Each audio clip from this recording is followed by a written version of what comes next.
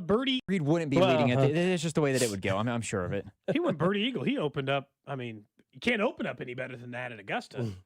That's about as good as it gets. I told Gold, I was like, in my entire golfing life, I think the best I've ever started is probably par, because I guarantee you that if I birdied the first hole, I like tripled hole 2. There's just like no way I've ever followed up like a good hole 1 and then like it went great the next one. I just tank, fall apart.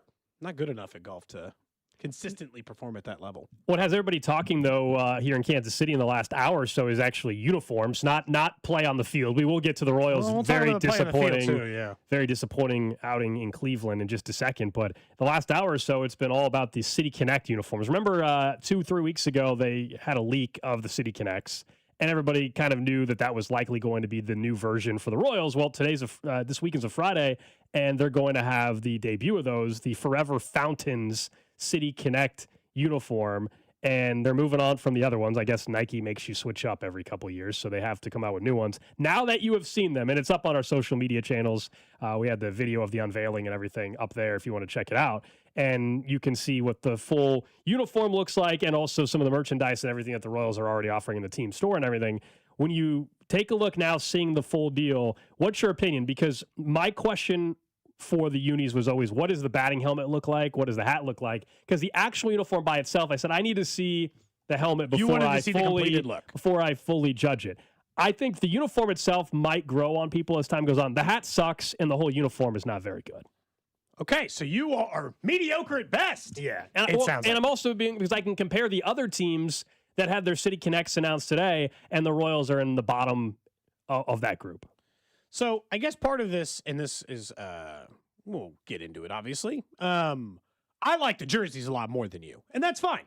We talked about this in the last City Connect. That one took a while to grow on me. So like it took me a little bit of time to, really be sure that I liked that one. And as time grew on, it was the hat that I really started to like more in the jerseys, at least for that.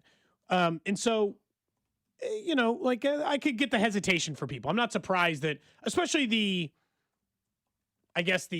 color scheme I see as being like, okay, it doesn't look blue, and the Royals wear blue. So that'd be the case. I love the jerseys. I think the jerseys look really good. I like the lettering is fine with me, even though I think, as you pointed out before the show, the Blue Jays, that it does kind of look like the Blue Jays. But look, there are only so many fonts. I don't want it to be Comic Sans or Circus font, right? That wouldn't make sense for the Royals either. So like, knowing the number of options available to you, I do think that I like the font. I understand that it looks a little bit like that, but I think it looks good. So the color scheme, all that stuff. The hat, I think the hat's a bit of a miss. That crown on the hat is crown on the hat. I don't get it. I am hoping it grows on me, admittedly. But if you make me give you an opinion on the hat today, mediocre at best. It's something about like the color scheme colored with the logo or some combination of it.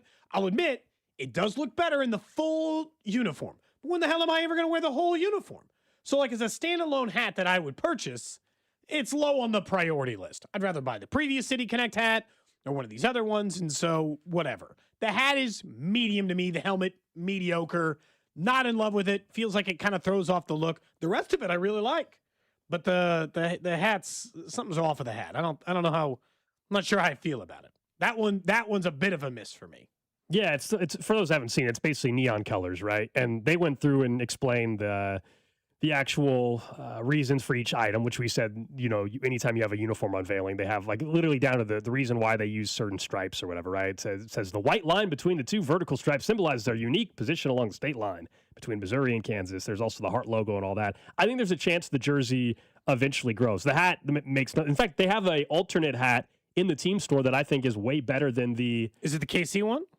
It's the one that's still the purple neon and everything, but it just says KC instead of this new version of the crown that is on the hat. Overall, it's a uniform. Like we're obviously talking about it because everybody's talking about it today. It's not the end of the world by any means. I would just say if you gave me a $125 gift card to the Royals team store and I could buy any jersey, this would not be the one I would buy. That's all. Would it be the one you buy? So if it were like, I don't spend $120 in a jersey I'm saying I'm giving you a gift card. Yeah, I would. Because the truth is, I already own a white Royals jersey with like the regular lettering. I own a powder blue, like. So you would buy any City Connect then, by that logic? Yes. Yeah. Okay. Yes. And fair. so like I have enough Royals gear that is traditional Royals gear and off-brand stuff like the Meatballs Go Pasta La Vista one that I just had some guy screen print, off of the text line. And so, like, I have my fair share of regular, traditional Kansas City Royals gear that follows the traditional model. I really like the color scheme. I like the way it looks. I like the purple and pink. I think it's fun. It throws back to a very popular style now, as I pointed out to you, where like, the 90s era stuff, which obviously I'm nostalgic to as somebody who grew up in the 80s and 90s. And so I like the color scheme. I think it looks good. The hat's just a bit of a miss for me.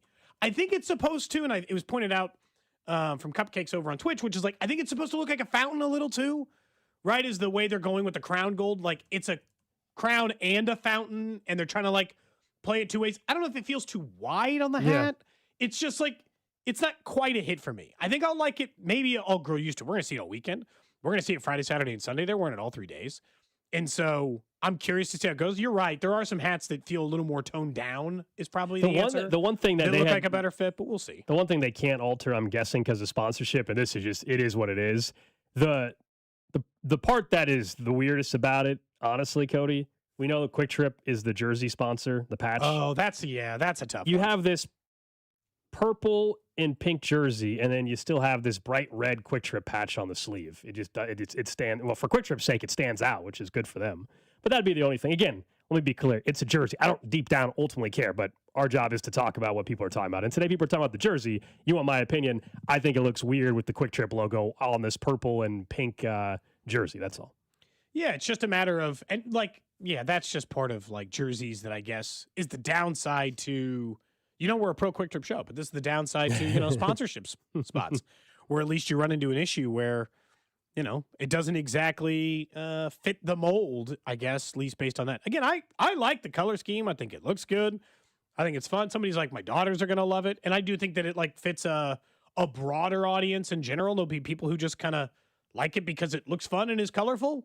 But like, it's tough because I own everything. Like, this goes back to whenever the Chiefs eventually do like their version. They have to, in a couple of years, do their version of a City Connect. And I deeply, deeply, deeply fear that they'll lean into yellow.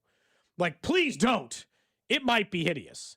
And so this part of it, it's like, it's fine. I got enough regular Royals gear. Do I want something that looks a little bit? It says Kansas City on it. It says Royals on it. If I'm at a Royals game and I'm in it, and you follow the Royals because it's regional, I'm in Royals gear. I like the hoodies a lot. I like some of the side gear to it a lot. The jerseys and all that stuff, fine. But again, the hat, I just can't decide. The hat goes well. So there's a picture that I'm looking at. Hat goes better with the jersey. MLB put it out of Bobby in the jersey and the hat and everything. And the hat looks good with the jersey. But yeah, the hat all by itself, I don't know if you... I don't know if I'm going out with that hat. So here's the thing. If they had gotten the hat right, I think it might have been the best of the new City Connects. Genuinely. Because I'm not so sure in the hat. Even better than Atlantis? I think it's like the third best. I still think it's like the third best out of all the City Connects that got released. Maybe that's wrong. I don't know. I still think it's... Well, it's not wrong. It's just anybody's opinion. Nobody's wrong. Well, maybe I'm in the minority. How about that? I would say I think the Atlanta one's the coolest. They did a great job. I like the Atlanta one the best. The Pirates one is different. They leaned into the Pirates theme, really so I actually think that's kind of cool. I think the only one that I would say, there's two that I would argue, in my opinion, that are worse than the Royals one. That'd be the Cincinnati Reds one, which is just boring. And then the Wisconsin or Milwaukee, but it says Wisco or whatever. It's just an ugly looking one. The other ones I all think are better. So what is that out of? Is there 7 on there? I don't know. There's 8. Or 8. Okay. It's the 7. It's the 6th best. So that's funny. I think it's the third best. I think the only 2 that are better in the City Connect run this time around out of these 8 are Atlanta's. And look, I just like a good powder blue jersey. It's a good look. Yeah. I like the font choice. All that stuff just kind of fits. And I like the Pirates one probably better than the Royals as well, just based on, leaning into the whole Jolly Roger. Reds stinks. Rangers stinks. Those are the most boring City Connects I've ever seen. If you're going to do something outside of it, awful, don't like it. The Pirates have 3 different hats. The Baltimore one, if I went to Baltimore, maybe it makes sense. The B's way too big. I don't want a shirt that just says B more on it. So, like, that one, whatever. And then, the Wisconsin one, I can't tell you why I don't like it as much. It's close to the Royals one, but there's just something. It doesn't feel like Brewers. That's I don't know. probably There's just something about it that I'm like kind of mediocre on. It's a cool jersey. It's a cool jersey. I like the cursive script on it, but it doesn't feel like the Brewers. So I think that might be why you don't like it as much. Yeah, there's just some part of it, but The Reds one is just blood red. Yeah, it's basically an all red. Yeah, it's just an all red uniform. The Rangers one. Did you said, hey, what if we made this as boring as possible? Is that what you went with? With the Tejas? Yeah, you have infinite color choices. I see it now. Infinite design schemes, and you're like, what if we chose generic prison font and just slapped it on a jersey? That one stinks. That one's by far the worst. Didn't even try to step outside the box. The gold Pirates hat is so nice. Out of all the caps, that one is the winner. Yeah, and the Jolly Roger, the font, it's great. very good. They did a very good job on theirs. But we'll see. Someone says it won't sell a lot. I also say that I remember specifically coming on the show when the Royals released their last City Connect, and this being the energy. Well, they're not going to sell any of those, and the Royals fans really adopted it, the last City Connect. So, it might be difficult to have 2 hits in a row, as in the fans adopt it the same way they did the last one. But the last one, people, the initial instinct was no, and no one's going to buy it. But I think the Royals fans and team kind of adopted that one pretty quick and did end up liking it. So we'll see which version of it goes. Let's talk about the team on the field. Talk about something I want to adopt. Can they hit just a little? Look, the initial thought was, I'm scared about Cole Reagans. Looks like he's going to be okay. But yeah, I get it. He seemed pissed off that he had to come off the mound. Couldn't throw a strike. Got hurt. And it was well, this game's probably just lost to they had to throw in Luinder Avila, and it's already 3-0 before the first.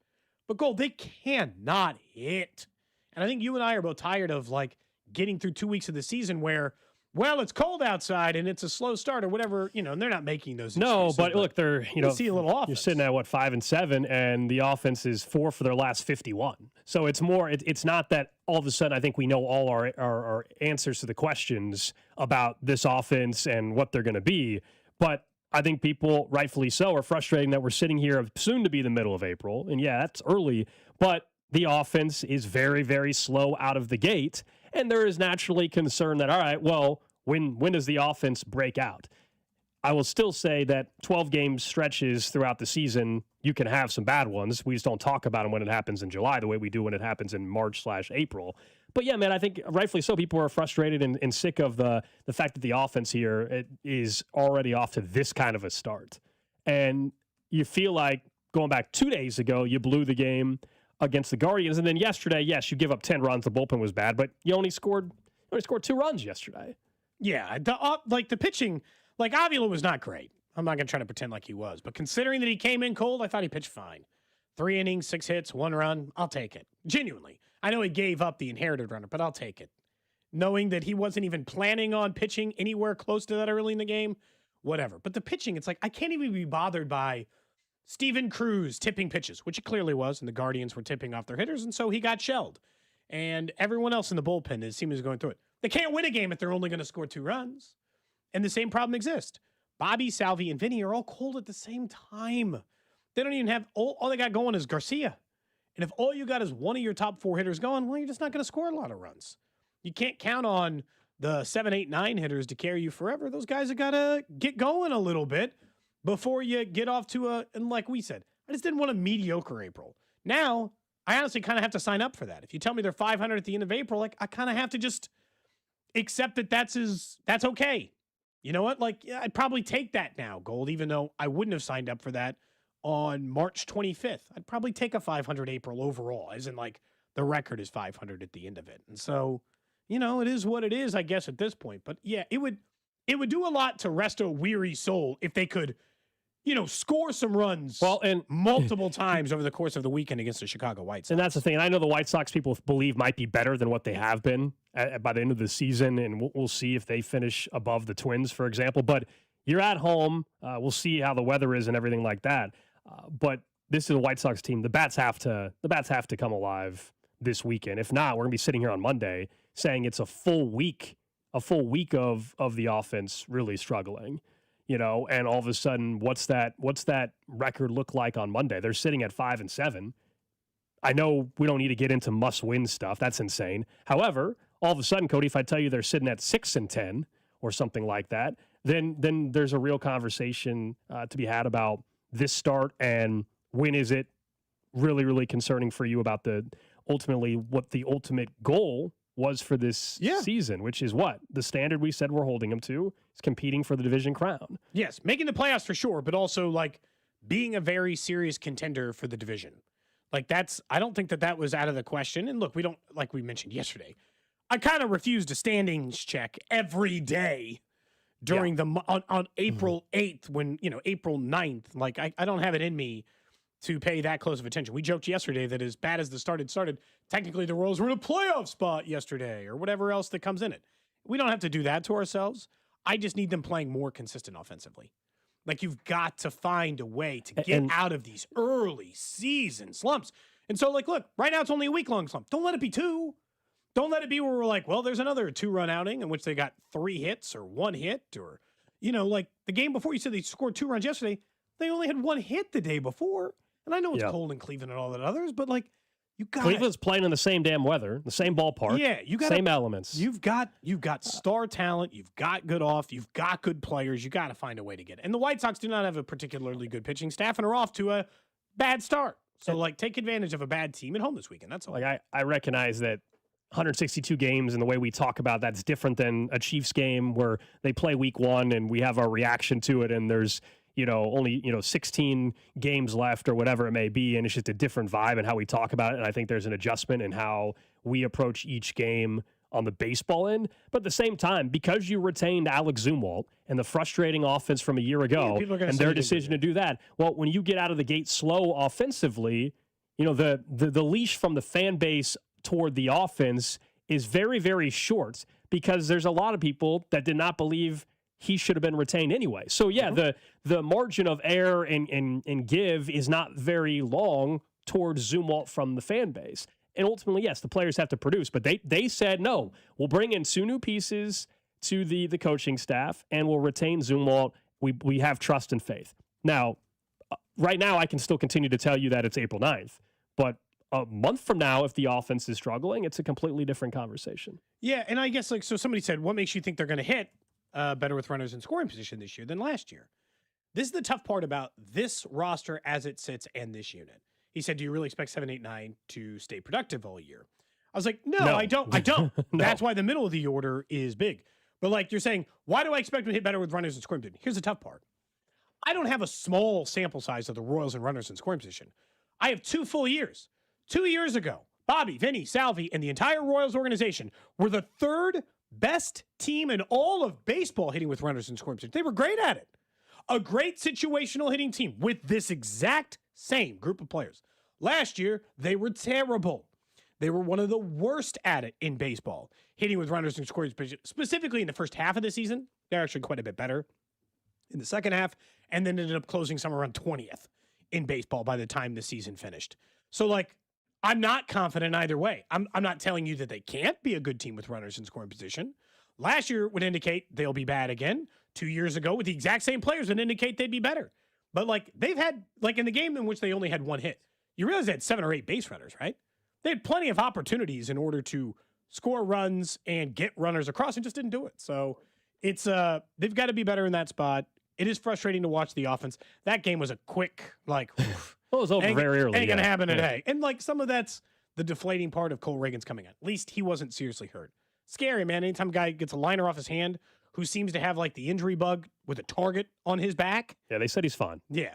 But he was mad. A contusion. I'm sure that hand doesn't feel good today, though. I think it's probably bruised up pretty good. Hopefully, over the next couple days, it doesn't require him to miss any starts and stuff. It doesn't sound like it's going to at this point in time. Later on today, Vern's going to join us. We'll talk more about what just happened in Cleveland. Disappointing series against the Guardians, but they do open up a new series at home tonight against the Chicago White Sox. Don't forget, this year we've partnered with KCUC, who is donating $50 to the Prostate Cancer Foundation for every home run the boys in blue hit this season. 1 in 8 men will face prostate cancer. Early detection saves lives. And at KCUC, Kansas City's largest, most experienced, and most advanced urology team, you see the best in KC. Schedule today at kcuc.com. Text line still talking about the jerseys. Very mixed. I kind of want, you know what? Can we get our hands on? We need one in person. Is that what you're saying? I think we need one person and to put it on all three of our heads to just like get it. So we need a Cody just wants a free hat. Cody wants a free hat is what it sounds like at Drew this point can keep in time. it. I don't care. I could see Drew rocking that hat on the beach or the pool. As much as he was talking about the hat, and we all kind of agree we don't really like the hat overall. That like style-wise, I mean, look backwards look at the shirt. Is it a fitted hat or is it a snapback? If it's fitted, I do not wear fitted hats. They probably sell both versions, right? Yeah, I don't know. I'm sure they sell both. Yeah, I'm just talking about the look of it. That's what I'm saying. So we could all try it out. We all probably don't have the same size head. No. Can we just? Do you know your size that you wear fitted? No clue. Drew, do you know yours? I don't wear fitted hats, so I have no idea. You sounded so like disgusted. I don't so like angry fitted about hats. it. He's like adamant. Relax. Absolutely All right, not. fine. Absolutely not. How dare you? It's a pretty minor thing, Drew. No reason I to don't get like upset fitted about hats. Nope. No for me. You're talking about What's funny is I don't wear hats very often anyway. When I do, which is a rare occurrence, and it's usually at the lake or the pool or something like that, I only like the fitted. See, I don't like the snapback. Like the plastic snapback drives me crazy. But I'm not a big hat guy to begin with. I have fitted and non-fitted. It just depends on, depends on the hat, I guess. Like in this case, I just wanted us all to be able to try one on and see what we think. Well, yeah, I can try one on. Yeah, I wouldn't just refuse to try one on. No, it doesn't be fitted. I am not investing my money in a fitted hat is all I'm saying. We got it. Okay, Drew. Geez. Guys, nobody give Drew a fitted hat. Yeah, don't give me a fitted hat. The next time we see someone in person, gift, but I ain't gonna wear it. They're gonna give him a Wisconsin hat, and he's not gonna be able to turn it down because it's gonna be fitted. Drew, what ballpark do you think your head size? 7 7.25, probably. That was my guess. Yeah, that's what. It depends on how much. If my hair's longer, then it might be 7.5. But if the hair is like shorter, I really don't know. I have a. 7.25. I guess that one I wore the other day. I'll have to go look what size that is. I'm not sure. 7.75. I have no idea. Was it fitted the one you wore the other day? I'm pretty sure. Yeah. 7.75. I don't know. I'm guessing. I have no. That's a good size noggin. You got 7.75. That's so. That's a big ass head. I'm just gonna say it, Drew. I have no idea. I have 3 or 4 hats that I actually own. That's it, and I wear them once a month, maybe. Summertime, wear a little bit more. Yeah, I mean pool, lake, all the reasons that you're just like trying to keep the sun on your face. You still got a little bit of red from the. I got burned again yesterday. Is that what it is? Yeah, that's the problem. You're burned still on top of the burn. Good. Yeah. You can put some sunscreen on, man. Well, I'm not even like going out like to. It's not like I'm going to the pool. What happened was on Sunday I was at the Royals game. And it was 65 degrees, and it was sunny. It was a beautiful day. Yesterday, because we were off the show early, I went and met up with a friend or two at a patio to watch the Royals game, which ended up, as you said, being a terrible watch because the game was over quick. But it was gorgeous yesterday, and we were sitting in the sun for a few hours. And like my left arm, like the left side, got a little burnt. So I can't help you on the forearm part. Yeah. But just get a moisturizer. They've got some that keep your face. You want to keep your skin looking good? They sell some with a little SPF. Little 20 SPF, help yourself out a little bit, keep that skin looking good. That's like the cheap way to make sure that you get a little sunscreen on. I put on Aloh, last night at the morning show likes to call me Aloh Gold, and we provide them with a lot of content these days. So I think I can rock the Aloh. Better to take care of it before than after, for sure.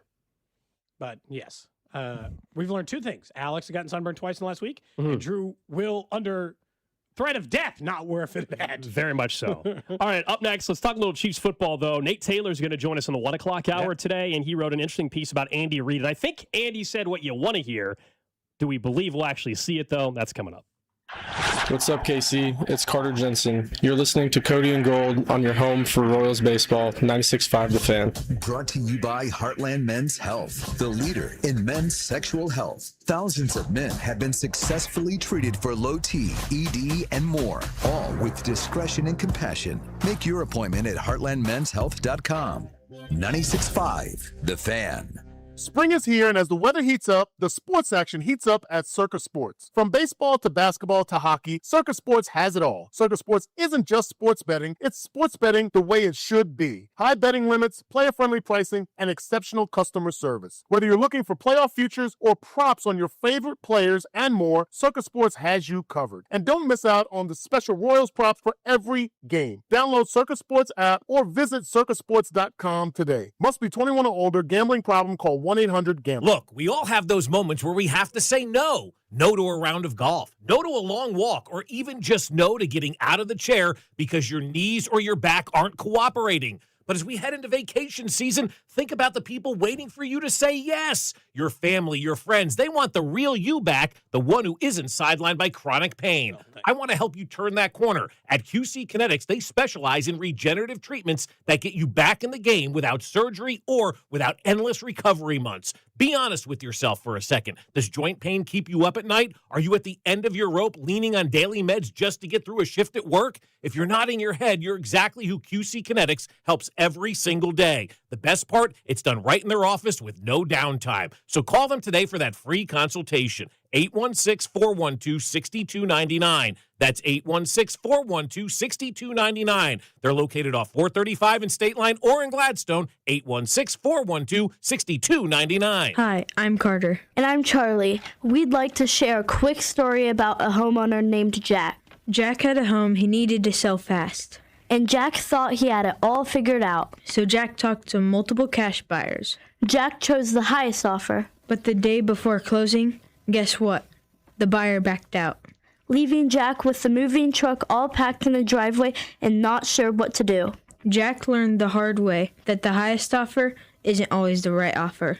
Jack got suckered. Make sure you aren't hung out to dry. Call our dad at Rex Buys KC. Our dad is local, he knows Kansas City, and he actually closes deals. No repairs, no fees, no showings, no surprises. Just a fair cash offer and a smooth process. Now, don't be like Jack. Call 816-330-6000 or visit rexbuyskc.com. Rex Buys KC, helping people make smart choices one home at a time. FanDuel has your back with a special mulligan bet back token this week in golf. Once the tournament starts, you can turn any losing bet into a bonus bet for another try. Now you've got protection to take that sleeper pick or make a bold prediction. Go to FanDuel.com/local to claim your special mulligan bet back token. Perhaps you want to bet on Scotty Scheffler to lead after round one. You could do that over at the tournament. Backing someone to win it all? Go for it. Like someone for a top 5 finish? Lock it in with confidence, because if it doesn't hit, you've got that mulligan in your back pocket ready to go. Go to FanDuel.com/local to claim your special mulligan bet back token. FanDuel Sportsbook is the official sportsbook of 96.5 The Fan. 21 and over in President, Missouri. Opt-in required. Refund issued as a non-withdrawable bonus bet that expires 7 days after receipt. Max refund $5 unless otherwise specified. Restrictions apply, including token expiration. See terms at sportsbook.fanduel.com. Gambling problem? Call 1-800-GAMBLER. It's deck days at Lowe's, and the savings are stacked. Right now, pros get 15% off all in-stock composite decking from top brands like Trex, TimberTech, and Decorators. Plus, get a free DeWalt 20-volt max 5-amp-hour battery when you buy a select DeWalt tool. The deck's stacked in your favor with brands pros trust. Our best lineup is here at Lowe's. Valid through 4/22 while supplies last. Selection varies by location.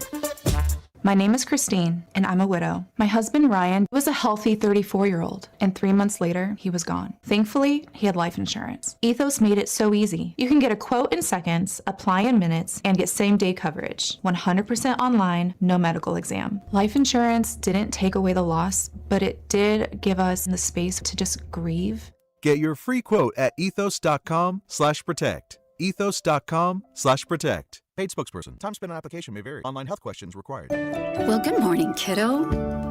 I love that you're home from college. I've missed you. Still taking your Nature-Made vitamins? Every day. A multivitamin and a probiotic. You better be taking yours. Still looking out for me, Mom. I'll never stop. Made to care for you every day. Nature-Made, the #1 pharmacist-recommended vitamin and supplement brand. Find us in the vitamin aisle, based on a survey of pharmacists who recommend branded vitamins and supplements. There's a difference between liking a house and actually getting it. Redfin is built to make up that difference and close the gap between finding and owning the home for you. Redfin agents close twice as many deals as other agents, so when you find a home you love, you're not a step behind when it's time to make an offer. That means less watching great homes disappear and more focus on the ones you'll actually move into and call home. Redfin helps turn saved listings into real addresses. Get started at redfin.com. Own the dream. J. Rieger & Co. Oh, so good. Quality crafted in Kansas City. J. Rieger & Co. Straight Bourbon Whiskey. Winner of Best Craft Bourbon at the 2025 Ascot Awards. At 90 proof, it's rich, well balanced, and oh so good. Quality crafted in Kansas City. You're listening to 96.5 The Fan from the DM Injury Law Studios. Mike's got this. Car, truck, or motorcycle wreck? Remember, Mike's got this. 816-888-7500. Mike's got this. Hey, it's Scott Parks, and we've launched Beyond the Pitch KC, a podcast on how Kansas City landed the world's largest sporting event, presented by Commerce Bank. Visit commercebank.com/soccer26. Subscribe on the Odyssey app or wherever you get your podcasts.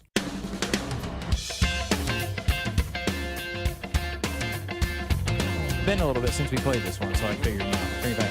I have to say, this is Drew's classic. I don't have any bumper music. Life is a highway. He just can't get enough of it. Dead serious. That actually was the thought process. Crap, there's nothing there. Let me just, go to Old Reliable. I like that it just comes up every once in a while, you know?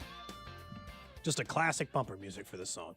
It's always weird, Drew, sometimes if somebody fills in for you and then they don't play Brandy and it's just some other song at the end, I'm like, oh. Whole vibe of the show feels weird at the end here. They always remember Hot Stepper. It's Brandy at the end that they forget sometimes, Gold, right? That's at least where we run into the issues. Don't forget, coming up at 1 o'clock, we'll have our guy Nate Taylor come join us, who's got an article up on Andy Reid, which we'll talk about here in just a moment. But yeah, our guy Nate Taylor, plus, there's so much more going on. We'll see. Keep an eye out on all this stuff. We'll talk more City Connects with you guys as well later, since a lot of opinions. Yeah, everybody's got an opinion on the new release of the Royal City Connects, which they'll start wearing tomorrow night out at Kauffman Stadium, even though they're back at it tonight. Now, you mentioned Nate Taylor. He did write a story about Andy Reid, and I think everything in this piece is what you want to hear when we question whether or not Andy Reid is willing to adapt and continue to adapt the way he has throughout, I would say, 95% of his NFL career. He would not be the coach that he is today if he did not adapt going back to when he was in Philly, to when he came to Kansas City initially. He has changed along the way. But Andy Reid was asked, basically, and we're all asking, can he reignite this Chiefs offense? And it's mentioned multiple times in this piece from Nate Taylor that Andy Reid feels reinvigorated. Quote, you have a chance to step back and look at things a little bit different. There's some good to that, but you don't want to be in that position. If we both do it right, we'll have one good guy. He added of Mahomes. He's got to play in a game, and all I have to be able to do is stand up on the sideline. Mine is a little bit easier than what his is in terms of his job and ultimately what they're asking from him. I think everything that Andy Reid told Nate Taylor from Arizona at the league meetings is what every Chiefs fan should want to hear.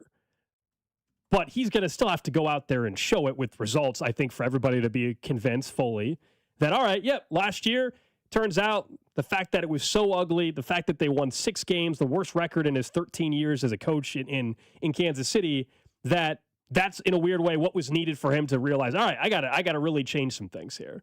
And could that set up for the long run better for Kansas City in terms of where things were trending? Was that a change that was needed? But because they kept going to Super Bowls, it's like, why are we going to change all that much? But last year required you heading into this year to completely rethink maybe how you go about your business. Yeah, and so even in the article, it's not like it made it sound like Andy's he's gonna run, gun and shoot, and he's gonna change his whole offense, and nobody's trying to say that. But I mean, if it's not a wake-up call, how could it not be? The only problem I have, Gold, is he was never, and this is the thing we will know, the time it finally went south in Philly, he was never actually given the chance to fix it.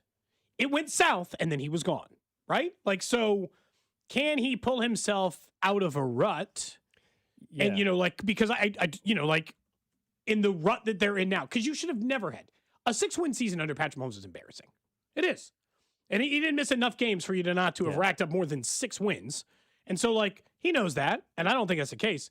But I do think, Clark Hunt saying he is reinvigorated, I think there's some truth to we talk about the physical part of this all the time, because that's the easy thing.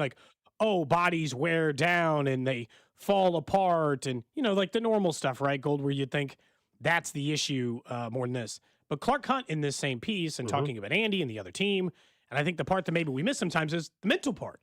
It is hard. It is easy to get stuck in routine. It is easy to not look outside the box and get comfortable and complacent and those things. We see that in every line of work, and that might be what happened here. They all just got comfortable. Well, it mentioned, Clark Hunt is quoted as saying, look, short off seasons put a lot of stress on Andy as well as the entire team, including the entire coaching staff. He's really benefited from having some time to really step back and think about last season, think about what didn't go right, think about what kind of changes need to be made. I do sense that he's excited to get started. Nice little reset, right? Do you refresh yourself a little bit after just a grind of let's be honest, a 6-year run that it's been on? And I'm not saying that like the results don't matter. Of course they do. 6 wins last year was unacceptable. Cannot happen with the roster that they had, with the quarterback that they had, with the staff that they have and everything. But I do buy into, hey man, it was long off season after long off season. We mainly talk about it from the player perspective, but is there a chance it wore down Andy and Steve Spagnuolo and others on the staff? Sure. I think there's a possibility. There's also some new faces that were needed on the staff, and they did go out and do that. The part that I really have to see, though, to believe, like I buy into the fact that he's rejuvenated. I don't question that at all. What I do question is, in this piece with Nate Taylor, Andy was asked about some of the decision-making in games, right? The fourth down, third down decision-making, yeah. Yeah, the decision-making that took place. And he acknowledged in this, like, hey, I made the wrong call, right? I should have done this or whatever. And that's great to self-reflect and acknowledge. But as you and I have talked about, even in season, when he acknowledges on a Monday press conference that, we probably should have done that, it doesn't change the next week a lot of times on the fourth down decisions, at least. Yep. Will that be different? Will he approach those differently in 2027 or 2026? So some of this is, Andy did this once, and I think this is what I would like some of this offseason to be, and I'm curious, based on this article from Nate Taylor, which, again, you should read over at ESPN.com, is talking about or hinting at the possibility of, but I'm not sure of.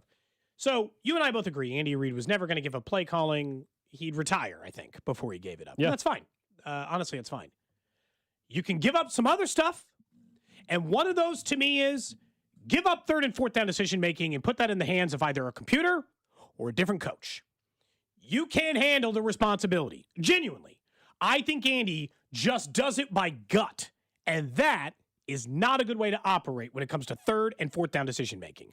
When you were talking short yardage, I understand, like, technically, over the last season and a half, they're one of the best 4th and 1 teams in the NFL. That doesn't mean they're one of the best 4th and 2, 3, 3rd and 2, 3rd and 1. They're not good in every spot. They were just good at 4th and 1 when they'd hand the ball up the middle to Kareem Hunt. They need somebody else helping or making that decision, because Andy's been doing it with his gut for all this time, and now we got way too many numbers to suggest that you have to have a plan, a guaranteed plan that you stick with every single time for the most part until it gets to and you and I have agreed to this, Gold, until it starts getting to about the fourth quarter or game play. When you got a real idea of game flow, I'm okay with a little variance outside of it. Doesn't have to just be, a computer making all those decisions. I want the human element. I want you thinking about situational football and the stuff that comes with it. I am optimistic, but as I pointed out, when it fell apart, like the 4-win season he had in Philly, he was fired. Gold, he went 8-8, and then he went 4-12. They never even let him prove if he was willing to make a change. He made a huge change by giving up GM duties, came to Kansas City, and has been pretty good since then. Oh, the question about adapting, he has done it everywhere he's been in his coaching profession. This just because of what's at stake, because of what he has now become, which is a 3-time Super Bowl champion head coach, and the fact that you still have Patrick Mahomes, and so the bar is all about championships at this point in time. The question is he willing to adapt again, or is it successful again? He's been able to do it in the past, but this is a new challenge, and where the NFL is at in 2026. As we've mentioned, it's not even just a coaching thing. It was also a personnel issue. I think as an organization, they, as a group, valued running back, for example, the last couple of years way less than everybody else in the NFL. Well, clearly they've reverted to the other end this offseason. They're paying a ton of money to Ken Walker. So let's see what happens. But like I think, on the text line, we'll continue to read your text, 913-586-7965. Someone said, the Chiefs were 6-8 last season with Mahomes. I hate the 6-11 label Mahomes and Andy get with Oladokin. That's just the reality, right? Like, I understand what you're saying, but that's the reality of how we go about this. This wasn't Mahomes got hurt a month into the season. They were 6-8 with Mahomes.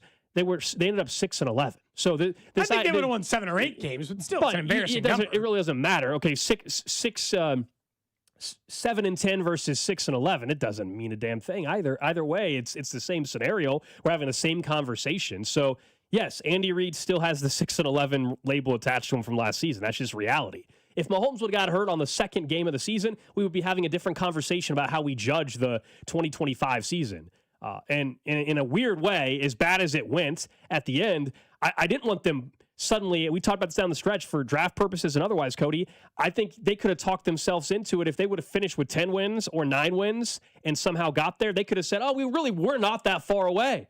No, 6 wins causes everybody to say, whoa, yeah, what happened here? You'd almost rather, it's like knowing where the Chiefs were the last 2 seasons. Because, I do want to roll it back to the season before. It's weird because they went to the Super Bowl, and I understand that.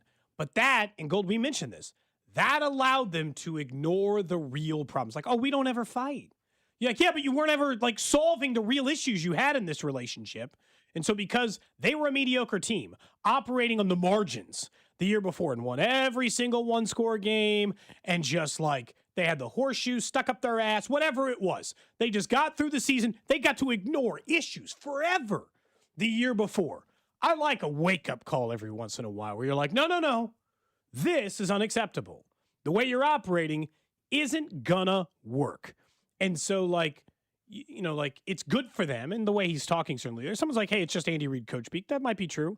I will say Andy Reid in a one-on-one or closer setting oftentimes is a little more forthcoming than the version of Andy Reid you guys sometimes hear on the show when we go play a, Monday morning press conference. And we're excited for the challenge to play. And we just got to clean some things up or all the different adages you are used to. I think Andy also, the last time that he had a really awful season in a place where he'd had a ton of success, that was when he made the single biggest change he'd ever made, which was giving up the GM duties and changing jobs. But, who's to say he can't do that again? We'll ask Nate Taylor more about it because, again, he spoke to Clark Hunt and Andy Reid and others while he was in Arizona for the league meetings just last week, and that's where some of this stuff is coming from. So we're looking forward to having Nate Taylor in studio coming up at 1 o'clock or so today. We also, I guess we didn't even mention it, we were expected to have one of the newer Chiefs signings of the offseason. Alohi Gilman expected to call in around 1 o'clock today as well. Chief safety, going to be part of the secondary, completely new look secondary. Oh, yeah. It's not even finished being complete, I don't think. Yeah, I think we all agree they're going to draft somebody or multiple pieces to the corner or safety room at some point. Where they actually spend the draft pick allocation, we'll find out. But that's coming up a little bit later on in the show today. Don't forget draft coverage on 96.5 The Fan, brought to you by Gann Asphalt and Concrete, the Leavenworth PD, and the Salvation Army's Civic Lunch. We'll get back into the NFL at 11 o'clock, 2 weeks out from the draft. We also have our first Masters leaderboard update coming up in a couple of minutes. But the NCAA, now that the college basketball season is over and the football season, of course, getting into spring football and everything, the NCAA right now is taking a look at making some changes. And we all know that the NIL situation is a mess. Everybody acknowledges that, but nobody has the ultimate solution here. One of the things that has been problematic recently, though, separate from NIL, has been the NCAA ending up in these court battles with athletes in respective cities or states that every year they end up losing a lot because the eligibility is not uniform across the board, right? Trinidad Chambliss, going back to Ferris State days, we've talked about Diego Pavia last year. There's a long list of athletes that have gotten extra eligibility. Well, the NCAA is looking to make a change, and I think this might be the best case scenario that they could do at this point, which is the proposal would create an age-based standard. So if you have 5 years of eligibility for from your 19th birthday or on, or high school graduation. So if you graduated early, then fine, it's at 18. Yeah. But basically, from the moment you graduate or you're 19, 5 years, no matter what, Cody, it's basically a built-in red shirt that you get. But if you get hurt for 2 seasons, I'm sorry, man. It's still 5 years. 5 years no matter what. So theoretically, if you were healthy and you were a talented freshman but not good enough to go to the NFL or the NBA, you could play 5 years, no questions asked. It's simpler. The problem with the NCAA and the way that they've structured this entire thing is it's a mess. It's a web of nonsense where they had no legal challenges for a while because up until NIL, people didn't fight it the same way they fight it now. I like this a lot. It's simple and clean. 5 years. So, some player might not only get 4 years in college now. You could be a freshman who plays a little and get 4 more, or plays a lot and gets 4 more years, maybe you just, there's always college athletes, Golds, who are college athletes. That's what they are. And they might play 5 full healthy years. So what? It's fine with me.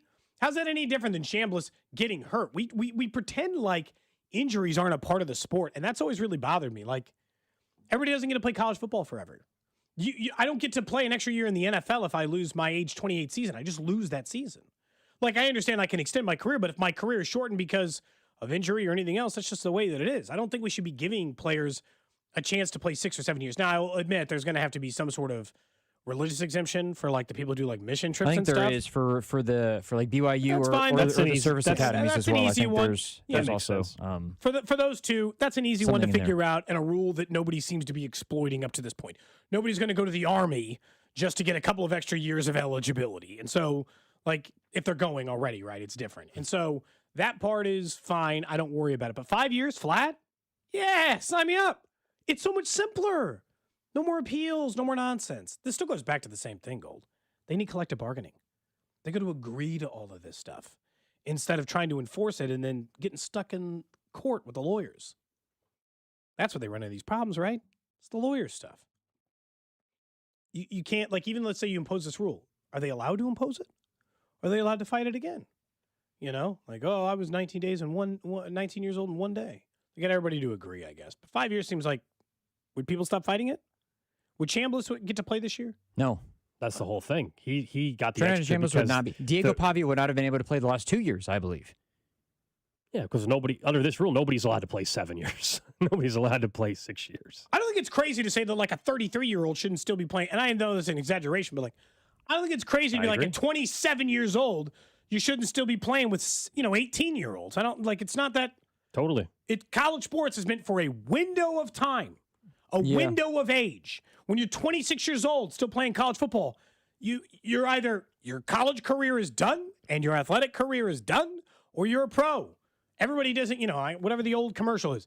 Everybody's going to not, and most of them aren't going pro. Will go pro in something else. It is time interesting to start to something else. Because like J.R. Smith went back to college and played golf in college when he was like 30, whatever, or almost 40. I don't remember what it was, but that was never brought up in conversation for things because obviously it's college golf. It's different the way that we view it and all those other things. Plus, it's not one of the major sports. I think that.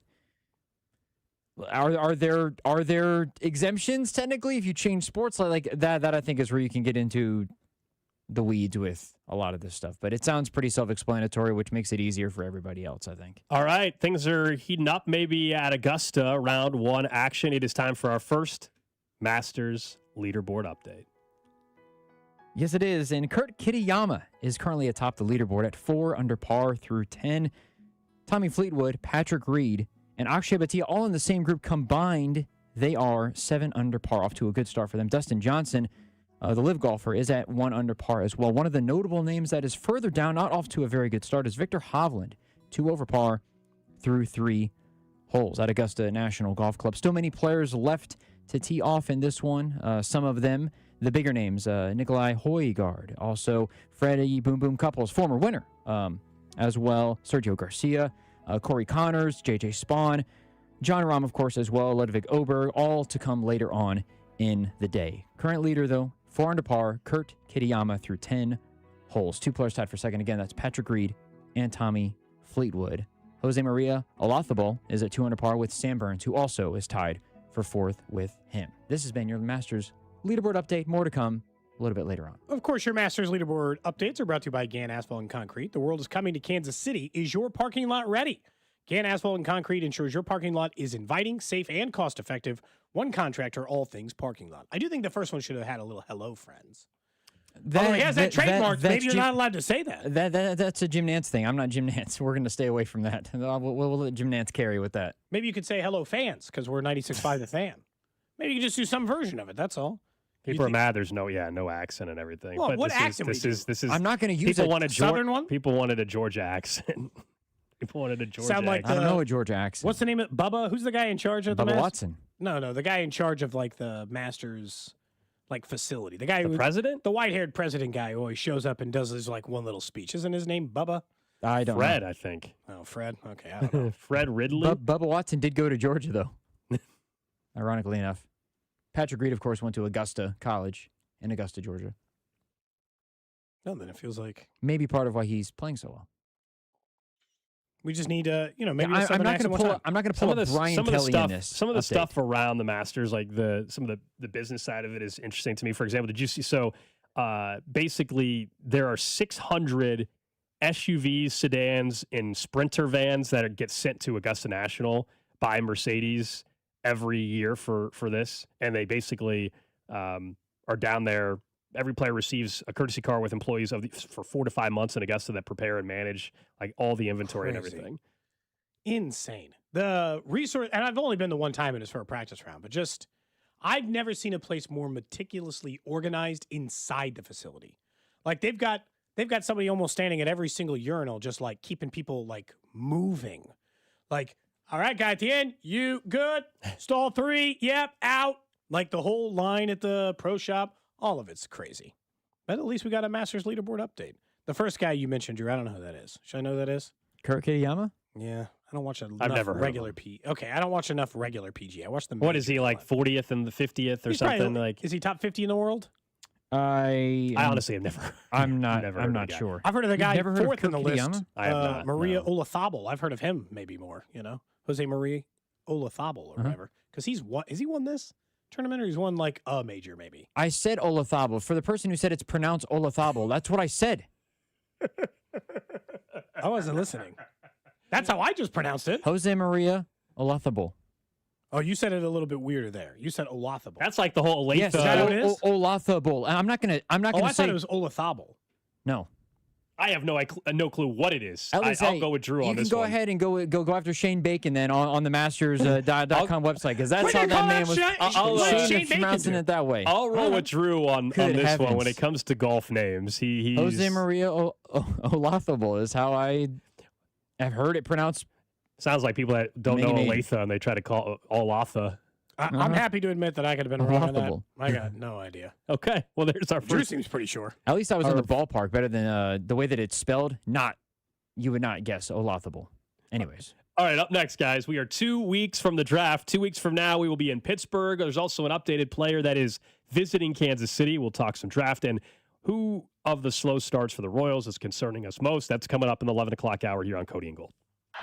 What's up, KC? It's Matt Strom from the Kansas City Royals. You're listening to Cody and Gold on your home for Royals baseball, 96.5 The Fan. Brought to you by Heartland Men's Health, the leader in men's sexual health. Thousands of men have been successfully treated for low T, ED, and more, all with discretion and compassion. Make your appointment at heartlandmenshealth.com. 96.5 The Fan. Hey, it's Rob Britton from The Drive on 96.5 The Fan, and we're excited to announce the launch of Beyond the Pitch KC, a limited podcast series documenting the run-up to the World Cup with our friends over at 98.1 KMBZ. And Rob, I'm Scott Parks from Dana and Parks on KMBZ. Beyond the Pitch KC will feature the biggest names who made the World Cup in Kansas City possible, plus the biggest storylines heading into this summer's tournament. This is not a podcast about soccer. Don't get us wrong. This is a podcast about Kansas City. This is a podcast for Kansas City. And this is a podcast that'll tell the story of how our town is hosting the world's biggest sporting event. New episodes will be released every Wednesday starting on March 4th, as well as video clips that can be seen on 96.5 The Fan and KMBZ's social channels. Subscribe and download to Beyond the Pitch KC, a limited podcast series with myself, Rob Bretton, on the Odyssey app or wherever you get your podcasts. Hi, I'm John Ray, your friend and jeweler at Shane Company. Getting engaged? So friends, listen up. Shane Company engagement rings are protected with our all-inclusive free lifetime warranty. We stand behind the same quality we've offered since 1929. Our rings are crafted to last. It's why our warranty is the only one that protects your center stone. We also cover repairs, resizings, cleanings, and so much more. That's money you keep for you and your family. Because a friend always has your back. Shane Company, your friend and jeweler. Did your HVAC struggle through this rough winter? When it comes to your home comfort, trust the local experts at Hamilton Plumbing, Heating, AC, and Rooter. Right now, you can save up to $2,000 on a new HVAC system with our trade-in allowance program. Over 40 years experience and more than 8,000 five-star reviews, plus our exceptional service guarantee, means you get safe, reliable service and peace of mind. Visit callhamilton.com/radio for details, terms, and conditions. Ever wonder why Fanatics Sportsbook is America's fastest online growing sportsbook? Other sportsbooks? Well, their rewards are just the same old, same old. But Fan Cash is the ultimate sports currency, and betting with Fanatics lets you stack Fan Cash. With Fanatics Sportsbook, you can get up to 10% Fan Cash back on your wagers, win or lose. Use your Fan Cash to unlock the world of Fanatics with unlimited profit boosts, exclusive merch, collectibles, and so much more. If you want value for bets, Fanatics will always have your back. And don't forget about Fan Cash draws. It's simple. Choose your draw and enter with Fan Cash for a shot at no sweat bets, casino credit, premium sports experiences, tickets, and more. Extraordinary prizes await. Did I also mention they are giving away millions in Fan Cash this year with games like Fan Cash Drop? Tap in every Friday and see what the fuss is all about. Switch to a sportsbook that will always give you more to play with. Download the Fanatics Sportsbook app today. Winning hits different here. Must be 21 plus. Gambling problem? Call 1-800-MY-RESET. Men, we all know how important sex is in a relationship, both for you and your partner. But erectile dysfunction ruins sex, which can often have serious impacts on your relationship as well. This is Jeff for Heartland Men's Health, and if ED is a problem in your life, you understand the impacts it has on you and the one you love. But I'm here to tell you that ED is a treatable condition, and almost without exception, you can have really good sex again. At Heartland Men's Health, we're experts in treating ED. We've treated tens of thousands of men with protocols that are effective in well over 90% of cases, which means if you're like most guys, good sex will be the norm. You could even last up to an hour or more and bring a level of intimacy for you and your partner that might just astound you both. It's time to have really good sex again. So call us. Just $99 gets you blood work, a medical consult, and if medically advised, a test dose. And if that test dose doesn't work in the office, your visit is free. Call 844-447-6600 or go to heartlandmenshealth.com. We have 3 offices: Overland Park, Independence, and North Kansas City. This is the story of the one. As a procurement manager for a hospital system, she keeps every facility in her network stocked and ready. That's why she counts on Grainger to be her single source for thousands of products, from disinfectants to lighting, air filters, and more. And with fast, dependable delivery, Grainger helps her keep every facility stocked, safe, and running smoothly. Call 1-800-GRAINGER, click Grainger.com, or just stop by. Grainger, for the ones who get it done. Did you know about 1 in 3 people with plaque psoriasis may also develop psoriatic arthritis, which causes joint pain, stiffness, and swelling? Does this sound like you? Listen to what it sounds like to be a million miles away. Tremfya guselkumab, taken by injection, is a prescription medicine for adults with moderate to severe plaque psoriasis who may benefit from taking injections or pills or phototherapy, and for adults with active psoriatic arthritis. Serious allergic reactions and increased risk of infections and liver problems may occur. Before treatment, your doctor should check you for infections and tuberculosis. Tell your doctor if you have an infection, flu-like symptoms, or if you need a vaccine. Imagine being a million miles away. Explore what's possible. Ask your doctor about Tremfya. Visit Tremfya.com or call 1-800-526-7736. Save $10 on a pair of Bosch Focus wiper blades. Our professional parts people will even install them for free at O'Reilly Auto Parts. O'Reilly Auto Parts. This is the story of the one. As a maintenance tech at a university, he knows ordering from multiple suppliers takes time away from keeping their arena up and running. That's why he counts on Grainger to get everything he needs, from lighting and HVAC parts to plumbing supplies, all in one place. And with fast, dependable delivery, he's stocked and ready for the next tip-off. Call 1-800-GRAINGER, click Grainger.com, or just stop by. Grainger, for the ones who get it done. Check engine or ABS light on? Take the guesswork out of your warning lights with O'Reilly Veriscan. It's free. Ask for O'Reilly Veriscan. O'Reilly Auto Parts. Draft coverage on 96.5 The Fan is brought to you by Blue Cross and Blue Shield of Kansas City. From here for wherever you are. That's the benefit of blue. What's up, KC? It's Chris Bubich. Tune in all season long to the play-by-play with Denny, Jake, Brian, and Stu right here on your home for Royals baseball. 96.5 The Fan. KFNC FM and AM, HD1 and HD2 Kansas City, an Odyssey sports station.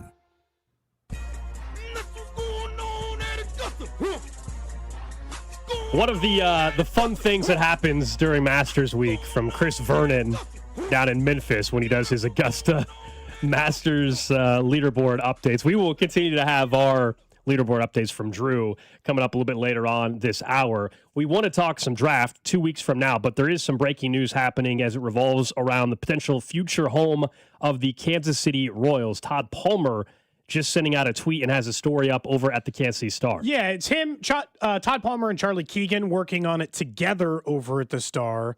Said, quote, a Kansas City, Missouri City Council to introduce plan to bring Royals Stadium downtown. An ordinance laying out financial framework for the new Royal Stadium at Washington Square Park will be introduced on Thursday at the Kansas City, Missouri City Council meeting. Two sources familiar with the negotiations confirm. So they're not naming sources to protect relationships. They're not authorized to speak about the stadium financing proposal, but that it's expected to be announced at Thursday's meeting this afternoon for the city council. Now, that's vague enough. Like, lay out the financial framework as we have all the I's dotted, all the T's crossed, because you and I both know Mayor Q has been pretty vague about the idea of we have methods to fund it without a public vote, but has not really given much detail in that. This seems to imply that there would be quite a bit more detail to go into it, so we'll see what happens with that. Yeah, it's a big first step, potentially, though, towards after years and years and years of talking about a downtown baseball stadium, and we all know what happened a couple Aprils ago with the vote and everything. According to this from the Star, that they're going to discuss an ordinance with funding framework for a Washington Square Park stadium, and the ordinance will eventually go to committee, and then the vote, though, by the council, according to this story, Cody, is not till next week. So today, if this happens, it'll be going to committee, discussing everything. There will not be a vote today to approve the ordinance, but it would set it up for next week, a crucial vote that would, as you were saying, likely put together the plan of what the funding mechanisms could be via the city, and maybe, who knows, Cody, Port KC. We don't know the details. We'll know the details this afternoon, We'll find out what the plan looks like, and then you'll be talking about a vote, and for the next couple of days heading into next week, there'll be, I'm sure, a huge discussion about, who on the city council, is everybody on board with this moving forward? We just don't know the details yet, so it's hard to say, like, what are they asking from the city? What kind of taxpayer money are we talking about? All that kind of stuff.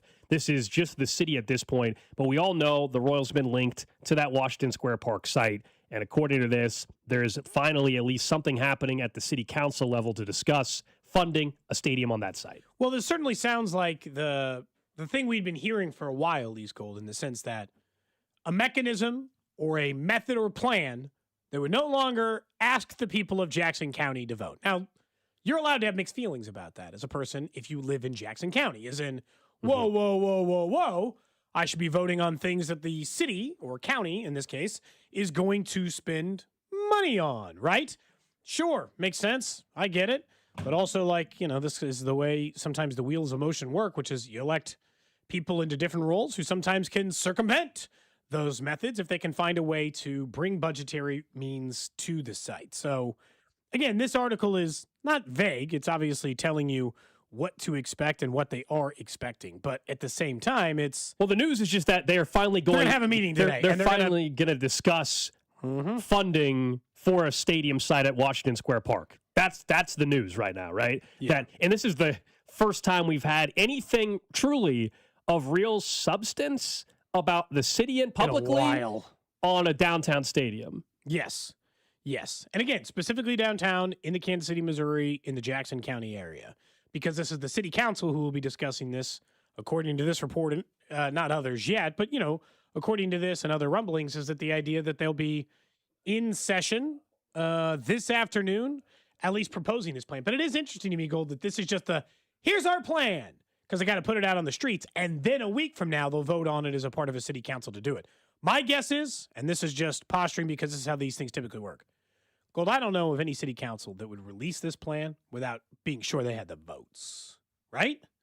Like, I don't feel like I'd put this out Well, on we don't the know. streets. Did it come from the we don't know where it Yeah. came from. Did it come from the mayor's office, whoever? But again, and I said, I'm sorry. I kept saying the Kansas City Star. I apologize. From 41, Todd Palmer. 41, so sorry, I used to be at the Star.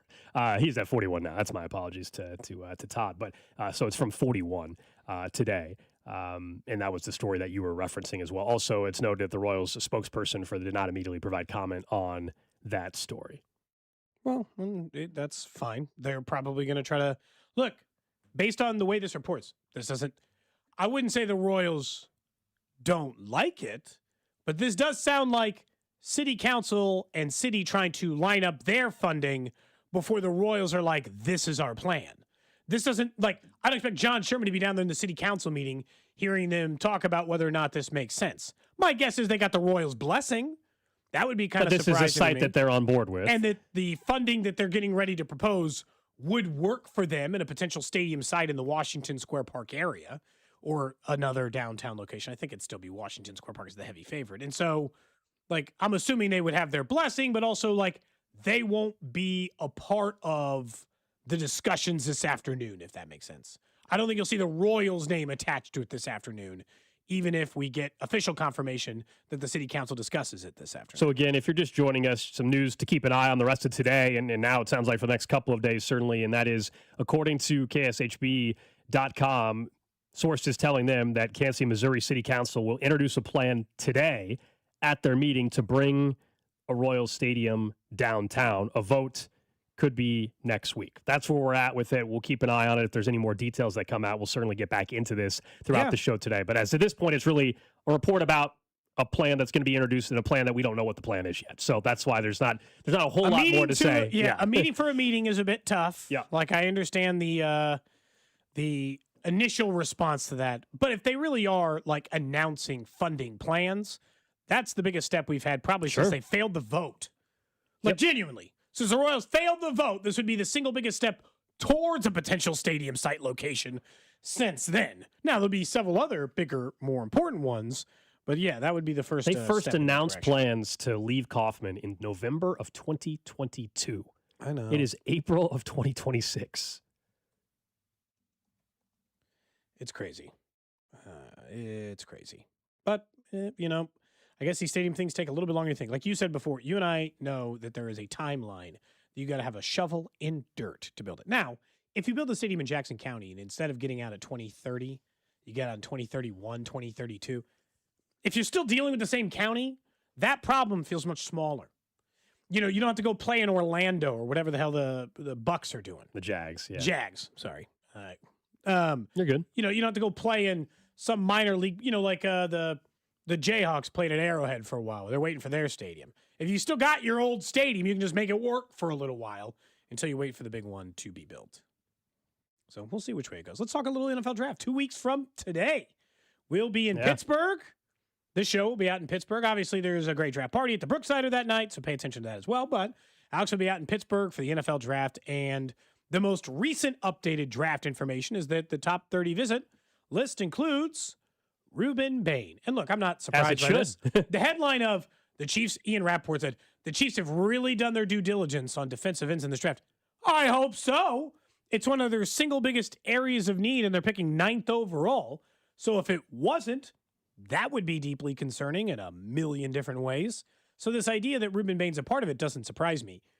I still don't think we know much about what the Chiefs are going to do at 9. I saw someone today say it could be Sadiq, Downs, Albert Breer Bain, was talking about Sadiq. Tate. Like, the Chiefs have done, and I will give them a lot of credit for this, they have done a very good job in the smokescreen game. Good luck guessing what they're targeting at 9. Because if Bain and Bailey and Arvell Reese are gone, well, then it's anyone's best guess what they might do at 9. There's still some people who think they might trade up, trade back. I don't have a good sense of their actual draft plan with pick 9 and 29 yet. And I'm guessing you don't either. And I'm like, we follow it. They're just doing a good job hiding it. That's all. Well, I think they have so many options, truly. We can talk about them smokescreen or whatever, but I actually think it's because there's a wide variety of areas that they could actually address. Once they addressed Ken Walker and the running back position, it opened up everything at 9 for them. If we were sitting here and they had only signed some much lower level running back, I think we'd be sitting here saying maybe there's even more of an emphasis to make sure you go and get at 9, Jeremiah Love or something like that. Well, now we know that's not in play at 9. And so this is a roster that has still a lot of holes. I think we've all acknowledged them. Defensive line, the cornerback room. You can sell me on a wide receiver. You could sell me on taking a tight end. There's talk about the tackle. You and I would like them to not do that, but there's certainly some reason in some people's eyes long-term to draft a tackle there. So, yes, smokescreen, Cody, but also because I do think they have 5 different positions they could draft there, or 4 different positions realistically they could draft at 9 that you could say, okay, I kind of get it. And so it's not as dead set on the particular position maybe as we've had in the past. Like last year we were down to what? We were down to tackle was a real one. Hoping Simmons would be there. Otherwise, it was going to be a pivot to a defensive lineman, is what people thought, at least. Yeah. We don't know ultimately what they would have done, obviously, but that was more clear, I would argue. Whereas here, it is wide open. They can draft just about any of the realistic positions. Obviously, as you said, they're not drafting quarterback or something like that. But otherwise, it's pretty wide open. And that's like a fullback at 9, if there isn't even a fullback to take in the draft at all. But no, they're in an interesting spot. Everybody's got their predictions. Someone's like, oh, it's going to be Tate. Oh, it's going to be Zion. Well, everybody has their guy they want them to draft. And I still think, like, and here's my own personal theory. I don't think the Chiefs are going to value corner as high as everyone thinks. And I'll be proven wrong 2 weeks from today, and they'll take a Mansour Delane at 9. I'll be like, oops. I thought they were going to wait a little longer. You know my stance on that. I'm not taking a pick at 9 unless I'm confident they're getting, unless I'm 90% sure as a franchise I'm giving them a second contract. Then I don't really do that with corners, so I don't want to spend pick number 9 on it. 29, maybe I could be talked into it. I'm not even sure they'll take a corner with 9 or 29. I think that might be pick 40 or later for the Chiefs based on most of their history and their valuation of that position. But look, I think the only thing I think I know is if Bain or Bailey are at 9, I think the Chiefs will take him. I hope so. I have a hard time imagining a world in which a defensive end of that quality falls to them or falls in their lap at 9 and they don't take a shot. Because the other thing to like about Bain versus the depth you have in defensive line, you realize he played like 90% of the snaps in college at Miami. Do you know how rare that is at defensive end? Good defensive ends. Chris Jones level defensive linemen play like 65, 70% of the snaps.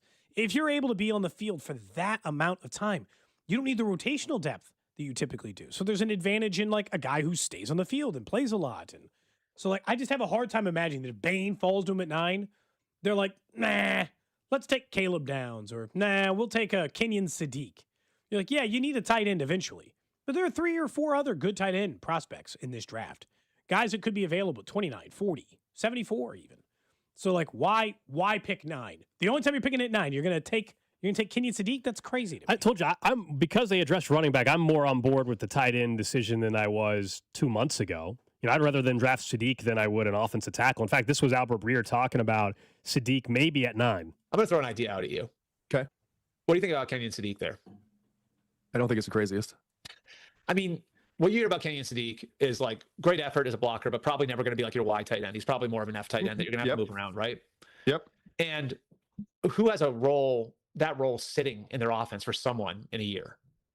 Right. Chiefs do. you know what I mean? Like, and who better to scheme up a way with both Kelsey and Sadiq for the time being, right? Yeah, for the time being. And like, I just like look at it, and I've just heard so much stuff about Sadiq where it's like you don't see tight ends like this, and it almost like I almost feel like there's like a little Shannon Sharp here, like in the sort of player he is, like just kind of like rocked up, and he's not 6'6", he's 6'2", 6'3", whatever it is, but like he's such a weapon, and you can use him so many different ways, and if you have those questions about the receivers, right, like that there's not a superstar there, like even Carnell Tate, who's the most complete guy, like he never had to be the number 1 guy, right? Like he always, like he was never the one that was drawing coverage. It was Jeremiah Smith, So if you have those questions about Lemon and about Tyson and about Tate, and you're looking at it and you're saying, does Kenyon Sadiq have a better chance to be a top 5 tight end than any of these guys have of being a top 5 receiver? So that was Albert Breer with Todd McShay on the Todd McShay Show.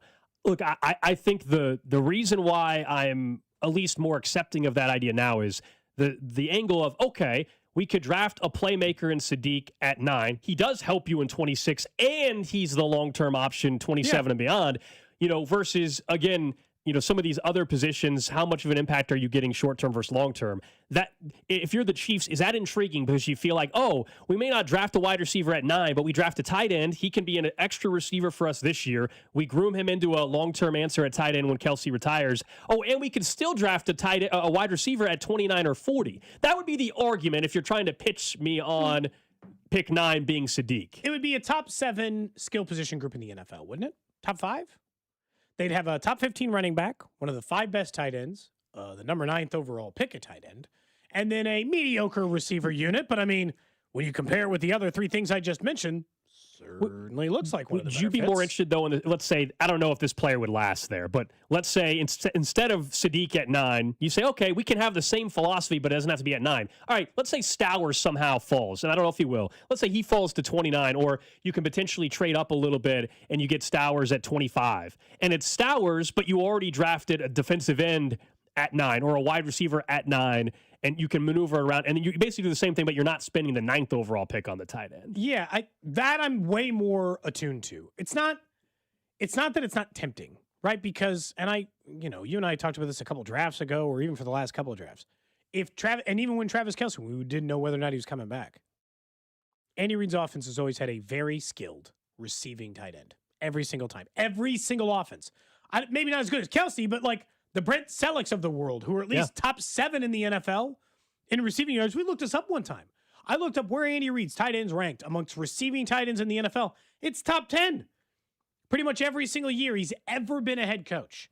The only problem is why make a plan for the long-term future of your team under the guise of Andy Reid, not knowing if that's a 2-year or a 5-year thing? In the NFL, you don't really want to make plans beyond 3 years anyway, because best laid plans and all, certainly can run yourself into a little bit of trouble, I guess, on that spot. So, maybe you don't want to go that much further down anyway, but I don't hate it. It's not like if they picked it at 9. It's not like the way I'd feel if they took left or right tackle at 9. But it would come with the same thing I feel about, like, the offensive line. This better be one of the 5 to 7 best offenses in the NFL if you're taking Kenyon Sadiq 9. You better have a 2 tight end plan that is fun to go with Xavier Worthy and Rashee Rice. I mean, think about you would have spent top running back money, 9th overall pick at tight end, have one of the highest paid tight ends in the league in Travis Kelce, a 2nd-round pick in Rice, a 1st-round pick in Worthy. You couldn't claim that Mahomes, they didn't invest or at least try to invest. It's not my first preference of what they do, but I'm just saying I can get on board with the thought process of it, knowing what they've done elsewhere in free agency. I still would just prefer if Bain or Bailey are there at 9, just go take them, or Tate. Yeah. Those would be the 3 players as we sit 2 weeks out of the draft. But the Sadiq idea, you can see why it could work. Oh, yeah. It's, of course, risky, very risky if that's the route that you ultimately take. I believe we're expected here in about 10 minutes, so possibly to have Todd Palmer from KSHB 41 join us. If you're just joining us for the first time today, 41 is reporting that Kansas City, Missouri City Council is expected to introduce a plan today at the City Council meeting to bring a Royal Stadium downtown. It would lay out an ordinance laying out a financing framework for a stadium at Washington Square Park. It also goes on to say in this report from Todd Palmer that no action on the ordinance is expected from the full council at this point in time. If the ordinance gets out of committee at next Tuesday morning meeting, it could go before the full council for approval as soon as a week from today. So nothing is going to get passed today, but they're at least introducing framework for the first time at the city council. What would the financing and everything look like for a stadium site involving the Royals at Washington Square Park? Do you think it'll be hard numbers, like $500 million? Like, do you think it'll be, okay, I didn't know if it was going to be like, we're going to take this money from here, but they're still vague about the number. I mean, I think it's going to be all of that. Yeah. I think it's going to be, how do they make this work? And you would think at this point, it feels like, Cody, it would not be involving a public vote. But where are they getting the money from? How are they pooling the money together? What framework? And that's what nobody has the answer to, and we're going to find out later today. And then it's going to be a week, I'm sure, of discussing where everybody is on the city council too, and is everybody on board? I agree with you that it would not be introduced today if they didn't feel they had the Royals on board with what they're trying to do. Is everybody on the city council on board? And that's what we don't know. We'll ask Todd Palmer about that here in about 10 minutes or so. In the meantime, let's get to it, Drew. Trash of the day. All right, this involves a California man, not a Florida man, Cody. We know your feelings about Florida. We're moving to California on this one. The state that I said I'd rather live in. So this has to do with somebody not believing money is real. Yeah. I mean, So would you rather live there? Excuse me? It is a made-up human construct. Oh, yeah, there's no one in Florida who thinks money isn't real. So, Irvine, California. There's a man there was arrested. He walked into a gas station. He demanded $55 in free gas and just waited around for it to show up. Okay? When officers arrived, the man explained his position. Quote, "I sincerely believe that money as a unit of payment is not real." Police spent a while trying to talk to him out of it before finally putting him in handcuffs. The police department shared the body cam footage on Instagram, along with a note crediting their officers' expert patience in negotiation skills. Basically, the guy wouldn't leave. He was demanding, "I don't need to pay you $55. Money's not real. I need my gas." And he refused to leave, and they were like trying to explain to him, like, "Hey, man, like, this is kind of how it works, you know?" And he got arrested, though, I guess, for what, like trespass? I don't know what the ultimate charge was. Theft, maybe? Well, he never got remember, you can't pump gas nowadays. Yeah. Back in the day, yeah, you could pump the gas and pay after. It's been 20-something years, I feel like, since you could pump the gas and pay after. Yeah, you're probably right. Probably just trespassing. Isn't it wild to think we were used to be able to do that, where you could pump your gas and you pay later? Yeah, it is kind of weird to think about now. People I were guess. more trustworthy maybe back then. I don't know. I'm just so used to it now that it just feels kind of off. Look, in fairness, this guy is right that money is a made-up construct, right? Like, we all just agree that this paper with dead white guys on it is fine, and we're just going to agree to it, right? It's not the most universal system, but also we've all agreed to it. We've all signed up that this is the system. So unless you got a barter in play here and you're going to, like, fix this man brakes so he can pump your gas, I'll be outside of that. I will say I'm pro-bartering. I like to, Not for gas, though. No, well, like, what's the Quick Trip employee going to be like, yeah, you know what, man? You fill up on me, and what do you got in exchange? Look, if I buy 3 taquitos, what are you doing? No, that's not a good barter. That's not a good place to barter, I guess. What does that even get you in California right now? $55. Like, I mean, it's probably $6 a gallon. I was so gonna say, like, how many gallons is that actually? Like, in California, it's probably $6 a gallon, something like that, $5 a gallon. It was $3.49 down the street yesterday. Average gas price right now in California, $5.92. National average is $4.16. Good. That's according to AAA. Before anybody freaks out on me about citing gas prices, Still, I'm just though, telling you what they're saying. Man. That's why I'm excited. I'm driving the electric Mustang from Shine Machine Ford, man. Saving some money. Oh, the Mach-E? Yeah, man. I picked that up yesterday, so Good shift. it's a little bit cheaper. To Someone drive. says dead white guys, you mean the presidents of the United States of America. Correct. But not all presidents. True. They're not all. Yes. I just want to establish that. That so is if I a had good said point. the presidents of the United States of America, I would not have been inclusive in my description of the money. So, That is trash of the day. Let's move on before it gets dangerous. That's before fair. the text line goes after you. Oh, come on. They can't take a joke? Up next, the Chiefs Red Half Hour, and Todd Palmer from 41 is going to join us to talk about this city council meeting that's going to happen this afternoon that is expected to introduce framework for a downtown Royal Stadium. What's up, Kansas City? This is Cole Reagans, and you're listening to Cody and Gold. Weekdays starting at 10 on 96.5 The Fan. Brought to you by Heartland Men's Health, the leader in men's sexual health. Thousands of men have been successfully treated for low T, ED, and more, all with discretion and compassion. Make your appointment at heartlandmenshealth.com. Maybe you got hit by the hail a month ago. Maybe the next severe storm is going to get your roof. Century Roofing needs to be your first call. The reason why? 35 years in Kansas City, over 35,000 roofs installed, and voted best roofing company in Kansas City, thanks to readers over at the Kansas City Star just last year. They were also voted best roofing company in Johnson County 4 years in a row. That's because they have the experience and trustworthiness to make sure they'll do the job right. So if you're like, okay, I am a little bit worried the hail hit it, let me check with them.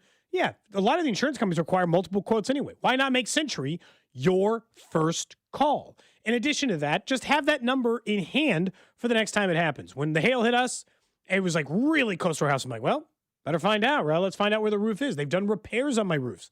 I like to make sure that they've got the trust with them. And they talk to me honestly.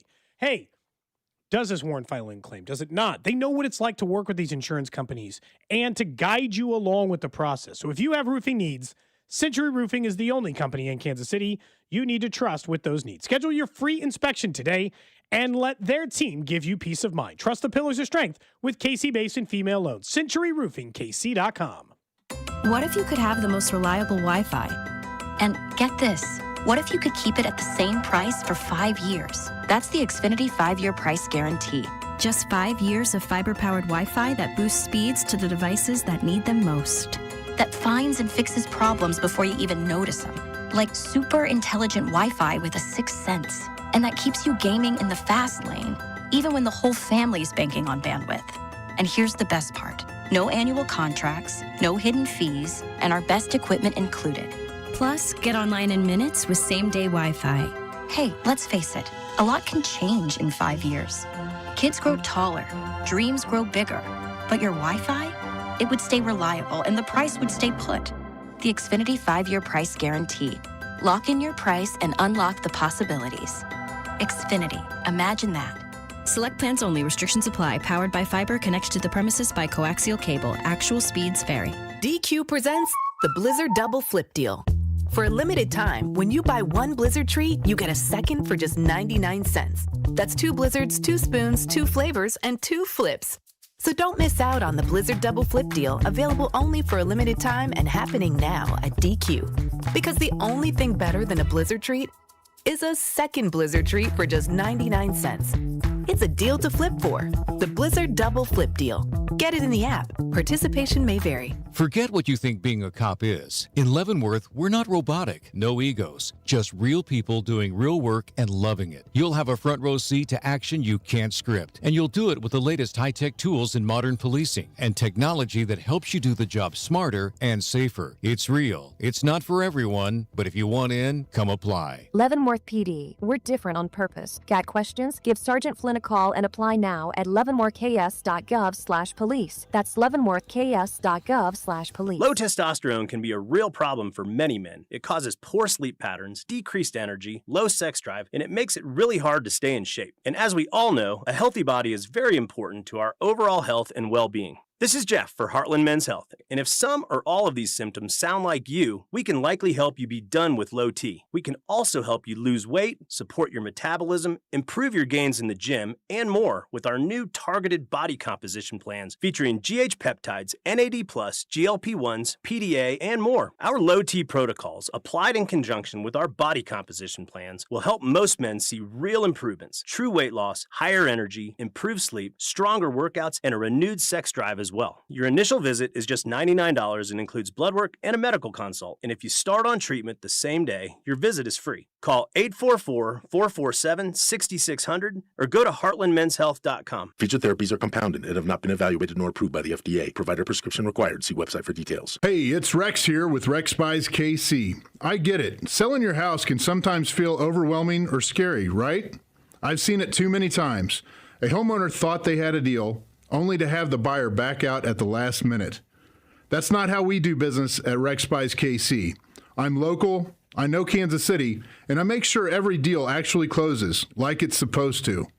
No hidden fees, no showings, no last-minute surprises, just a fair cash offer and a process you can count on. We buy homes in any condition and judgment-free. So whether your house needs repairs or you just want a fast, hassle-free sale, we can make it happen.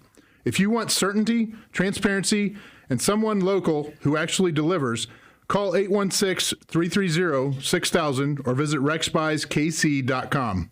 Rex Buys KC, helping people make smart choices one home at a time. 816-330-6000 or rexbuyskc.com. There's a new kind of energy at Starbucks. When your day needs a reset, try the all-new energy refreshers. Strawberry acai, mango dragon fruit, or the all-new mango strawberry. The refreshers you love, now with extra caffeine. New energy refreshers only at Starbucks. Pump up the volume. Business moves fast. Pump up the volume. When you ship with USPS Ground Advantage, you can keep up with confidence. Visit USPS.com/Ground Advantage to learn more. Royals coverage on The Fan, sponsored by Salvation Army Kick Hunger Civic Lunch on May 7th. Get ready to kick off a summer of soccer in Kansas City while fighting hunger. Join the Salvation Army for the Kick Hunger Civic Lunch 2026 May 7th. Score big for local families in need. Grab your tickets or table today at kickhungerkc.com. That's kickhungerkc.com. You're listening to 96.5 The Fan from the DM Injury Law Studios. Mike's got this. Car, truck, or motorcycle wreck? Remember, Mike's got this. 816-888-7500. Mike's got this. Hey, it's Scott Parks, and we've launched Beyond the Pitch KC, a podcast on how Kansas City landed the world's largest sporting event, presented by Commerce Bank. Visit commercebank.com/soccer26. Subscribe on the Odyssey app or wherever you get your podcasts.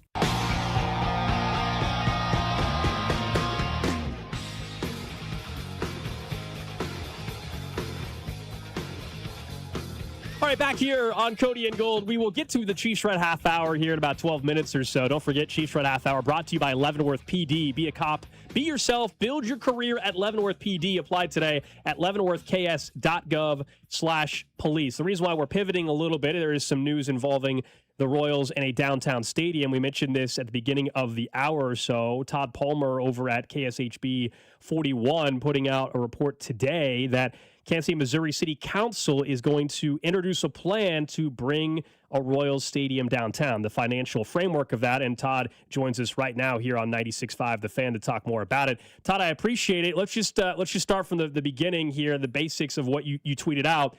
Today, they are introducing financial framework that would set things up moving forward for a downtown stadium? Yeah, so, I mean, obviously, anytime you have a development deal, which it's a very large development, but it's still at the heart, it's a development deal. So there's contracts that have to be put in place, and there's processes the city has to go through.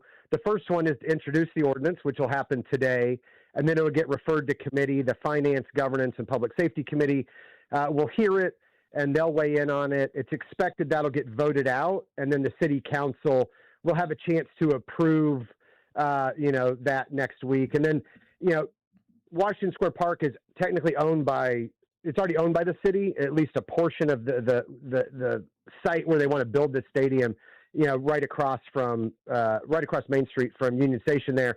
So the Parks Board is going to have to weigh in at some point, and how that all looks.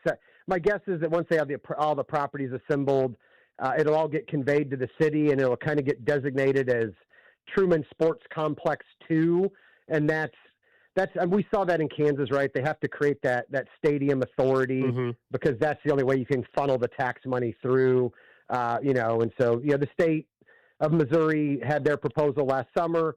Once they get the local piece in, that will trigger the ability for the state to the Show Me Sports Investment Act that the Missouri legislature passed in the special session last June to get triggered as well. And so there's some moving pieces as far as that goes still, but this is the first step and the biggest step. This is the first signal we've actually had from an entity and the Royals that a deal is in place and is imminent. Yeah, so this all seems like a rubber stamped, it's on the yes line, right? In the sense that they were lining up a lot of these ducks to essentially go through all these procedural process. You're making it sound like it's just they know it'll go to council. They're confident it'll pass. They know it'll go to this next step. They're confident it will pass. Is that fair to assume, or is there going to be some pushback somewhere?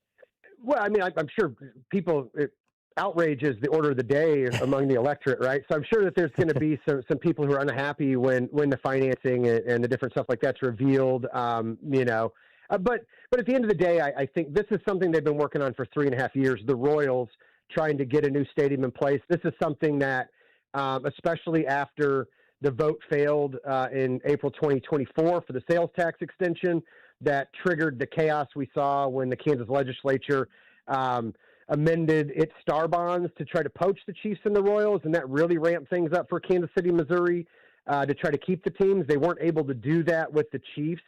As we know, but there was a lot of urgency to get something done with the Royals. And look, I think at the end of the day, the Royals, when they announced in November 15th, 2022, that they weren't going to stay at Kauffman past the lease, which ends after the 2030 season, they said they wanted a downtown stadium. So it was a long way to get there, but I think this is what the city and the Royals always wanted, was baseball in the heart of Kansas City, Missouri. We're talking to Todd Palmer from KSHB 41. His report about an hour ago, or less than an hour ago, that the city council is expected to introduce an ordinance today that would involve funding mechanisms for a downtown ballpark to keep the Royals in Kansas City, Missouri. Do we have any idea at this point what financially we're talking about here? I mean, we've heard, as you said, for years about, it's a $2+ billion project or whatever.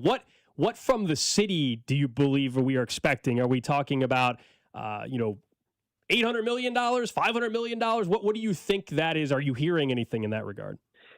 I don't know specific financing. I know that there had always been talk that Port KC would be involved as the bonding authority that was part of that. And frankly, a big hangup has been like, where is the city going to come up with $800 to $1 billion? So I'll be curious to see exactly what plan they came up with. I know that, I started hearing that this was probably imminent in January, February, that Washington Square Park was going to be the destination. Nobody really wanted to put a stamp on it, in part because they wanted to get past Tuesday and the earnings tax renewal. That was very important for the city. They wanted to put their energy into making sure that funding source didn't go away, because if voters had turned that down and the city suddenly had another $300 million gap to fill, then I don't think that the stadium funding would work. They needed to make sure that e-tax passed, so that whatever they're going to do, whether it's tax redirects or, creating some sort of districts and stuff like that, would happen. And look, they can't really introduce a new tax without going to voters, right? Like that's state law. So they're going to have to find a way to move money around and kind of create it, probably, like I said, through the port, ultimately, to make it happen. But that's pretty common for development projects, again, across the city. So they're familiar with how to do this. And then we'll see. I don't know, the state legislature, they're going to have to build out that Show Me Sports investment. And there's some hurdles and hoops that'll have to be jumped through there. But the momentum for Washington Square Park is it's a tidal wave at this time. Remind me, like, you meant back to the city tax, which is interesting. That's like 46% of the city's budget or something crazy? Listen, Charlie Keegan, who is our political reporter at KSHB, has all the details on that. I just know it cost me 1% because I live in Independence, but I work in Kansas City, so I just know that they take 1%. So I meticulously chart days that I don't actually go into Kansas City, so that I can get a couple $100 back in a refund. I paid for a long time. I lived in Kansas City forever. Yeah. So I've been doing that. In fact, I just filed my taxes. So, Mr. Mayor, come on, give me my money. You got to get that city tax refund back for the days you didn't go there. You're personally helped fund it. So at least from this, just the timeline one more time. Today, you're expecting around this afternoon, early afternoon, 2:00 or whatever, the city council will meet and announce funding plans for a downtown stadium site at the Washington Square Park location. And they're just going to speed read that ordinance and refer it to committee today. It's going to be. It's not like a meeting. They're not going to talk or anything. Right. In terms of like a big production, it's going to be a nothing burger today because they just got to get it introduced. Okay, and then next week they would actually vote on it and pass all these things through committee. Yeah. So the public finance, the finance committee meets at 10:30 on Tuesday. The Parks Board meets later Tuesday, I believe. And so they'll have to make the referrals, do whatever they need to do. And then once that happens, it can be put on the agenda for next Thursday's city council meeting. And that would be the first opportunity for the council to actually vote up or down and approve it. But it would be shocking at this point for them to bring something forward only to vote it down. I just don't see that happening. So I think by next Thursday, we'll know exactly what the plan forward for a downtown baseball stadium is. Todd Palmer. We'll know the framework today. So perfect. Hey, Todd, really appreciate the time, man. I know you're busy, so thanks so much for calling in.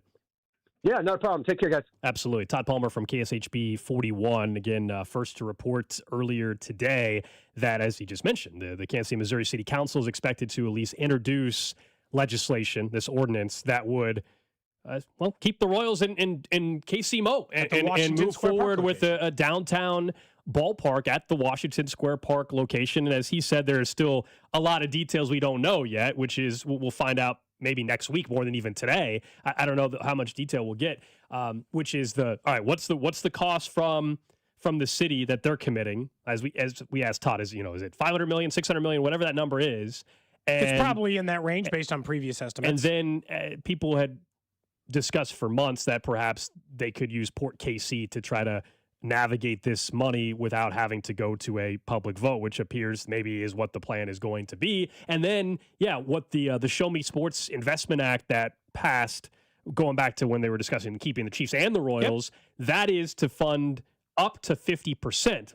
But you heard Todd reference the state legislature still has to go and, approve exactly what's that dollar amount look like. We don't know the updated number, Cody, on the stadium cost yet. No, we don't. But I mean, look, the truth is we know that these projects, whatever the estimate was before, was it $1.5 billion when they were looking at I think the whole development was just short of $2 billion or something like that. So probably similar range. Like I'd be surprised.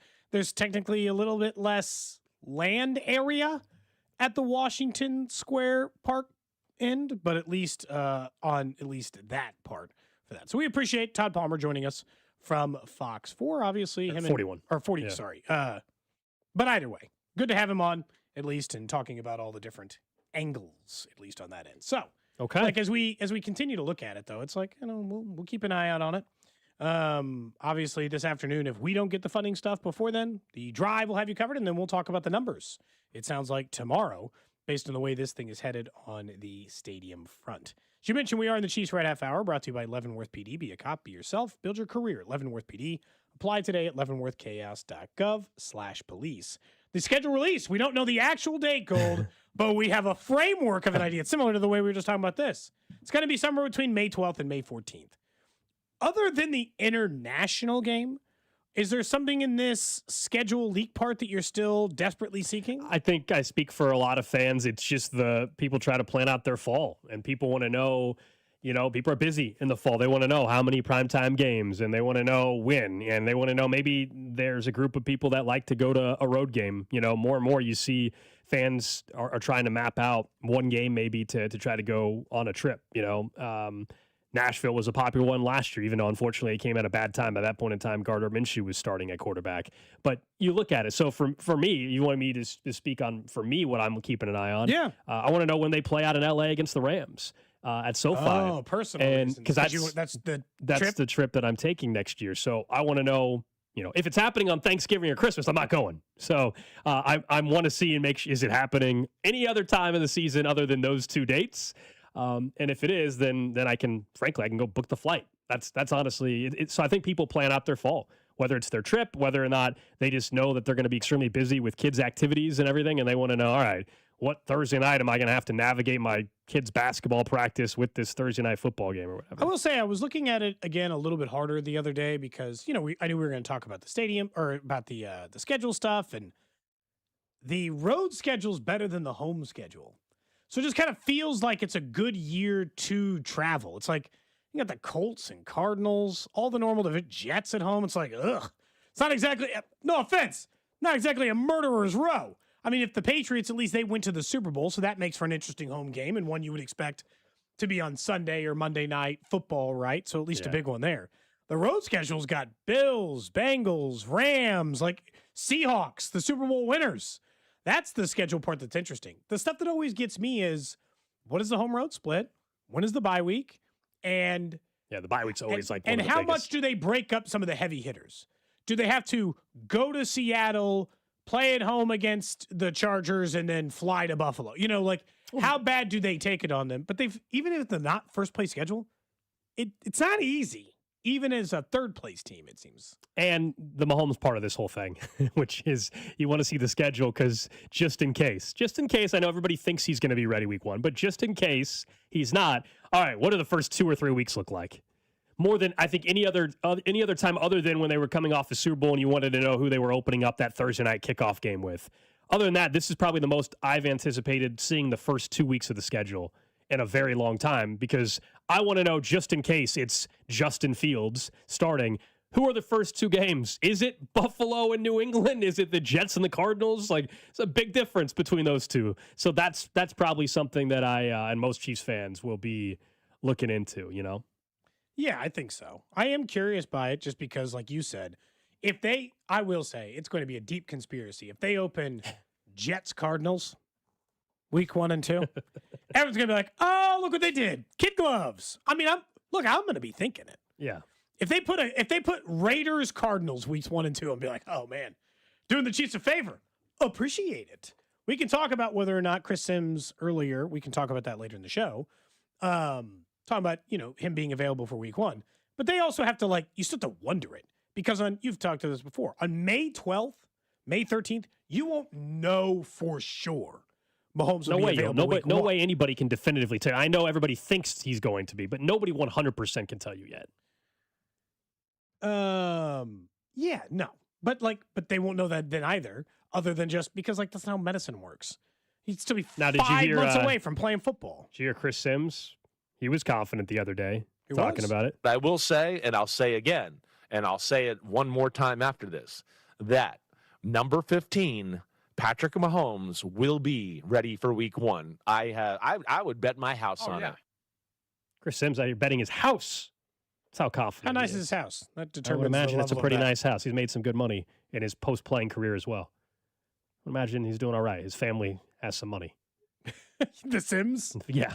Well, yeah, he did play. I don't have a house to bet, but I would say I'm as confident as Chris Sims is that he'll be playing in week 1. I would say I wouldn't bet something to that extent, but I would say if I had to bet, is he playing or not? Yes, I will bet that he's playing. I'm not out here putting up a car for sale on a pink slip for a bet on that because we're talking still about somebody's knee and all of a sudden you have a setback in recovery or something like that. But yes, I think we all agree that it is very likely that he's going to find a way to pull this off and be ready week 1. The medicine part of it, the medicine part is the part where you're just I don't know. I mean, yeah, I'm sure that they've got all the resources in the world to try to make the man available for week 1, but I just don't know. Sometimes you just you have one setback and that whole he'll be available week 1 thing doesn't come into play. He's not like a modern medical miracle. Gold can also not play professional football, but be up and running and moving. Thanks for clarifying. People are really thinking. They were worried about it. Yeah. He could be up and running and moving around if they, put that in place and you just had all those trainers taking care of you 24 hours a day, Sure. I'm guessing that's the case too. But it's what's somebody that's normally coming back from an ACL, not playing football, what are they going to rehab therapy one day a week, 2 days a week? Mahomes is in there, every single day for months and months and months. He's also trying to play an NFL football game. They travel with him. That's why he'll be on that 8 to 9 month recovery end. period where it's as opposed to the 10, 11, 12. And then there's still the question, I think, to what extent he can come back and play week 1, but is he the same quarterback right away? We hear all the time. It takes some time for the player to get comfortable and trusting it and not thinking about it anymore. There's so many other layers. That's why they'll open up with the Cardinals or something like that. They'll give them a warm-up game, You want them to open up in Cincy, don't you? No. No? Okay. Why not? They both Burrow's more likely to be healthy by week 1. We can't go too far into the season. It doesn't matter about the health. Hurt. Yeah, it doesn't matter about the health. You just don't opening the season. That'd be a fun way to open it, though. Oh no, yeah, it would definitely be fun, but just over the course of Joe Burrow's career, he has really not been that great in week 1. The team itself has not been great in week 1. I'd much rather them not play. Gotcha. Yeah. Them in week 1. All right, I'm just checking. I'll be locked in, I guess, for that reason. If there's a reason for me to, what a week do they play? The Bengals. Road trip to Cincy. We can go. Could you imagine? This show, if any show's going to go to Cincinnati, might as well be this show. Could you imagine? I will say for the morning show, Drew likes you a lot more than they like Alex. They've got something.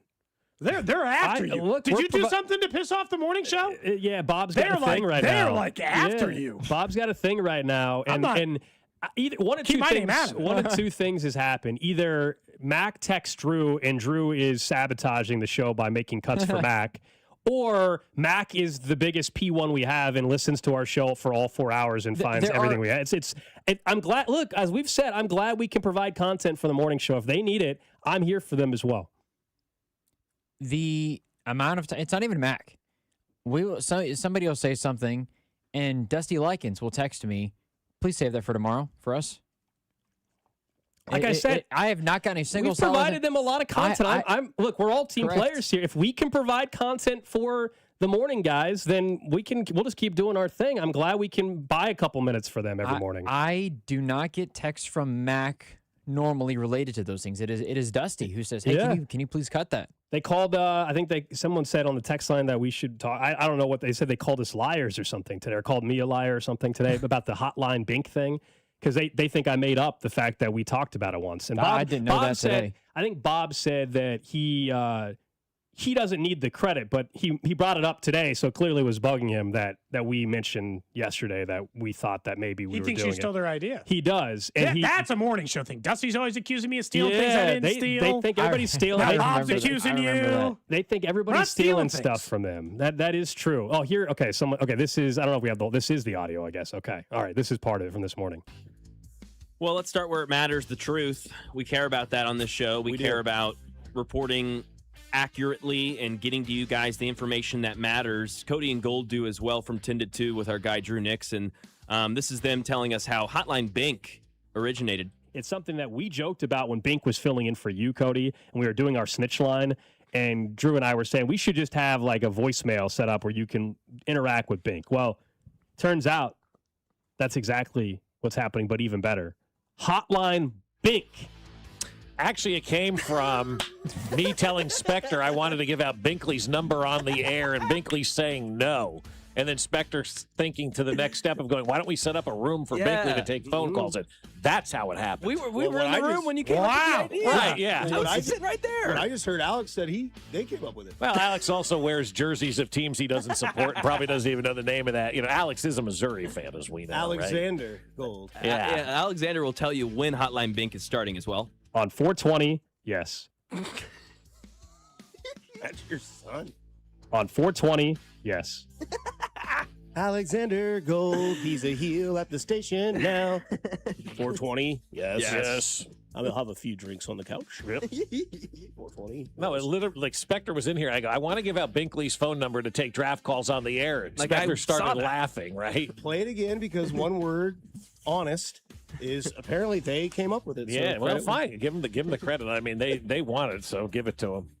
It's something that we joked about when Bink. It's weird. Do I need to do some investigation and ask the boss? It's really do I need weird. to go ask the boss Well, who influenced it? I'm not saying that he didn't bring it up to Bob. What I'm saying is I know for a fact when Bink was on the show or the next day, it was something that we discussed as well. I always like it's the gaslighting stuff is always what's fun about this. When you bring it up on your show and say you don't care who gets credit, but then clearly you do because you want to make sure everybody knew that you had the idea. So it doesn't matter. I did not ever go to Spec and say we should do this. It was something that came up on air one day. They said if we want credit, well, then fine. We'll take credit. You stole our idea. This goes the other way. We said it first. You heard it. Then you pretended like you had a light bulb moment. I have an idea. Bob, that idea that ideas. Gold mentioned on the air. Yeah. And then pass it off as his own. That's a fine. terrible look, I might say. Yeah. Bob, you're better than that, man. Yeah. You're better than that. You don't have to pretend.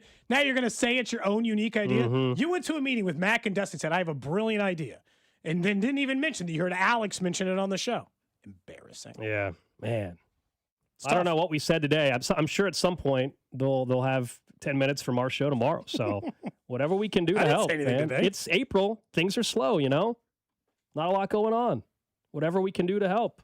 Coming up next, though, we will get to what's trending on the show. We'll talk more about what Chris Sims did say about Patrick Mahomes and somebody that's not going to be in Pittsburgh while you and I are there, and it's a quarterback. Next. What's up, Kansas City? This is Bobby Witt Jr., and you're listening to Cody and Gold, weekdays starting at 10 on 96.5 The Fan. Brought to you by Heartland Men's Health, the leader in men's sexual health. Thousands of men have been successfully treated for low T, ED, and more, all with discretion and compassion. Make your appointment at heartlandmenshealth.com. FanDuel has your back with a special Mulligan bet back token this week in golf. So once the tournament starts, and it just did, you can turn in any losing bet into a bonus bet for another try. Now you've got protection to take the sleeper pick or make that bold prediction. Go to FanDuel.com/local to claim your special Mulligan bet back token. Maybe one of the golfers we were talking about yesterday on the show, maybe Rahm or Scheffler, you think somebody's going to go off to a slow start. It's all right because you've got the Mulligan bet back token. Backing someone to win it all, you can go for it. Like someone for a top 5 finish, lock it in with confidence because if it doesn't hit, you've got the Mulligan in your back pocket ready to go. Go to FanDuel.com/local to claim your special Mulligan bet back back token. FanDuel Sportsbook is the official sportsbook of 96.5 The Fan. 21 and over in President, Missouri. Opt-in required. Refund issued as non-withdrawable bonus bets that expire 7 days after receipt. Max refund $5 unless otherwise specified. Restrictions apply, including token expiration. See terms at sportsbook.fanduel.com. Gambling problem? Call 1-800-GAMBLER.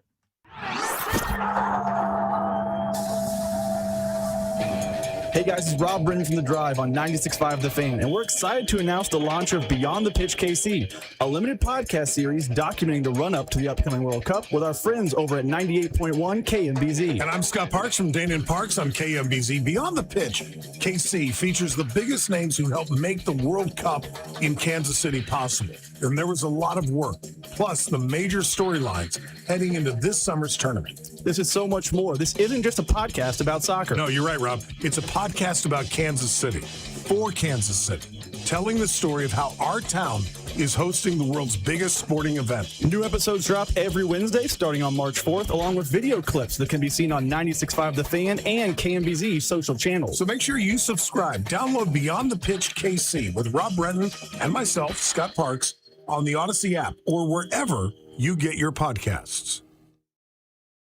City. Bank of America, in partnership with Visa, invites you to a FIFA World Cup 26 watch party. Open an eligible Bank of America checking account in participating financial centers only for an opportunity to reserve 2 complimentary tickets while supplies last. Experience special musical guests, games, giveaways, food, and more, all at a legendary venue. Learn more at BofA.com/BofA Visa Watch Party. What would you like the power to do?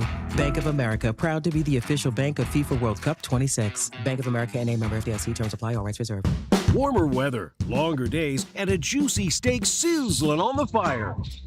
Ah, smells like grilling season is here. Stock up and save big this Friday through Sunday at Hy-Vee. Choose bacon-wrapped chicken grillers for $3.99 each. Marinated chicken breasts, $1.99. Thick-cut pork chops, 3 for $5. And specialty brats, just 8 for $10. Don't forget your favorite marinade, rubs, and sauces, and fire up the grill this Friday through Sunday, only at Hy-Vee.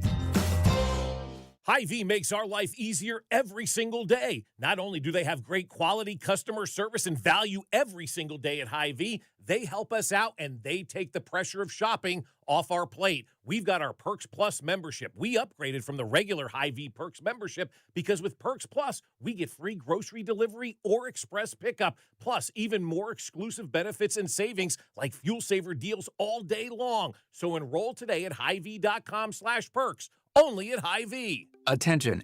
Have you racked up $10,000 or more in credit card debt? Are you barely getting by making minimum payments?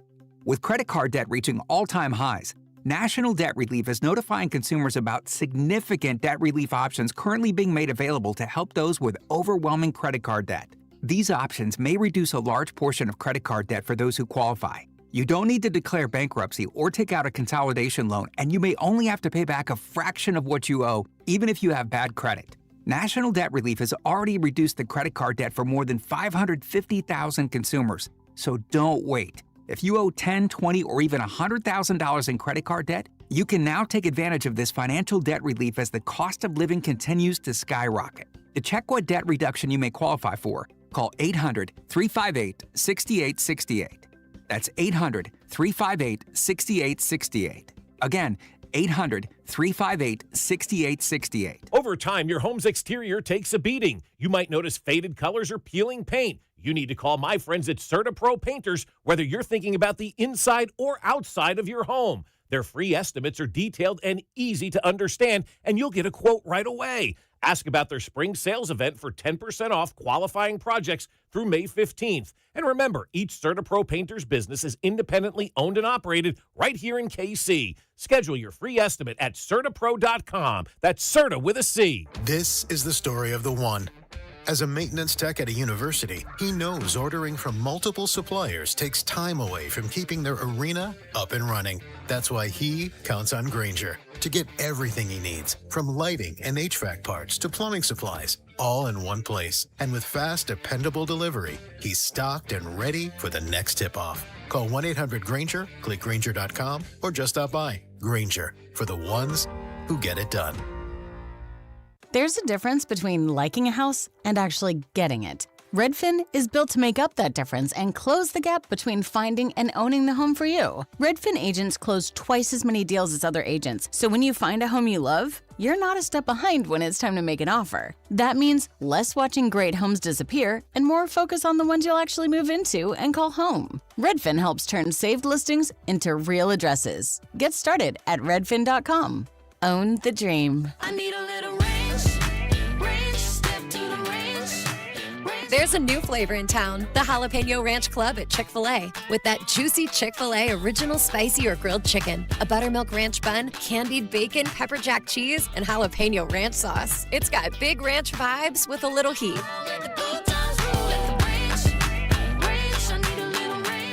Chick-fil-A's new Jalapeno Ranch Club, available for a limited time only. Order ahead on the Chick-fil-A app. This is the story of the one. As a procurement manager for a hospital system, she keeps every facility in her network stocked and ready.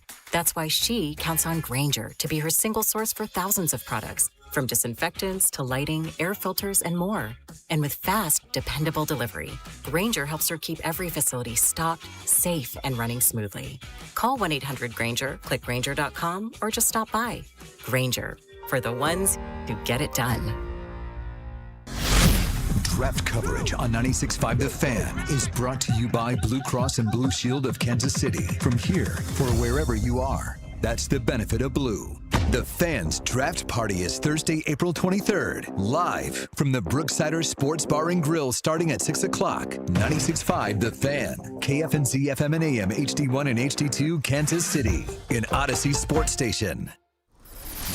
What's trending? Cheddar, mozzarella, Havarti. What's trending is brought to you by Gann Asphalt and Concrete, trusted in Kansas City since 1994. One contractor, all things parking lot. Number one on What's Trending, according to Todd Palmer over at KSHB 41, the Kansas City, Missouri City Council today is expected to introduce a plan, an ordinance framework for a downtown Royals Stadium at the Washington Square Park site. We all know that's the site that's been talked about a lot for months at this point in time. The way he described it with us is today there will not be a vote. It will be introducing the ordinance. It'll move it to committee. Then next week there'll be some more discussion and a vote potentially next Thursday. But this is the most momentum, Cody, we have seen publicly from the city on financing a downtown ballpark since the vote that failed a couple Aprils ago when there was, of course, a public vote required.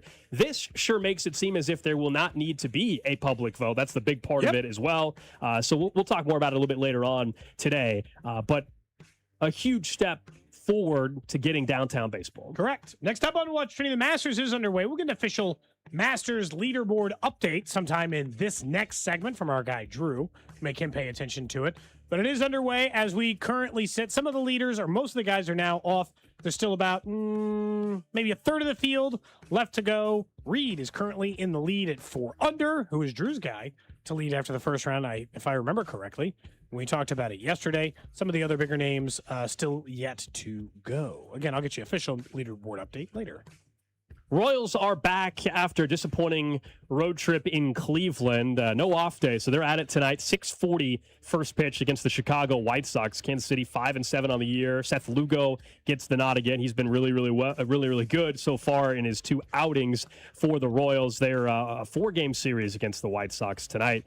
6:40 first pitch. That means Vern's on deck show at 5:30 here on 96.5 The Fan. Next up on What's Trending, the KC Current will be in action tonight over at CPKC Stadium in the Teal Cup. That begins to that? This evening. I am going tonight. There you go. They're taking on Corinthians SC. It's a doubleheader tonight. So there's a game at 5 and 8. The Current are in the game at 8. I'm taking the kids to their first ever KC Current game. All right. We got all kinds of stuff. They're going to do warm-up passes, so my kids are going to stand out on the field and watch the team hang out. You know? We'll see how the game goes. Got good seats. You singing the anthem? No. Oh, no. I didn't know. Our friend Mackenzie Nelson is doing. She's singing the anthem? She's doing the halftime show because it's over on TV on Ion. She can do a full hour halftime in between the matches. That's a long halftime show. Well, there's 2 matches, so got a little break. Should I invite myself on set? No. Don't invite yourself. Yeah. You would. I mean, come on, man. I'm not gonna bother her while she's working. Lastly, on What's Trending, this is something that's going to take some time to fully develop, but it's something to keep an eye on, and that is that the Department of Justice reportedly is opening an investigation into the NFL. The Wall Street Journal reporting they have opened this investigation whether the NFL has, quote, engaged in anti-competitive tactics that harm consumers. The overall scope of this is not currently known. Now, according to Pro Football Talk, both the Department of Justice and the NFL have declined comment. This is all centered around the Sports Broadcast Act of 1961, which gives the league an antitrust exemption when it comes to the negotiation of TV rights. And the reason why this is being at least considered or at least discussed, investigated, is because we know the NFL has started to go away from the over-the-air networks to streaming platforms. And that is why people are questioning whether or not they deserve the antitrust exemption. If this actually ended up with them losing that, and I'm not saying it will, if it did, then this would change how we view all the TV rights for the NFL. Yeah. All of a sudden, the Chiefs would be selling their own TV rights, potentially, which would have a major domino effect for salary cap. I'm not saying that's happening, but that's what this is potentially opening the door for. That's what's trending, brought to you by Gann Asphalt and Concrete, trusted in Kansas City since 1994. One contractor, all things parking lot. Again, about 10 minutes, we'll make Drew give us another Masters leaderboard update. You're acting like you're ordering him to give a Masters leaderboard update. He's in charge of leaderboard updates for the golf tournaments on this show. Being held against my will. Yeah, he is forced to do it whether or not he wants to or not, you know? He's been locked in, though, to the golf so far this morning. The Royals are in action tonight, starting their series. But starting on Friday, they wear their new City Connect jerseys. Yeah. Took another good hard look at the merch today. Let's take the merch aside and just the jerseys themselves. I'm a little surprised people don't like the jerseys more. What's not to like? Colorful, fun, well, simple design. You know, like they represent the flag part. I think that they look nice. I like the jerseys. I like a lot of little details. I don't even mind the R on the belt, right? To go to I just wish they had done the pink billed hat with the cream colored, like the same as the jersey with like that blue and like the purpley pink R on it instead of the really purple and blue hat. If they had gotten that off of there, I think it'd be the best City Connect that got released today. As it sits, it's the third best in my opinion. Yeah, so we view it differently. Ultimately, we're talking about uniforms. It doesn't really matter. No, but it is something that people are talking about today. Two things stood out. We saw the image a week or two ago when it leaked, and it turned out to be the correct one. Now that we have the high-res photos and the details, and look, they explain every little detail, why they chose the color. Yeah, it's fun. And it's talking about City Hall's Fountains logo from 1991. That's why they went with the color scheme. For me, a couple things that I guess I don't like about it. I was waiting to see what the helmet looked like or the hat to see if it, like I told you, I think if they would have had like the matte white helmet and stuff, it could have fit. I think the hat is terrible. I don't know what that little crown is that they have on there. It doesn't look like a crown. It doesn't make any sense to me. The other part, and it's just unfortunate because you have to have the sponsor logo on there, and shout out to Quick Trip. But when you have the purple and pink striping, and then all of a sudden this gigantic red QT on it, it just ruins the whole thing. Oh, you think it just kind of hurts the aesthetic? The R, I'm good with like the R with that part's the best part. The crown, it doesn't make any sense, and then the hat is hideous. Out of the City Connects that came out today, I think the Royals have the third worst in baseball. I think they're the third best. Look, and that's the difference of opinion. That's the fun part about it. Again, I just think someone says, look how cool the other teams continue to be. I looked at all the other teams. Two of them stunk. The Texas Rangers one stunk. The Cincinnati one stunk. I think the Padres one is not bad. It is mostly just their normal hat. So I would say that that's not really a big divergence other than like it's cream colored. So like, that's fine. The striping makes it look like the Toronto Blue Jays, like the way the a little bit. The Royals one? Yeah, a little bit. It's 3 lines in some areas instead of 2. The Blue Jays, I think, is 2 lines, but I get your point in saying that. Like last year, or not last year, the other City Connects I thought were one of the best ones in all of baseball. I think it's a complete reversal with these. And that's fine. It sounds like you're interested in buying some of the merch and everything, but from a jersey perspective, look, the more they wear it, it'll probably grow on some people. But yeah, it's a downgrade from what they had before. The hat is the part as I'm trying to adjust to. The hat is awful. I'm sorry. If you'd have showed Bobby Witt Jr. like wearing the uni, no hat, I'd be like, that's a good looking uniform and I like it and it's fun. And they only wear it sometimes anyway. And it's just a reason to sell more merch. We know how this works. So they can give you a City Connect beach towel on some giveaway. I do like that. Right? Yeah. And so, like, whatever. That's fine. We understand that Nike's playing the game. In the team store, you won't be able to probably get the old City Connects anymore. You'll only be able to get the new City Connects. Now, imagine it like a rally house or whatever. You can still get whatever you want. But the overall look and design, I think, works. What I'm curious to see now is, will this grow on people over time the way the last one did? I remember sitting on the show, and I remember people having very mixed and plenty of negative feelings over the last version of the Royal City Connect, which I do think, including me and you, grew on us more over time. Like, the more time I had with it, the more I'm like, you know what? I do like the Royals dark blue City Connects. I think this one I just kind of like right away. I think for a lot of people, it's because overall just the color scheme. I think, like, I mentioned some of the details, like the crown I don't think looks good, or the sponsor logo, of course, on there, which you have to have on there. I get it. But with it, I think it's the color. People are like, where did you come up with these colors? And again, they explain it goes back to 1991 in the city. But I think that's where people can't get over that, is the purple and pink part of it. They're like, where the hell did this come from? It's very like Miami Vice down in Miami with their alternates they wore, the Miami Heat, as we brought up before, or what, again, I keep mentioning Toronto. Like, those are the things that come to mind. It doesn't feel as Kansas City as I think people wanted it to. And that's why it's a mixed bag. It's very mixed on the text line, Cody. There's plenty of people that agree with you that think it's cool. There's plenty of people that certainly are like me that aren't a big fan of it. So we'll see. I think the issue that they had, too, was the City Connects before were very, very good. But the color is hard for people to get over. And gold, like, someone's called them an abomination. I don't think you might call the hat that. The hat is. But the hat is. I just can't. I'm not used to that crown shape on the hat, and so it's What is that? It looks like a damn menorah. Doesn't even look like a crown. It's kind of cartoony. I can't decide if I hate it. Hate might be too strong, not sure. But I like it less than the other part.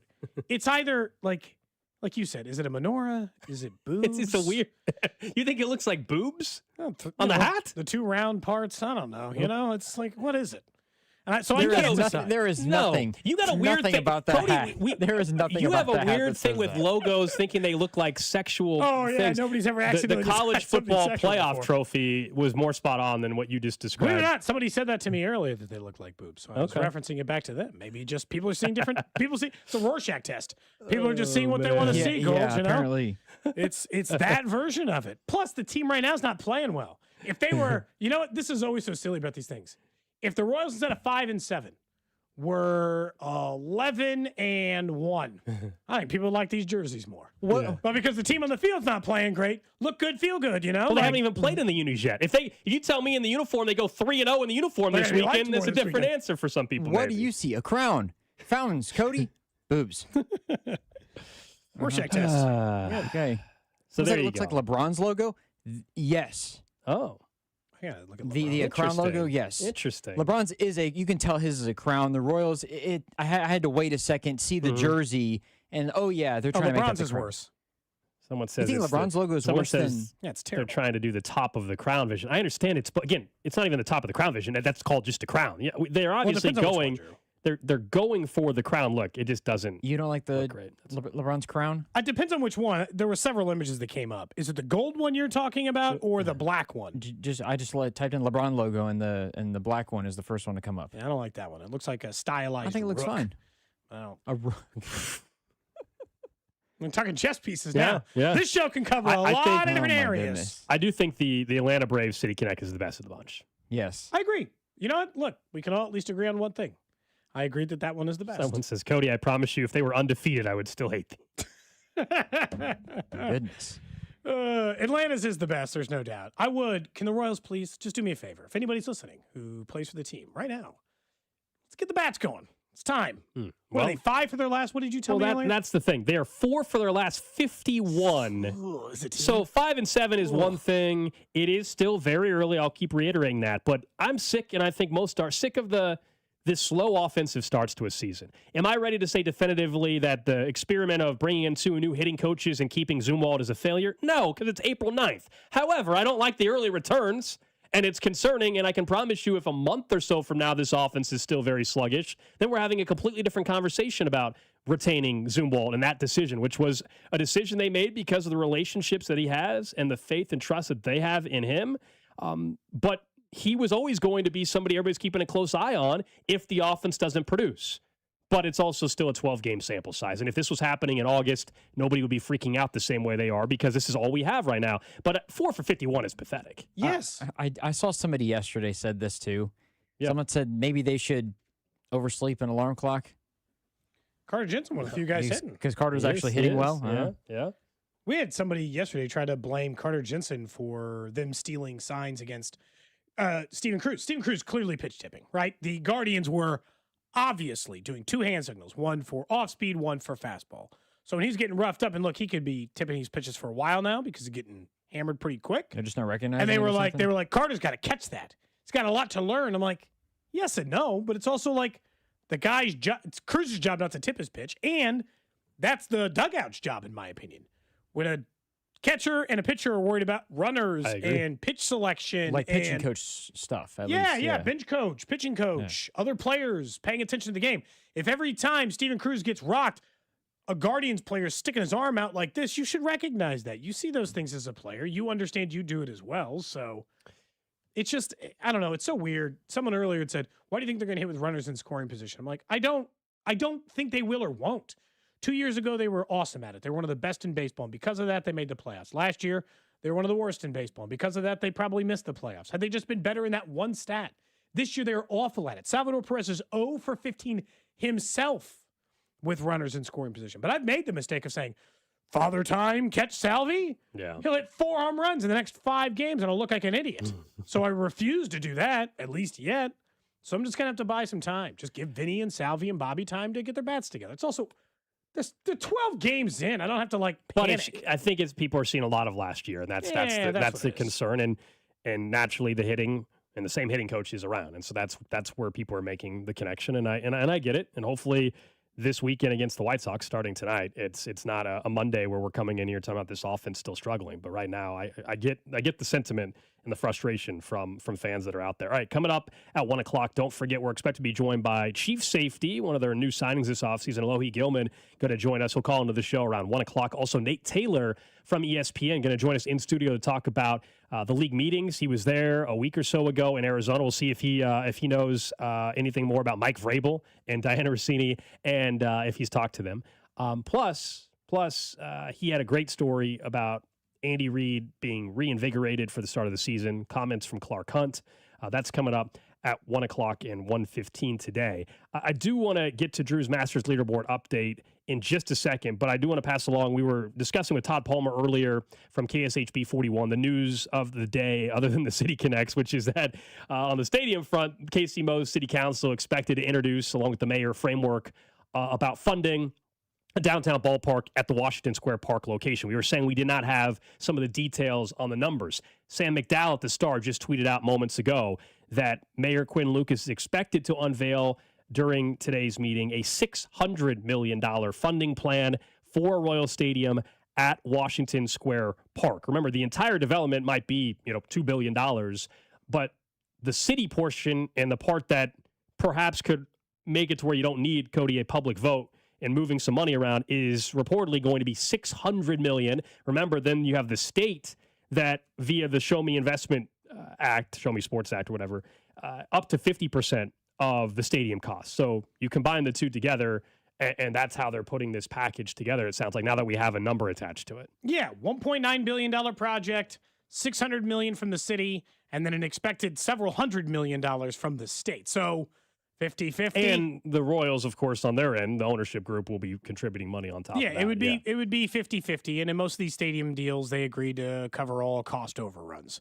So let's say they get $300 million from Missouri, which is a current estimate mentioned by Sam McDowell, $600 million from the city. That would mean $1 billion from the team and $900 million from the city and state to do the Washington Square Park location.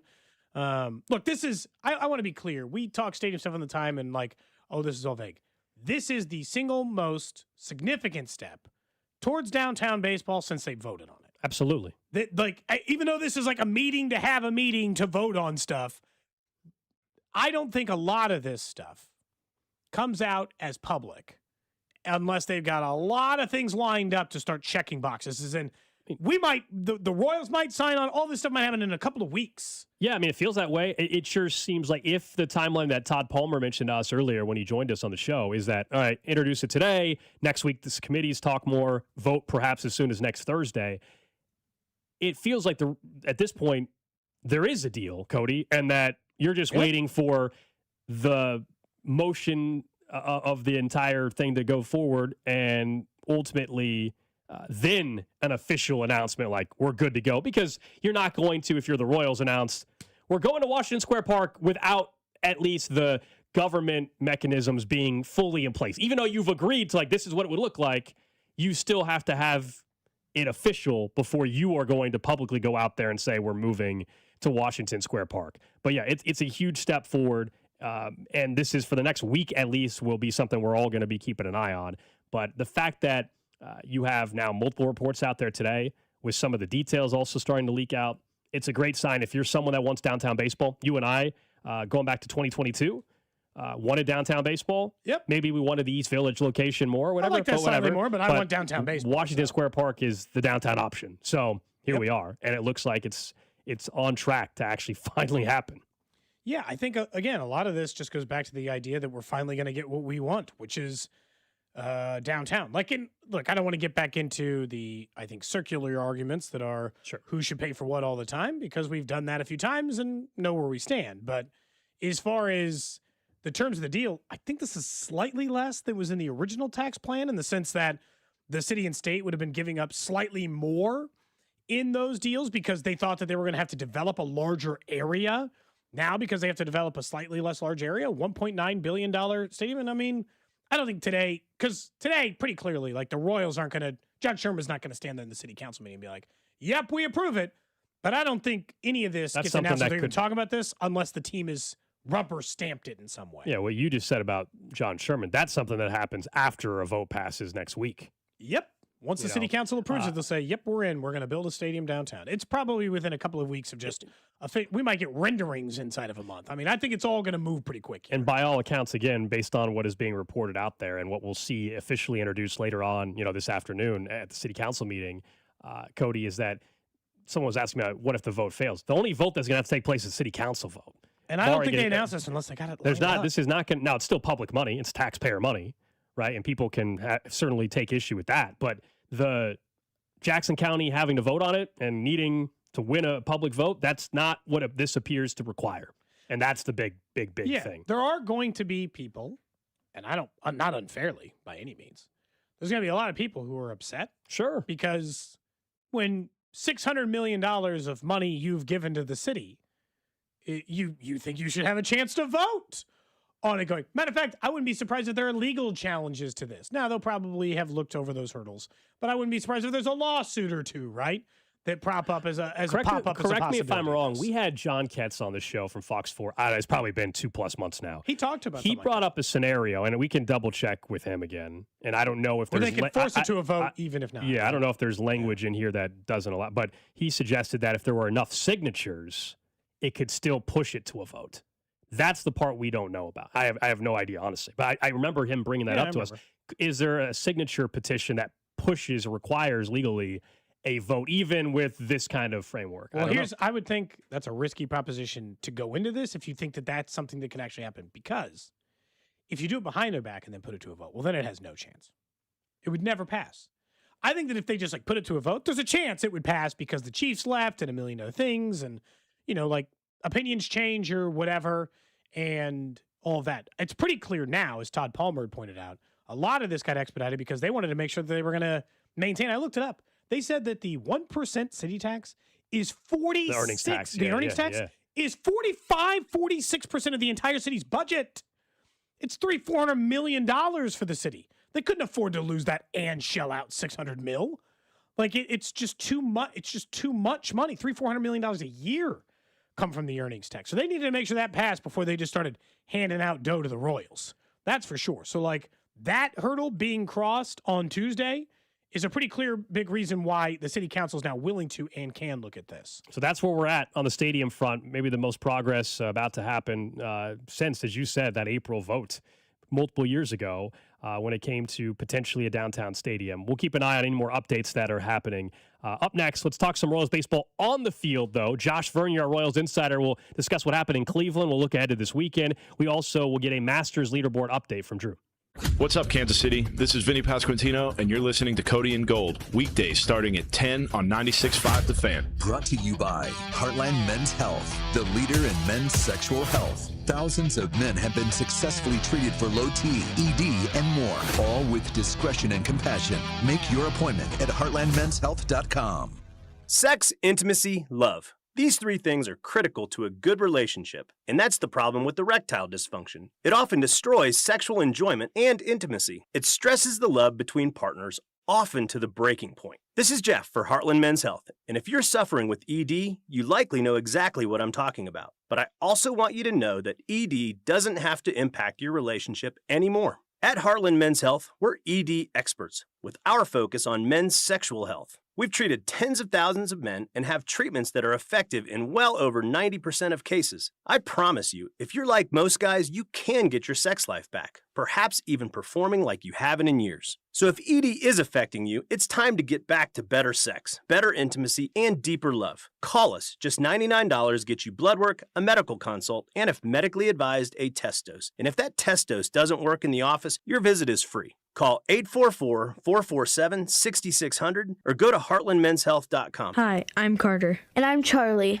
We'd like to share a quick story about a homeowner named Jack. Jack had a home he needed to sell fast. And Jack thought he had it all figured out. So Jack talked to multiple cash buyers. Jack chose the highest offer. But the day before closing, guess what?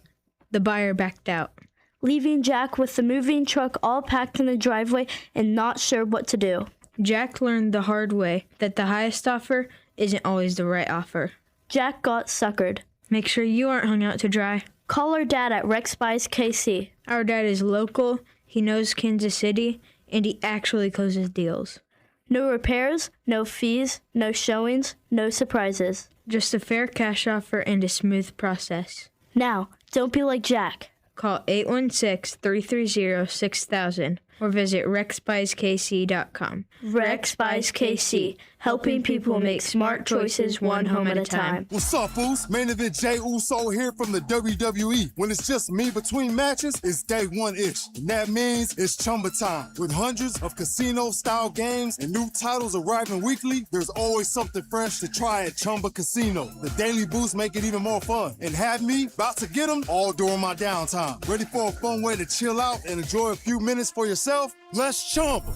No purchase necessary. VGW Group. Void where prohibited by law. See T's and C's. 21 plus. Sponsored by Chumba Casino. My name is Christine, and I'm a widow. My husband, Ryan, was a healthy 34-year-old, and 3 months later, he was gone. Thankfully, he had life insurance. Ethos made it so easy. You can get a quote in seconds, apply in minutes, and get same-day coverage. 100% online, no medical exam. Life insurance didn't take away the loss, but it did give us the space to just grieve. Get your free quote at ethos.com/game. Ethos.com/game. Paid spokesperson. Time spent on application may vary. Online health questions required. If you're looking for new work, Gann Asphalt and Concrete is seeking motivated candidates to add value to their business and, of course, their clients. They give top pay in the industry. They have health, vision, dental insurance, paid time off, and, of course, advancement opportunities. Work with a great local company who wants to see you grow with them. Go to GannAsphalt.com and find out how this new career opportunity can work out for you. Gann Asphalt, one contractor, all things parking lot. I need a little range, step to the range, come on, meet me at the Introducing the new Chick-fil-A Jalapeno Ranch Club sandwich with that juicy Chick-fil-A chicken on a buttermilk ranch bun, jalapeno ranch sauce, and pickled jalapenos. It's a little ranch with a lot of kick. The new Chick-fil-A Jalapeno Ranch Club with original spicy or grilled filet. Available for a limited time only. Order ahead on the Chick-fil-A app. My name is Whitney Allen, and I'm a widow. My husband, Ryan, died. We never thought we'd ever have to use life insurance, but the unexpected happened. With Ethos, signing up was fast and 100% online. You can get a quote in seconds, apply in minutes, and get same-day coverage. No medical exams, and you can get up to $3 million worth of coverage. I'm grateful we were prepared. Get your free quote at ethos.com/radio. That's ethos.com/radio. Paid spokesperson. Time spent on application may vary. Online health questions required. This is the story of the one. As a procurement manager for a hospital system, she keeps every facility in her network stocked and ready. That's why she counts on Grainger to be her single source for thousands of products, from disinfectants to lighting, air filters, and more. And with fast, dependable delivery, Grainger helps her keep every facility stocked, safe, and running smoothly. Call 1-800-GRAINGER, click Grainger.com, or just stop by. Grainger, for the ones who get it done. There's a difference between liking a house and actually getting it. Redfin is built to make up that difference and close the gap between finding and owning the home for you. Redfin agents close twice as many deals as other agents, so when you find a home you love, you're not a step behind when it's time to make an offer. That means less watching great homes disappear and more focus on the ones you'll actually move into and call home. Redfin helps turn saved listings into real addresses. Get started at redfin.com. Own the dream. For 75 years, Kansas City families have trusted Anthony for comfort, safety, and dependable service. Thank you for trusting us with your house keys. Anthony, in your home for 75 years. You're listening to 96.5 The Fan from the DM Injury Law Studios. Mike's got this. Car, truck, or motorcycle wreck? Remember, Mike's got this. 816-888-7500. Mike's got this. Hey, it's Scott Parks, and we've launched Beyond the Pitch KC, a podcast on how Kansas City landed the world's largest sporting event, presented by Commerce Bank. Visit commercebank.com/soccer26. Subscribe on the Odyssey app or wherever you get your podcasts.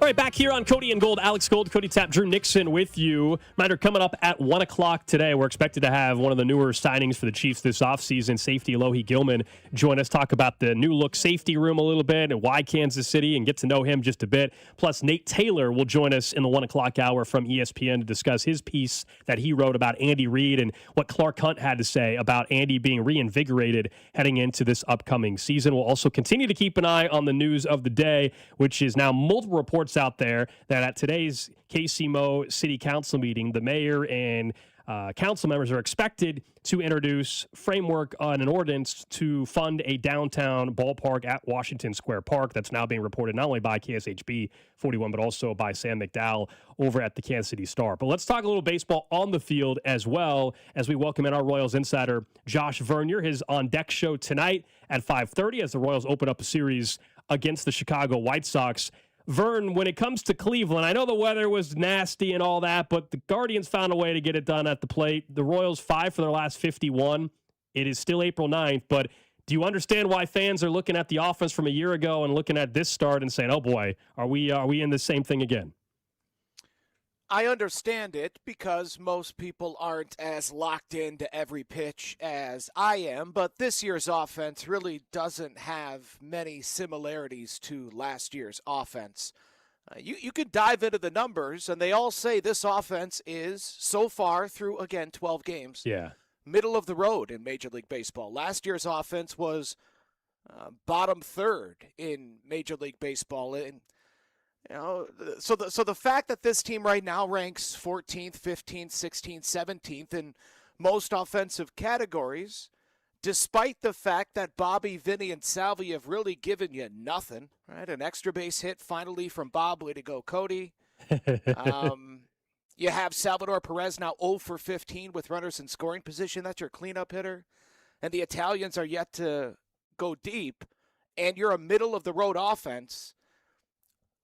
Unless we're saying Salvi's washed up or we don't believe in Bob or Vin anymore, I think that's a good sign for this offense. I understand, last year they didn't hit with runners in scoring position, and this year they're not hitting with runners in scoring position. So it's the same as last year. No, it's a completely different story. Again, the complementary pieces last year, the Renfros, the Melendezes, the guys that we would scream about, and the Isbels. Oh, you got to upgrade the outfield. Those were the guys that were disappointing last year. Through 12 games, it's Bobby, it's Vinny, and Salvi. Those three, when it comes to hitting with runners in scoring position, are hitting a $143. Everybody else is hitting 286. So there aren't really many similarities through 12 games compared to what we saw last year. What about the walks, I guess? Since you're mentioning the offense, that would be the one thing that is dramatically different from this year's team versus, I don't know, the last few years, decade, whatever the hell you want to look at, Vern. They're walking more than normal, or at least more than a normal Royals team. Well, I mean, Gavin Williams issued 5 walks in Tuesday's game, and 12 games into the season, a 5-walk performance from a guy that didn't finish the 6th inning. That can really skew things. But credit to Jonathan India, credit to Carter Jensen, right? India's drawn the walks. I talk about Bobby, Vinny, and Salvi disappointing. They're also not giving Bobby a ton to hit, right? Bob's been issued quite a bit of free passes this season, as other teams are saying, we know you're one of the finest players on the planet. We're going to see if Vinny or Salvi beats us. To me, it's easier to sleep at night if Pasquantino or the 35-year-old Perez beat me than the all-world shortstop. So nice to see. I hope Jensen and India keep it up. I know Bobby will keep it up. It would be nice if this team had a terrific on-base percentage here in 26. Do you think that the Jack Caglione out of the lineup yesterday is more about like trying to get some random playing time for Marte or Cags or Massey, or more about the fact that he didn't look all that good in his previous outing against a left-handed starter, and they were maybe like pumping the brakes a little? I'd say 55-45 Marte, but no doubt about it, Caglione so far has not looked great against lefties. But again, yesterday, the first time he's not in the starting lineup since opening day, so it's not as if it's a 2-in, 1-out kind of thing for Cags. It was a pretty solid run. And when Jensen was going through his benching, Cags had an opportunity to be that protector for Salvi in the 5 spot and was unable to come through in the few opportunities that he received with a runner in scoring position. So, really outside of Bobby, Vinny, Salvi, and your best hitter right now, Michael Garcia, outside of those top 4, everything right now is up for grabs. And I think the person that's taken the strongest stranglehold on anything is Carter Jensen in that 5 spot, honestly. And now this conversation we're too early to the party for, but McGonigal's hitting second in Detroit. DeLauder's hitting second in Cleveland. The question is who must come to the plate in the first inning? Carter Jensen or Vinny Pasquantino? The idea of moving Carter up to the 2 spot, separating the righties, putting another man on base for Bobby Witt Jr. 12 games in, maybe too early for that conversation, but man, the fact that the 22-year-old rookie's making me even consider that conversation, I think, again, is another thing that bodes well for the long-term viability of this offense. I think that becomes even more viable, Vern, if Cags really continues to hit. Like if the power comes, because then it gets really hard to separate those guys, and you don't want to put Cags at 7th if he's hitting. And so you run into this issue where everybody can kind of take advantage of you versus if you move someone like Carter up. What about the other guys in the outfield? The Isaac Collins, Nick Lofton's now been sent back down, Michael Massey. You seen anything out of anybody that gives you some confidence? Obviously, Massey you haven't seen for all but one game. Right. Marte, no. That's fine. Yeah, I mean, Collins, it's there. I mean, they're all talented, but no. 12 games in, I'm not saying that this guy has to be in the lineup. But I think we all, as you talk through it, despite the fact that this team is 2 games below 500 and your big bats have not performed well early on, had I told you coming into the season that Cags and Carter and Kyle and India would get off, Michael would get off to this type of start, I think we would have all signed off on that, knowing that Vinny, Salvi, and Bobby, you would like to think, aren't someone that are going to struggle with confidence. So even if they get off to a slow start, it's not going to get in their dome as to where Jensen, Caglione, India, maybe even the WBC MVP Michael Garcia coming off of that run, a Kyle Isbell, guys that could use a few sips of confidence to start the season. You hate to say that because it's not a 5-7 start. I don't think you've been really impressive in any series yet this season. I'm not saying be happy with where the team's at, but I don't think doom and gloom when it comes to this team nor this offense is appropriate, despite the fact of where they stand in the standings right now. It is super early as we're talking to Josh Vernier, our Royals insider here, but knowing what the rest of the division looks like, I'm not talking about standings, just is there any team-wise, anything, do you feel different at all about the White Sox or about the Guardians or anything from a team, not their record, but just overall what you've seen from them? Well, the Cleveland rotation is what it normally is, but seeing it, watching it for the past 3 days, goes to show you that, man, you love the Reagans, Lugo, Waka, Cameron, and Bubic. You love this starting five, but not only is it Detroit's rotation that can stand toe-to-toe with you, but the two-time defending champs, that pitching machine just does not stop. And, I thought Parker Messick was good. I knew Joey Cantillo was good. Tanner Bybee, Gavin Williams.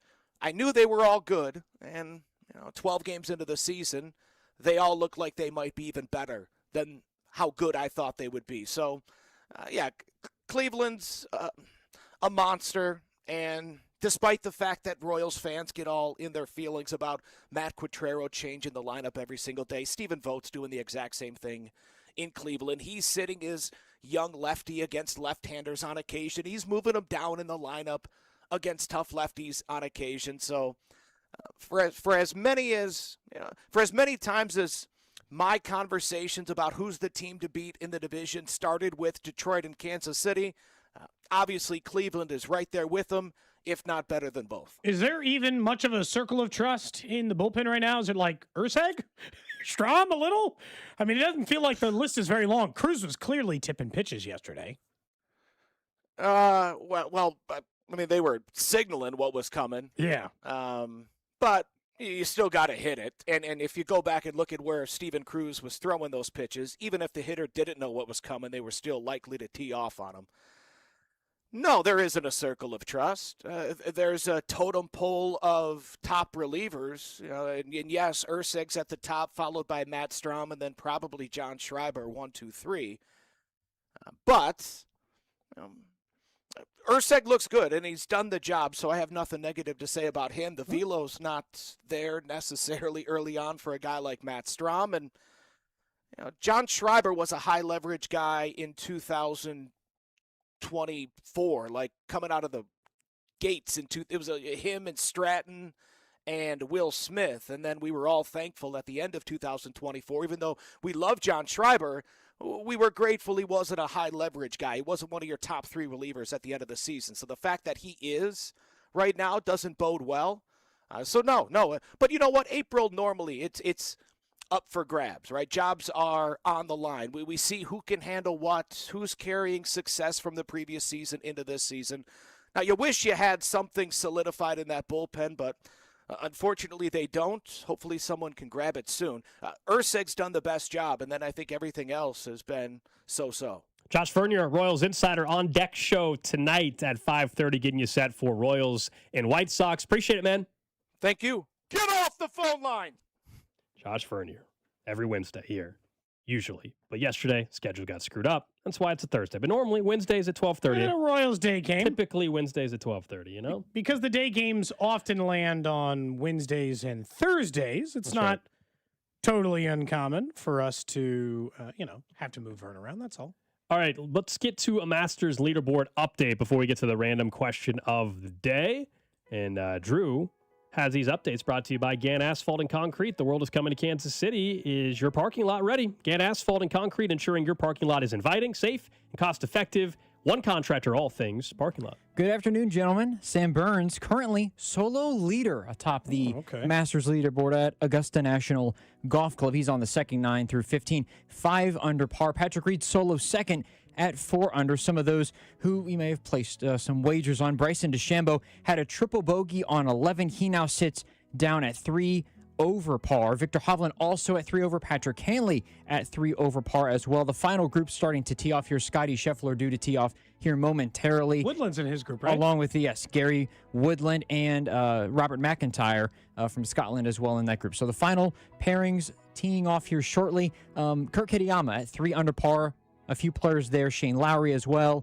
Jason Day, Tommy Fleetwood, Xander Schauffele, and Rory McIlroy all at 2 under par. I would like to send my sincerest apology to Jose Maria Olazabal. Hey, that's how I said it. Who is now he's now done with his day, 2 over par in the clubhouse. The leader at the clubhouse right now is Hao Tong Lee, who is currently 1 under par, tied for 12th in the tournament. Hao Tong making his 3rd Masters start in the Masters. He got very defensive about Olazabal. Yeah. I would like to send my sincerest apologies. It's very disrespectful to pronounce somebody's name wrong. Sorry to Jose. My favorite thing that's actually happened at the Masters so far today is Xander Schauffele's tee shot on the 8th, which there's video of it now, but he had a tee shot on the 8th.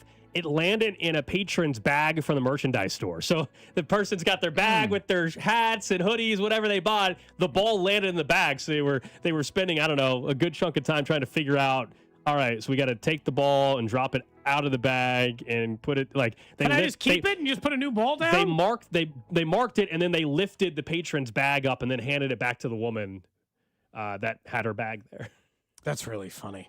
To have your bag marked inside of it or to have it just land directly in. The chances of that. It talks about how small those gallery shots are, though, sometimes, man. I don't know how, it's a thin line. You just go a little bit left, and you find yourself in a lot of trouble over there. I also saw that there was a story, right, that one of the golfers is using a 3D printed club. Bryson DeChambeau is using a 3D printed 5-iron. Is that allowed? As long as it meets the specifications from the PGA Tour or from Augusta National Golf Club itself, I would presume. Why would he do? Is somebody paying him? Is somebody paying him? What would make him switch to a non-sponsored club? The only reason I can think of is maybe he wanted to put an extra groove in the club, which I don't. And the club maker wouldn't do that for him? There might be an extent where that's kind of sketchy, but I don't know if there's any preference or reason necessarily. That level of hubris. I hope he skulls it.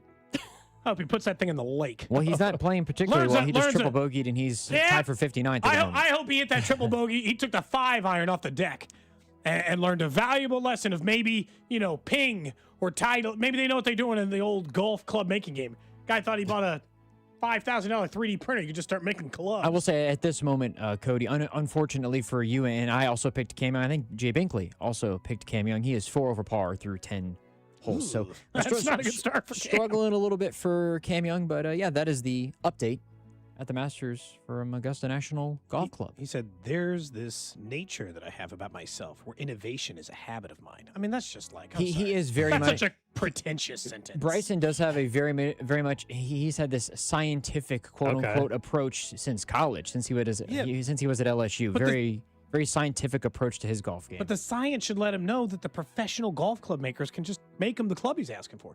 Drew, it's not like you and I having to go off the rack, at Dick's Sporting Goods for a 3-wood. Sure. He can they sit in on meetings. They personalize these clubs to you. I don't know. Maybe you don't have to 3D print one. They'll make the 5-iron however you want it, however short or long or with many grooves. It doesn't matter. He comes across as an innovative individual. Maybe this is the next step for Bryson, but that's not how I'd say he comes across. I believe that'll be it for the leaderboard updates today. We'll be back tomorrow with more from Augusta National Golf Club. Okay. Let's get to the random question. Random question.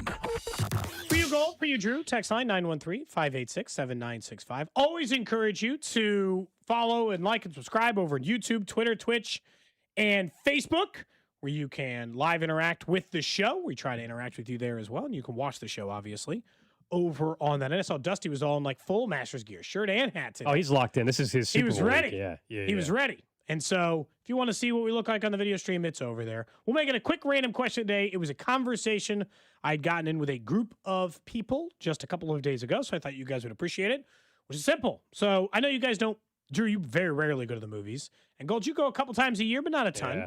You go a little bit. But I know you'll remember this one still because it's always good. What is the worst movie you've ever seen in the theater? As in, you went to a theater and you saw, what is the single worst movie? Oh, man. It's a simple random question today. You've ever seen a theater? I don't know if I know the name. I left a movie one time. The only time ever. It was so bad. I had the movie pass back in the day. It was You just walked out? 2018, and it was the middle of the day, and I just was not feeling it. I said, you know what? Screw it. Why not? This movie was technically free, part of the movie pass thing. I was like, I'm out. It's the only time I've ever walked out of a movie. There was only 5 other people there. What was that's going to drive me crazy the rest of the day. I legit don't remember the name of the movie. It was so bad I left. It's the only time I've ever done that. There's 3 that I consistently mention, I think, if having this conversation. One was like we were doing what we were kids, we called movie heist, right? Where you'd pay for one ticket and you'd go see like 4 movies. Yeah, of course.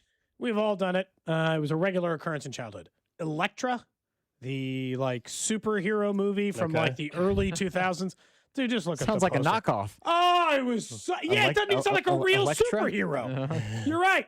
It does sound like from the actress who's in Alias. It was awful. Awful. Someone texted and said Wild Wild West with Will Smith. I've watched that movie multiple times.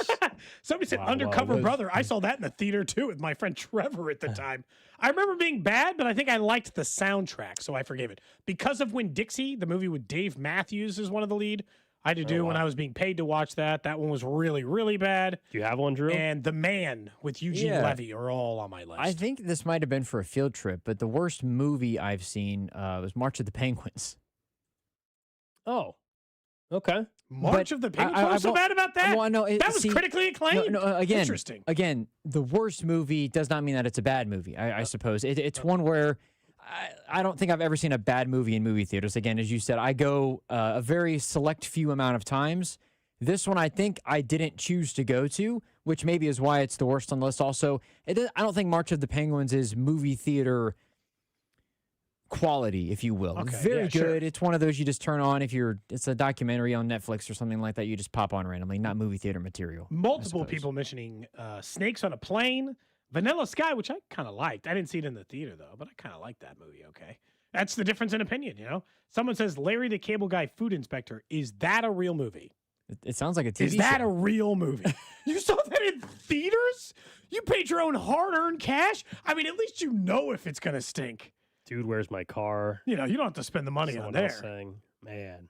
Someone says they went to the midnight showing of MacGruber, the SNL character. The midnight showing? Lance, you had to know what you were getting. Why'd you go to the midnight showing of that? You got to save that for a movie you think's going to be good. Like at least good, or decent or medium or at least entertaining. Said flubber. Flubber. Shout out to Robin Williams, R.I.P. We've had a guest on. Oh my gosh, what's his name? That was an extra or an actor in Flubber.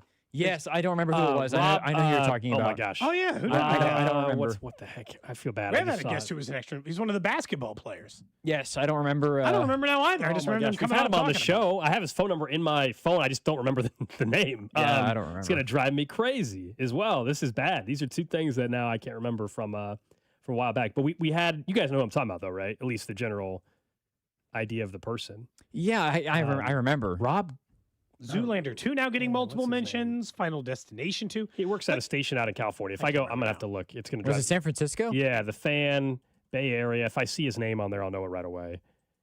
Once I look up their website. 95.7 The Game. While I continue to look for him, or while you can look for that, I'll give some of the other answers.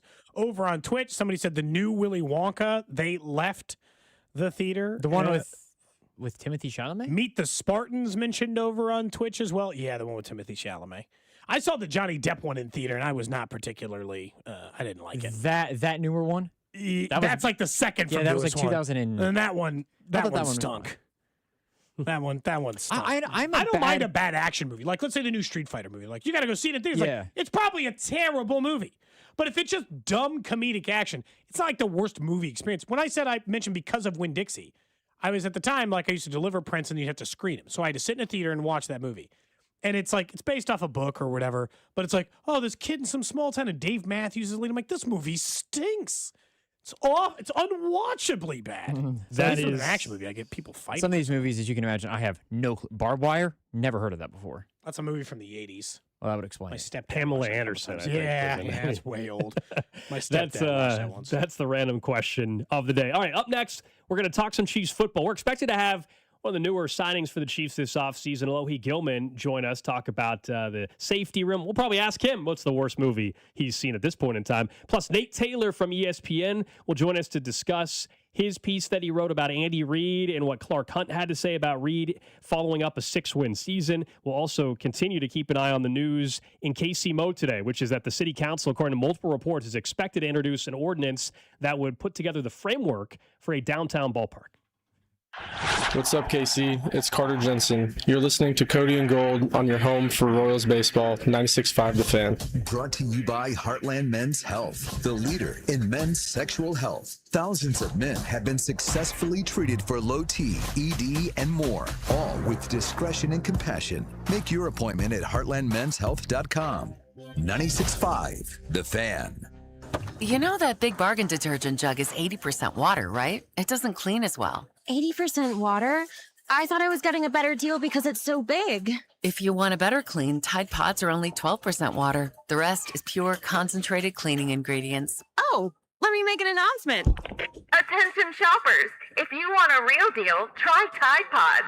Stop paying for watered-down detergents. Pay for clean. If it's gotta be clean, it's gotta be Tide Pods. Water content based on the leading bargain liquid detergent. Staples presents That Was Easy. So I own a coffee shop, and I wanted to label everything with our logo. That's ambitious. Cups, boxes, bags. Ooh, that'll add up. Not at all, because right now, Staples prints custom labels for 30% off. 30% off? That's shockingly affordable branding. Yep, now our logo and URL are seen all over town. Brand your business for less at Staples.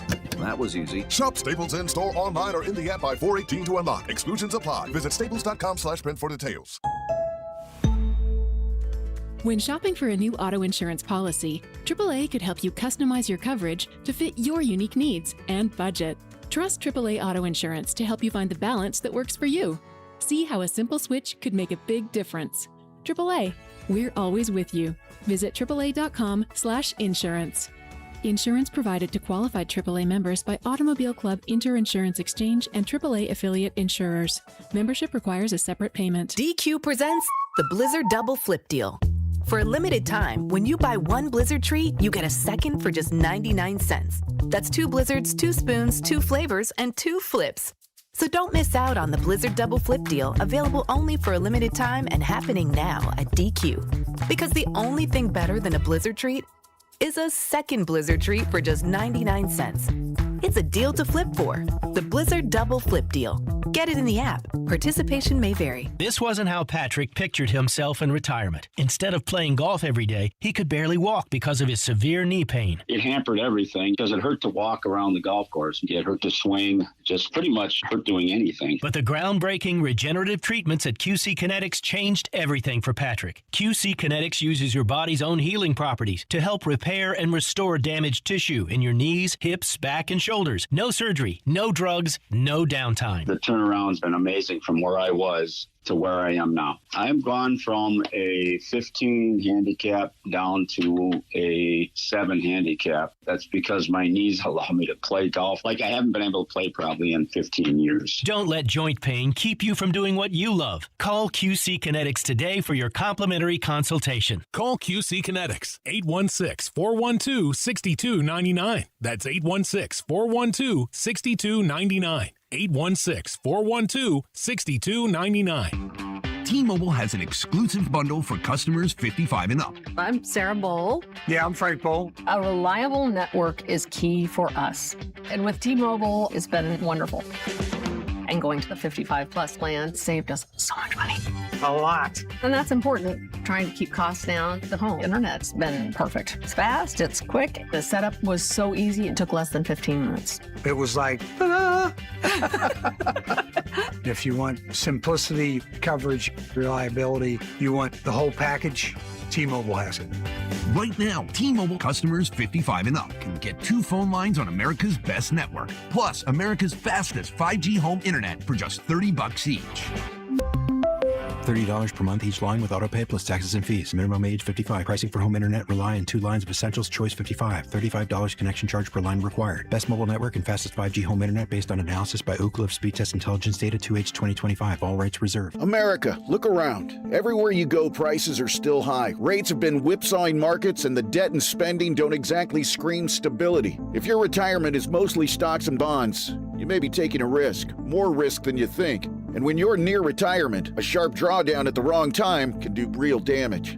Experts say diversifying with intention is the #1 secret account that all Americans' smart money uses to hedge against instability. Its precious metals, silver, and gold is having a spectacular bull run. Would it not make sense to get in before the rocket takes off? Monetary Gold have been around since 2000, witnessing multiple economic setbacks. They have the experience to help tailor your portfolio to your needs. If you call now, they will cover up to a lifetime of your IRA fees on qualified accounts. Call Monetary Gold now at 877-NOW-GOLD. That's 877-NOW-GOLD. Performance may vary. You should always consult your financial and tax professional. That's 877-NOW-GOLD.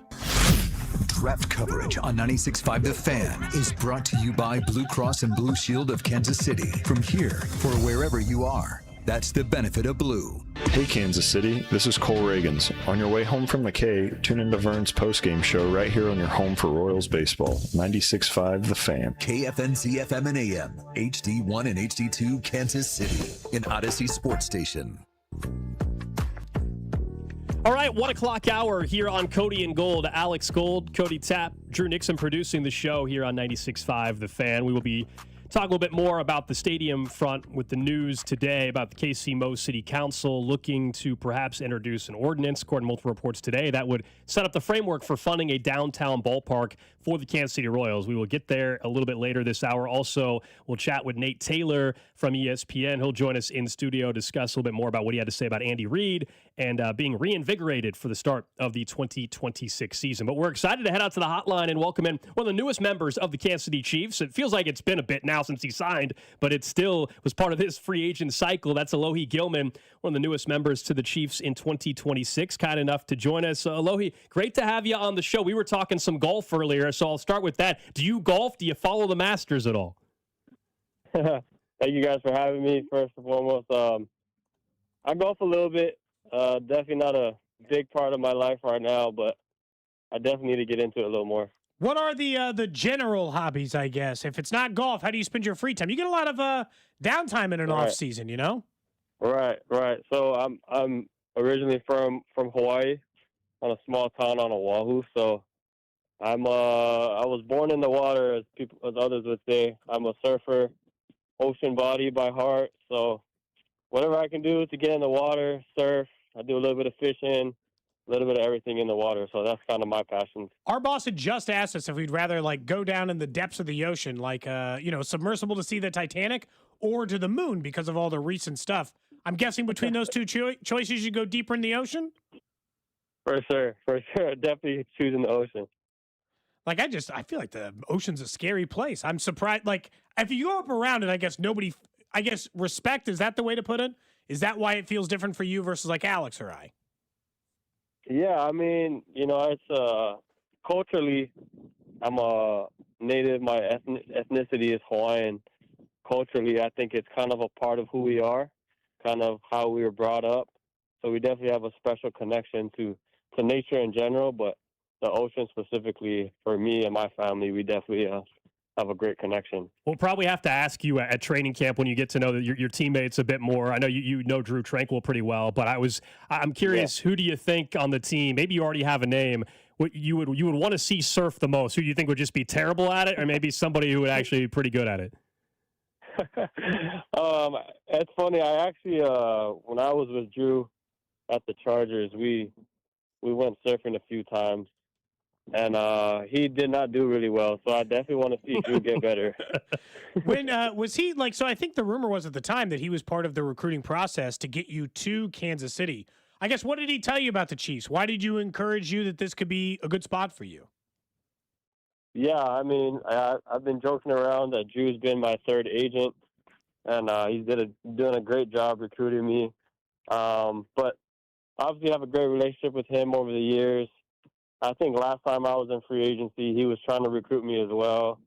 But, obviously been in the division for a while, seen, the Chiefs from afar, obviously really successful, high expectations, high standards, and just workers. And that's kind of who Drew is, and that's kind of how he explained, the situation with Kansas City.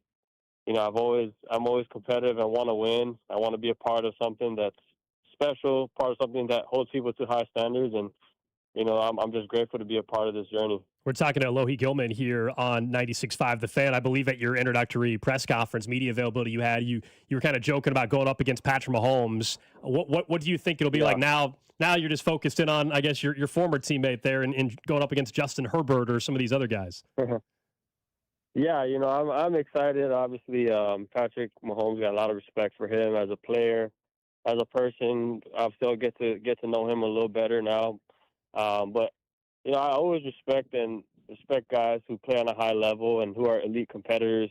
Obviously, Patrick Mahomes being one of them. So excited about that opportunity to play against him in practice, and I think it'll help me get better and improve my game as well. And same thing with the guys across the division and across the league. Any guy who's a big-time competitor, I want to play ball against them. So that's my mindset, and I'm excited for it. Going back when you're making decisions on like where to play, like you said you're in Hawaii, native Hawaiian, why Notre Dame, right? Like if you go all the way back to when you're choosing these places, that feels so dramatically different in culture and state and everything else. Yeah. What attracted you to play there? Yeah, for me, I guess the way I look at things, I mentioned connection about the ocean, and for me that's important. Connection to family, connection to people, connection to a place that will allow me to be the best version of myself. So Notre Dame was kind of that connection for me. I had a couple other opportunities.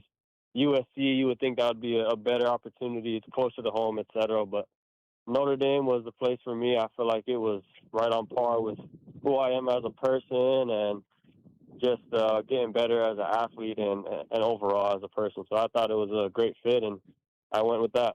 Look, you've already had a great NFL career, but I got to look at the NIL stuff, man. When you were at Notre Dame, is there part of you that says, man, I wonder what that could have been like for me in 2018 or whatever when you were playing at Notre Dame?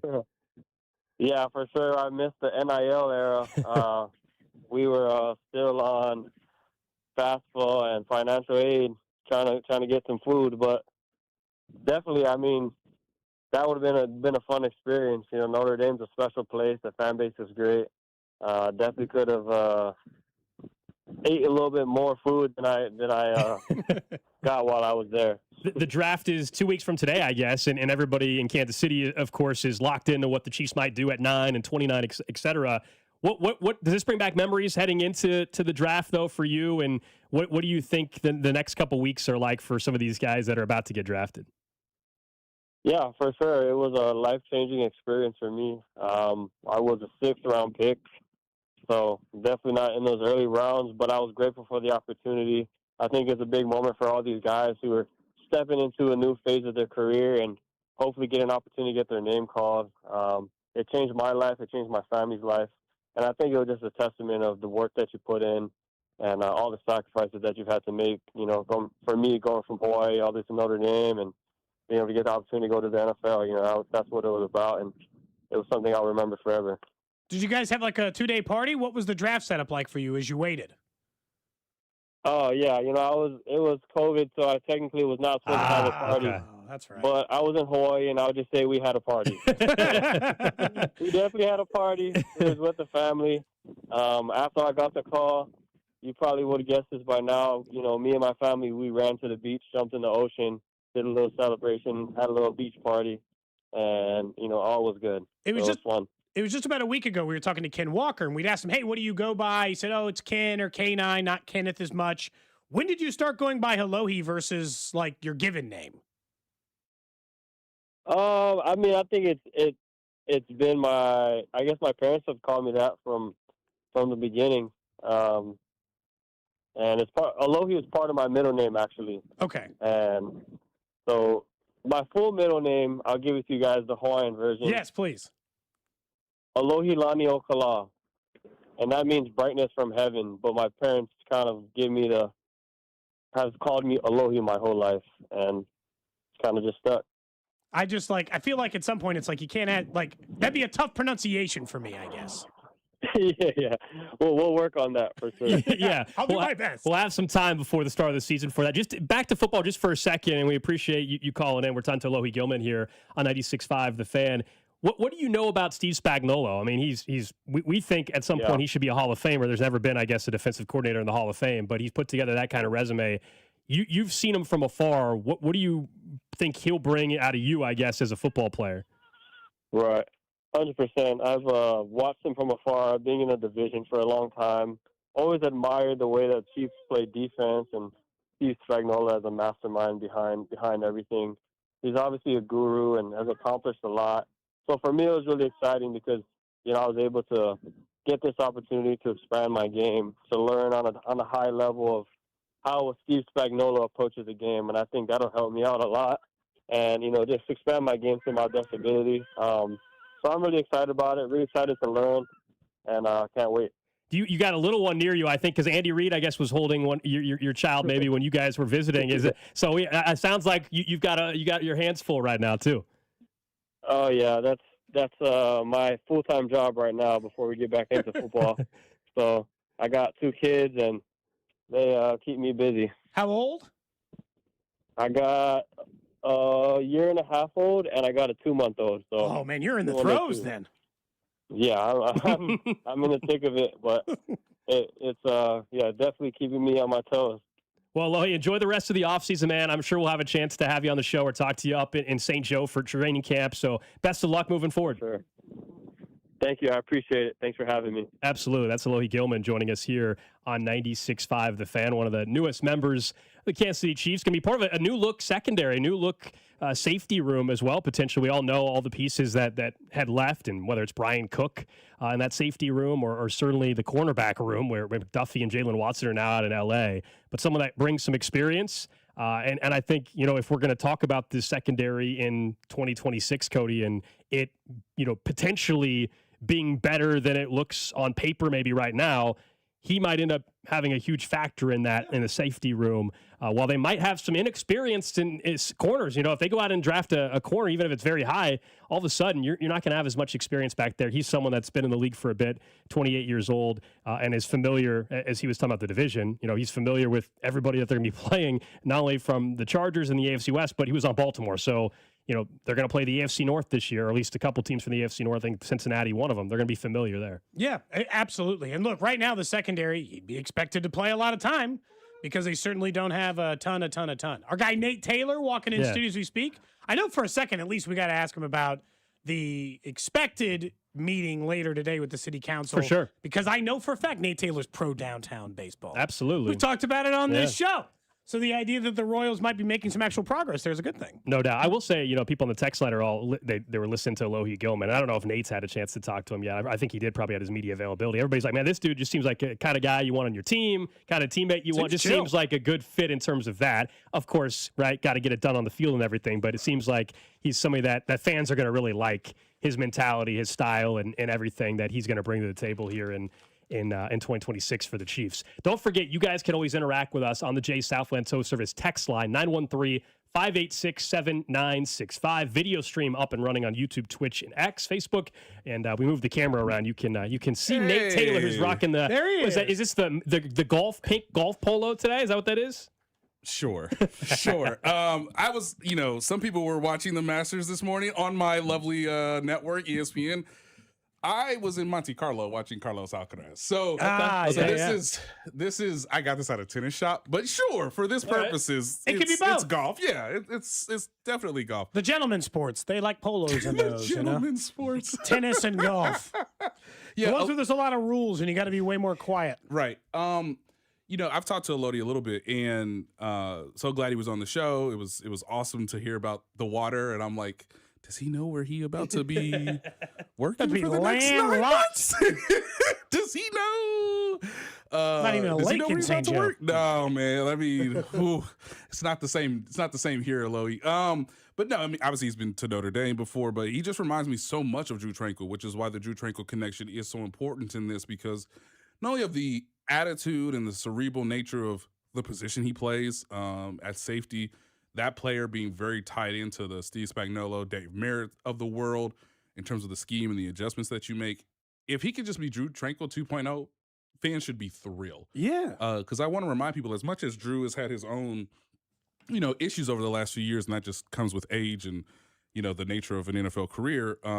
If Alohi can be what Drew Tranquil was the first 2 years, it will be a massive success given the contract they got him at.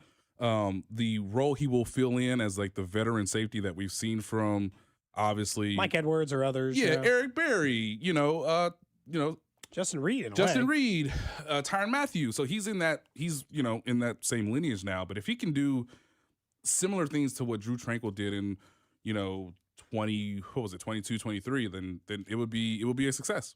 When you look at what I know, you're writing over at ESPN, you wrote about Andy Reid and spoke to Clark Hunt and Andy and the other stuff. I think it's easy to. It's like saying I'm going to start going to the gym tomorrow. It's it's easy to say I'm going to make these changes. I'm going to do this. I'm saying that to myself literally today.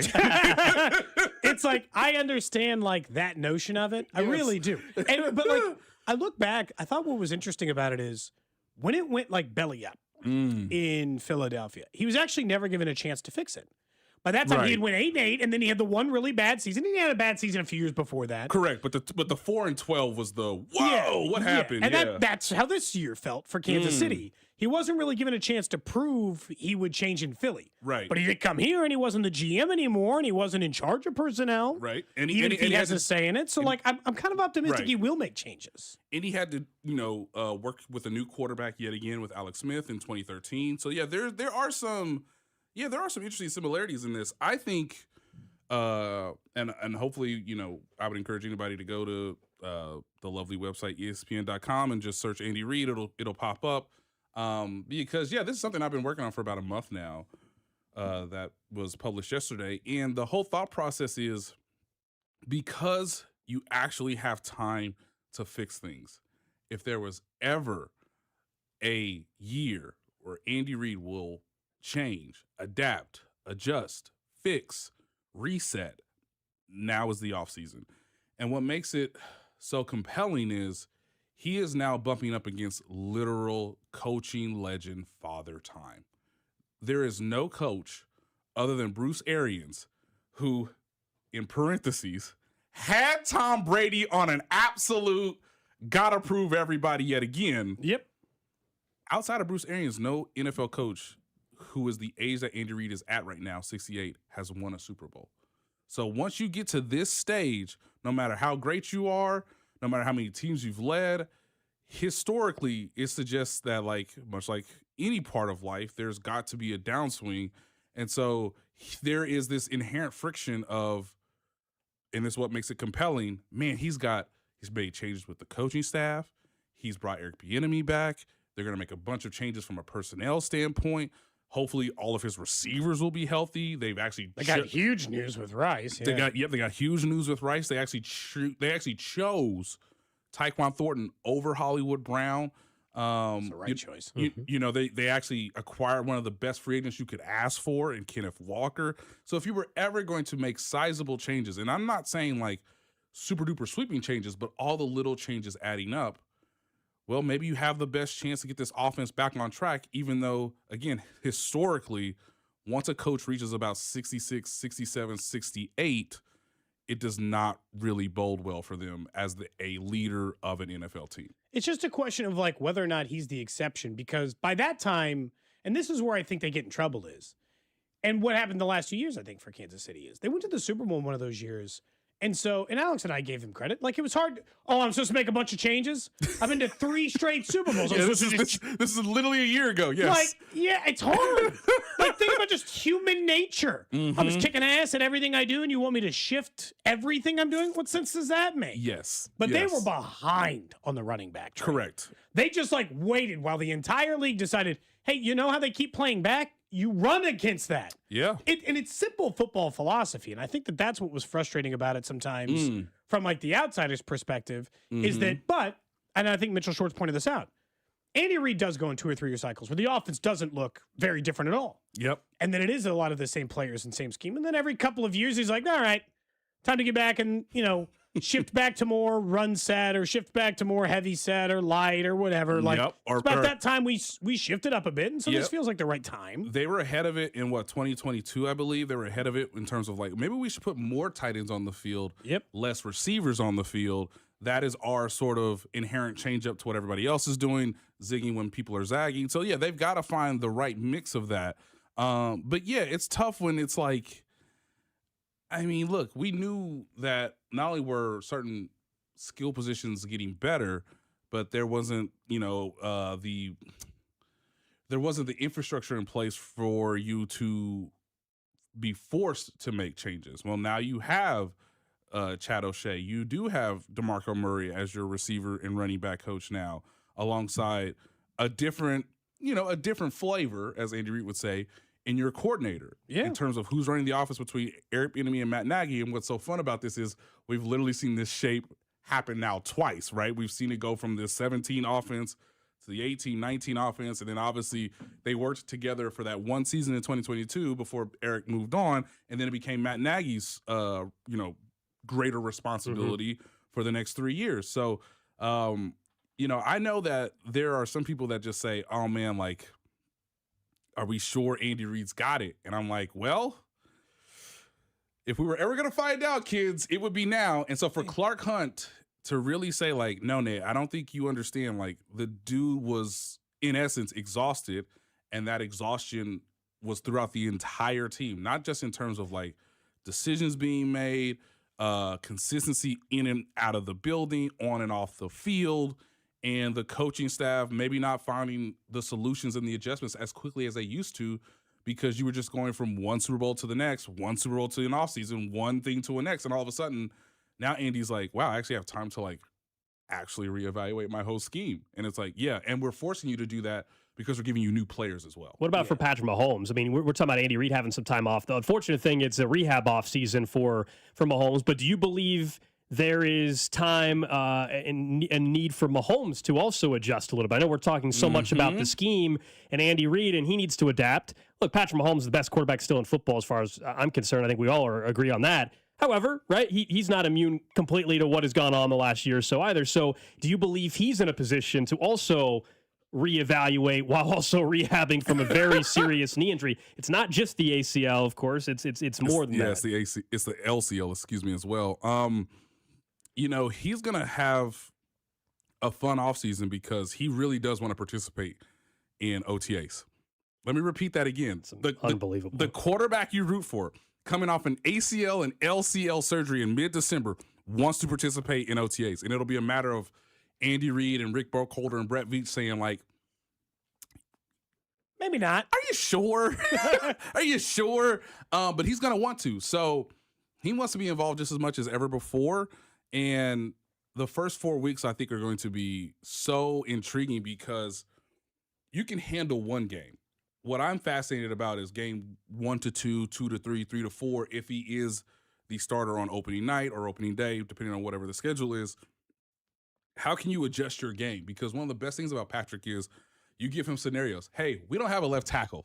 I mean, we have one, but we don't have one. Okay, I'll adjust my game. Hey, we don't have Tyreek Hill anymore. Okay, well, I'll just, I'll adjust my game. Hey, maybe Travis Kelce isn't the same tight end he was 5 years ago. All right, well, I can still use him in here and there, and, I can still move around, but, like, hey, now we need your legs to, like, get stronger over the course of the season. You're not starting from 100% necessarily, even though you came back from this injury marvelously.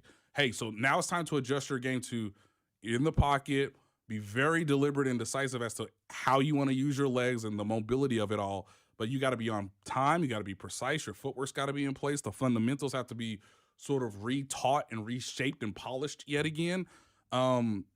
And oh, by the way, you probably should not check out of it. Just hand the ball to 9. Just hand the ball to 9 if it's there. Now, you may have to demonstrate to a defense that they can't necessarily load the box because your arm is still incredible. But, hey, in the past, you would say, if it's a 50-50 one, hand it off this time. I can throw it here. Maybe not do that this time. Maybe hand the ball off to Kenneth Walker. We got Nate Taylor from ESPN hanging out with us. Plenty more to talk about. I do want to discuss Rashee Rice. You mentioned the big update we got last week. The draft is 2 weeks from today. And we'll talk about what potentially could be the biggest step since maybe the vote happening for a downtown ballpark. Yeah. That's coming up right here on Cody and Gold. What's up, KC? It's Matt Strom from the Kansas City Royals. You're listening to Cody and Gold on your home for Royals baseball, 96.5 The Fan. Brought to you by Heartland Men's Health, the leader in men's sexual health. Thousands of men have been successfully treated for low T, ED, and more, all with discretion and compassion. Make your appointment at heartlandmenshealth.com. 96.5 The Fan. Having unexpected car trouble or just in a car accident? Call Jay Southland Tow Service, 816-779-4600. 4869 or southlandtow.com. Use the tow service trusted by most local police departments. They can do it all. Be in the know and call Jay's Southland Tow. The world is coming to Kansas City. Is your parking lot ready? Over at Gann Asphalt and Concrete, they want to make sure that your business is inviting, that it's safe, and that, of course, your project is cost-effective, because they want to make sure that you're ready and that your business is ready before the world comes here. That's all possible over at Gann, who can handle any type of project your parking lot would need. That's because they're one contractor, all things parking lot. Check out their projects at GannAsphalt.com or give them a call at 816-688-3512. DQ presents the Blizzard Double Flip Deal. For a limited time, when you buy one Blizzard treat, you get a second for just 99 cents. That's 2 Blizzards, 2 spoons, 2 flavors, and 2 flips. So don't miss out on the Blizzard Double Flip Deal, available only for a limited time and happening now at DQ. Because the only thing better than a Blizzard treat is a second Blizzard treat for just 99 cents. It's a deal to flip for. The Blizzard Double Flip Deal. Get it in the app. Participation may vary. Do you owe the IRS $10,000 or more in back taxes? Penalties and interest are piling up every single day. Wage garnishments and bank levies could hit any moment. If you've been avoiding it out of fear, you're not alone. But waiting only shrinks your options and ramps up the stress. The truth is, the IRS settles with taxpayers every day through legitimate programs, and many qualify to reduce what they owe, in some cases by up to 99%. That's why thousands turn to helpwithirsdebt.com. They've guided over 120,000 Americans, resolved more than $2.3 billion in tax debt, and back every case with their ironclad resolution guarantee. If there's no real path forward, you get a full refund, no fine print. They even randomly select one qualifying client each year and pay off their entire IRS balance. Terms apply. Don't let another day pass. Go to helpwithirsdebt.com right now. It's fast, easy, and confidential. Find out what's possible today. Helpwithirsdebt.com. Once again, that's helpwithirsdebt.com. There's a difference between liking a house and actually getting it. Redfin is built to make up that difference and close the gap between finding and owning the home for you. Redfin agents close twice as many deals as other agents, so when you find a home you love, you're not a step behind when it's time to make an offer. That means less watching great homes disappear and more focus on the ones you'll actually move into and call home. Redfin helps turn saved listings into real addresses. Get started at redfin.com. Own the dream. How was your break? It was great until I stopped for gas. Prices have gone up almost $1 with no end in sight. I might have to start watching how much I drive. That's exactly why I use Upside. I never pay full price for gas with the free Upside app. Upside? Yes, Upside. It's the free app that gives you cash back just for buying the gas you're already buying. So even with the rising gas prices, I'll never have to limit how much I drive. Does that actually add up to anything? Just last year, I made over $200 with the Upside app. Wow, that's serious extra cash. I'm downloading the free Upside app right now. Download the free Upside app to earn cash back on the gas you're already buying. Use promo code WAGON for an extra 25 cents per gallon bonus on your first tank. You can cash out anytime, right to your bank account, or an e-gift card for Amazon and other brands. Just download the free Upside app and use promo code WAGON for a 25 cents per gallon bonus on your first fill-up. That's WAGON.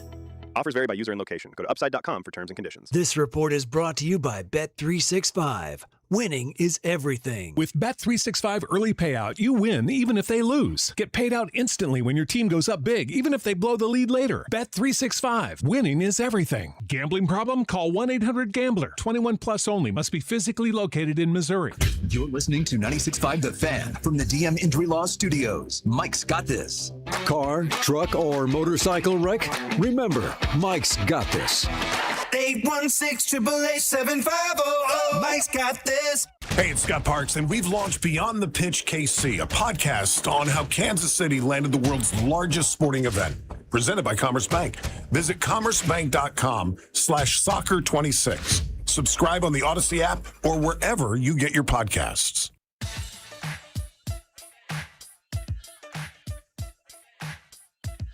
We got Nate Taylor from ESPN hanging out with us, our Chiefs insider, on a busy day suddenly in Kansas City. We are expected to get more details maybe in the next hour or so, and certainly stay tuned to the drive this afternoon, as Carrington already tweeted out that they're expected to have the mayor of KC, Mo Quinn Lucas, join them. The news today from multiple reports now, including from KSHB 41 and the Star, that there is expected to be an ordinance introduced at a city council meeting in KC Mo today that would lay out the framework for a downtown ballpark at Washington Square Park for the Kansas City Royals. The vote would not take place today. That would be next week. But we'll talk about that with Nate in a second, too, because obviously we've gone to Royals games together and everything. So we'll talk about the future of the Royals a bit. But briefly, before we get to draft even, Rashee Rice, Cody mentioned it in passing to you last segment.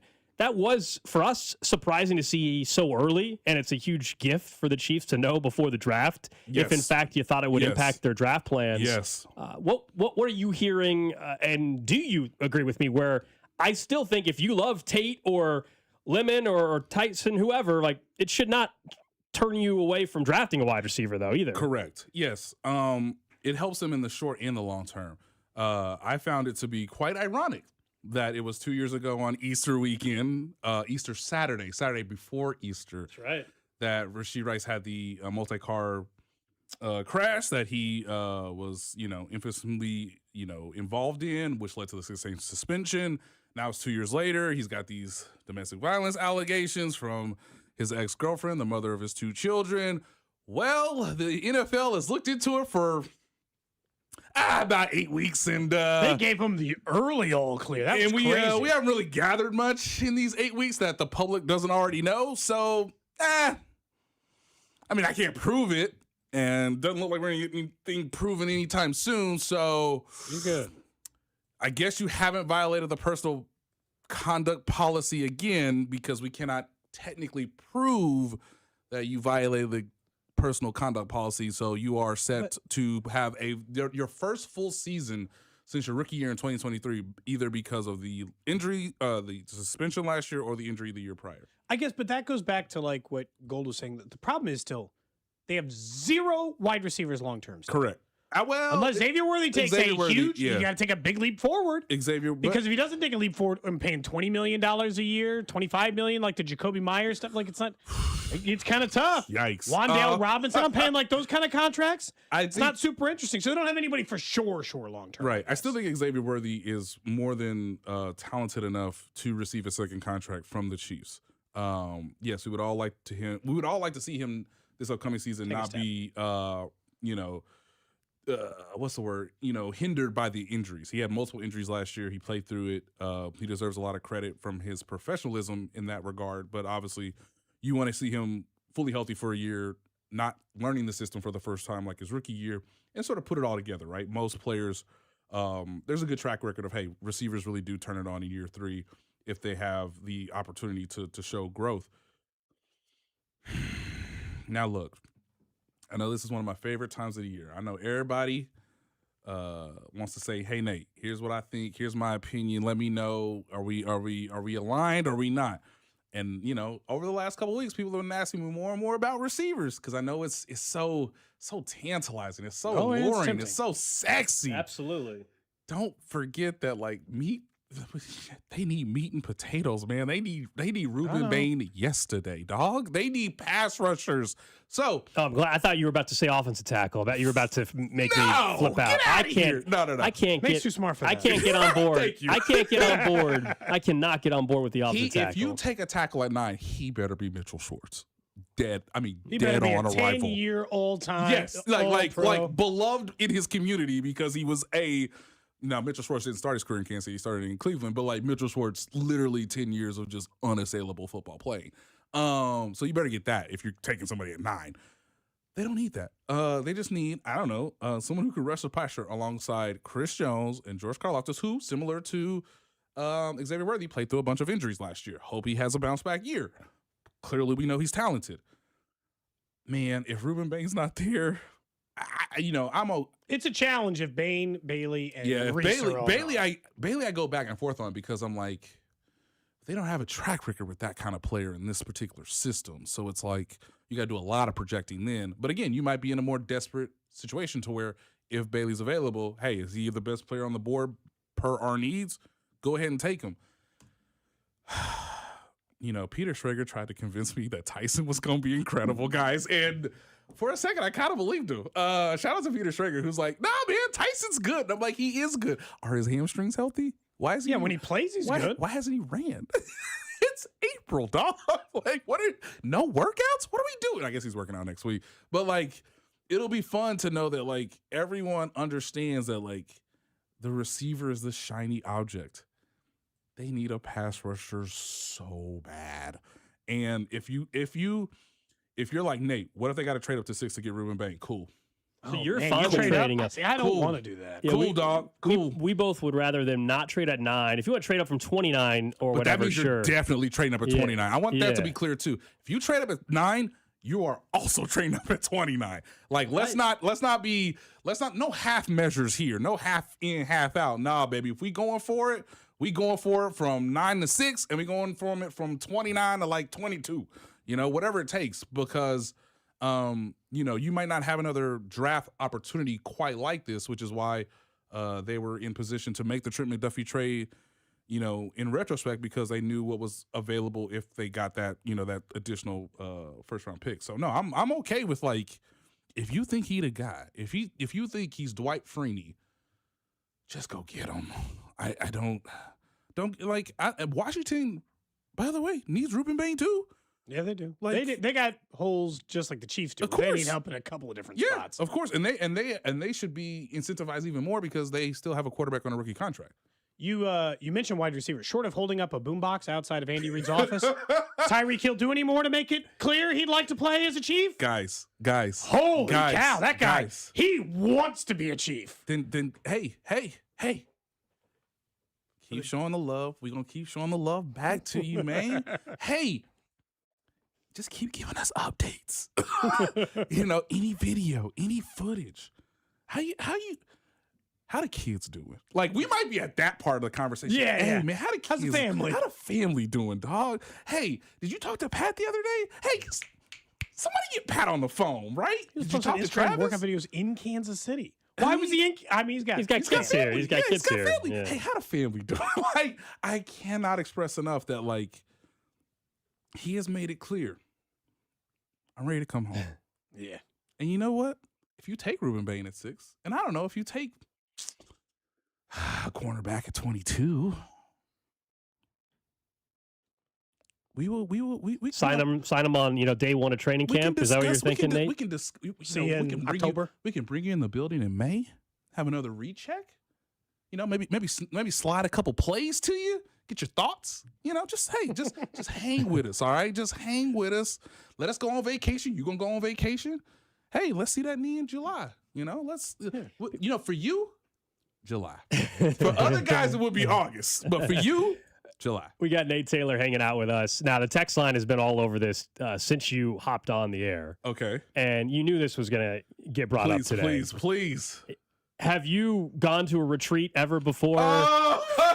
After the NFL meetings? Dangerous territory. And do you Nate agree? and I hold do you each other agree? while watching the sunset? Of course we did. Every time we travel. People are wondering, have you seen the mock-ups on Twitter yesterday of you hugging Andy Reid on the top of a bungalow? And then somebody did it with Carly Ursay. I said, okay, now we're in range, kids. Now we're in range. Because I just saw this woman at the owners' meetings. Oh, my goodness. I did not have a conversation with her, although my overtures have been plenty of sent to her. Okay. Yeah. So yes, people are wanting to know. I'm more than happy to give measured thoughts here. Smart. I have not gone on an excursion. I have not gone away. I have not gone off site with somebody who wasn't related to me by marriage. That seems smart. Now look, we are adults. We, have physical attractions. We might have intellectual attractions to one another. Nice boobs. Excellent work. Excellent work. Here's my 90-30 second spiel. It's inappropriate. It's just you don't want ethics to come into question. Yeah. You don't want a perception, whether it's true or not, to sort of reveal itself or to get heightened. I have a affinity for Diana Rossini, and Diana knows that. And I had a ton of time. I had a ton of fun working with her on multiple stories revolving the Chiefs back when I was with The Athletic. And she came aboard The Athletic, a couple years ago. So through that time, I got to know Rossini, quite well. And again, I have great affection for Diana. I know that she cares about the job immensely, like we all do. I didn't know about this. You can't put yourself in that. I mean, Put yourself in that spot. Yeah, man. I just, he was at the pro day for Arizona State. Things have to be coordinated, is all I'm trying to say, guys. And I don't know who took them photos. Yeah, somebody. They need to. I had a lot of fun with friends, not about the situation, but about the photos, dog. I mean, that person needs to submit them to the Pulitzer board, and I'm dead serious It's the about three that they chose and the ones that got released. The one of them, and again, we are led to believe that this is not artificially created. We are led to believe that this was, and in fact, what was occurring on the Sunday before the owners' meetings, Saturday or Sunday before the owners' meetings. I think the owners' meeting started on Monday. Even though there was some discussion, I guess, on Sunday, but not all the coaches had to be there.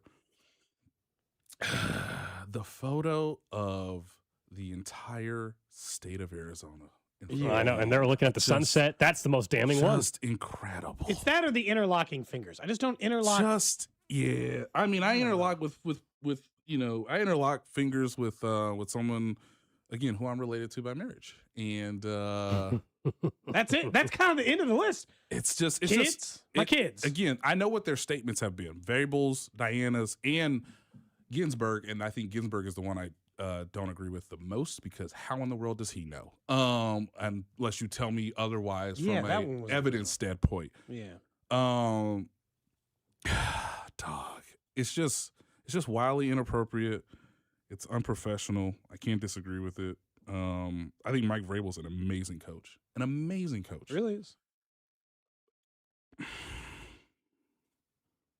His panties just go flying off. It's a tough look. Man. It's just inappropriate. It's unprofessional. I thought someone made a really good point, Nate. Which it's not my job to be critical of Diana, or it's not my job to be super duper critical of Mike Vrabel. I understand that we in this industry have cool jobs. Let's not lose sight of this. This is great jobs.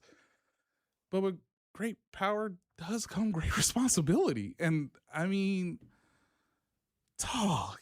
And I feel this way because, again, I have great respect and affinity for Diana Rossini, and she knows that. And I don't have to text her or call her.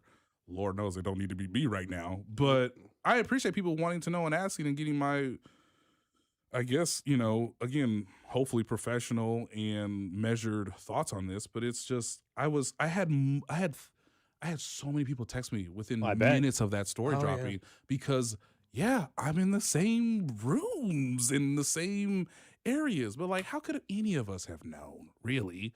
I mean, that's not my business. Why would I want to know? But these that photo, man, guys, I cannot express to you enough. Go look at that photo. The entire state of Arizona is in front of them. The entire state. Yeah. And they said I've never heard of this place. They said this is a place for canoodling. Yeah. Our whole business model. It's supposed to be secretive and everything. It's $4,000 It's private canoodling. cabanas. We canoodle over here. No kids. Yeah. Come downtown. Well, not necessarily. Come here and get your canoodling on. Yeah, it's tough. Nate Taylor from ESPN hanging out with us. All right, let's get back to baseball or some sports. Let's do baseball. Let's get back to some Which sports. one would you rather talk about? Downtown baseball? Yeah, let's talk about downtown baseball a little bit. Again, the reports today that at some point in the next maybe half hour or so, the city council in KCMO is expected to introduce an ordinance that would lay out the framework for funding mechanisms for a downtown ballpark on the Washington Square Park site. We all know this has been a site that's been discussed for quite some time.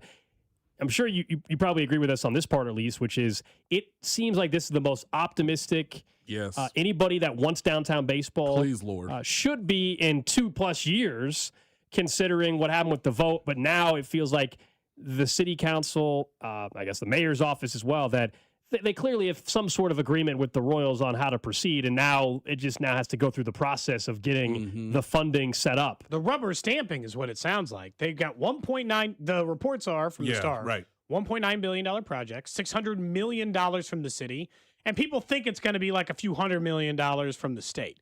So it'd be like $1 billion to the Royals and the other half to the city and state. Yeah, nice. And they set it up. And look, I think that works for the Royals. Look, in the end, because I don't live, unfortunately, and there wasn't a mechanism that the Royals were going to operate yet in which they privately funded the entire stadium. This is and I've already pointed out, I still think Kansas got raked over the coals by the Chiefs a little bit. I don't think it's that. It's the best deal in stadium history for an owner. Easily. Yeah. And by the way, Easily. but they were motivated and incentivized to do it. This gives me downtown baseball. And I don't think like the city or state's getting screwed. So like, I haven't looked we at are it. still talking about $1 billion. I haven't looked at it thoroughly. Yes, right. And we are talking about a very vague number that they're reporting is $600 million. So like, for all I know, it's going to be that. But like, in the end, baseball's meant to be downtown. It makes sense for the future of both of these teams. I will miss Kauffman Stadium. All the normal things still apply. I just think that no matter what happens here in the city council meeting, if this thing goes down and they announce, they send out, oh, it is, 1.9 billion, 600 million. This would be the most significant step that has happened in the Royal Stadium front since they lost a vote. Everything else has been rumors. Rumblings, I guess, thoughts. Or like, speculation. Yeah. So, I can agree with that. Look, I'll let y'all have them uniforms if y'all play downtown. You don't like the new City Connects? Come on, dog. They're not for Nate. You agree with me? They're awful. Come on, I don't dog. think they're awful at all. I like them. Hey, for my beloved hometown baseball team, I guess y'all can wear those if we playing downtown. My problem's the hat, Nate, not the rest. Yeah, the hat is atrocious. The uni is not great. The hat is awful. But I am excited about the idea of downtown baseball. Yes, their state, like I've seen the mock-ups and the people that are like, hey, here's a possible rendering of like downtown baseball. It looks amazing. It looks like that's where my son, who's 10 years old, Hayden, has said like, in when this topic comes up, like, why are they leaving Kauffman Stadium? And I'm like, I would probably feel the same way when I was 10, but hey, that's the nature of business. That's the nature of like the cycle of life, and just ballparks in general. But like our downtown deserves baseball. I completely understand why this has been the biggest thing outside of the competitiveness of the roster that Sherman has wanted to succeed in. Absolutely. And day one, second he bought the team, he mentioned it. And look, you're going to be fine when it comes to parking. You park at Arrowhead Stadium. Come on now. Come on. They'll figure it out. Of course they'll figure it out. That's what civic leaders do. Like, I don't want to hear about parking. Now the prices, look, I can't help y'all there. That's on them. But like $100 for a hoodie, $400 to go to Chiefs game. Hey, man. Hey, the number's a number, unfortunately. Hey, player better be Team Chewinga. You Lola Labonta, fine. For them, you can have my $100. You going to the current game too tonight? God, I want to really bad, but I probably shouldn't. Daddy, send me some tickets, girl. It's a nice night to go. She already sent them to me. Too late. I jumped on it. Over here. Hey, of course you do. Late. Look, I love the current. I hope they get back on track. Last season was, again, phenomenal. They are my favorite soccer club in the world because of how amazing they've done in terms of building the brand, the roster, the team, the atmosphere. I love being at the stadium or the pitch. When it comes to the Royals in downtown baseball, though, like, I'm glad that the owner, if you care about this, never lost sight of what the original goal was.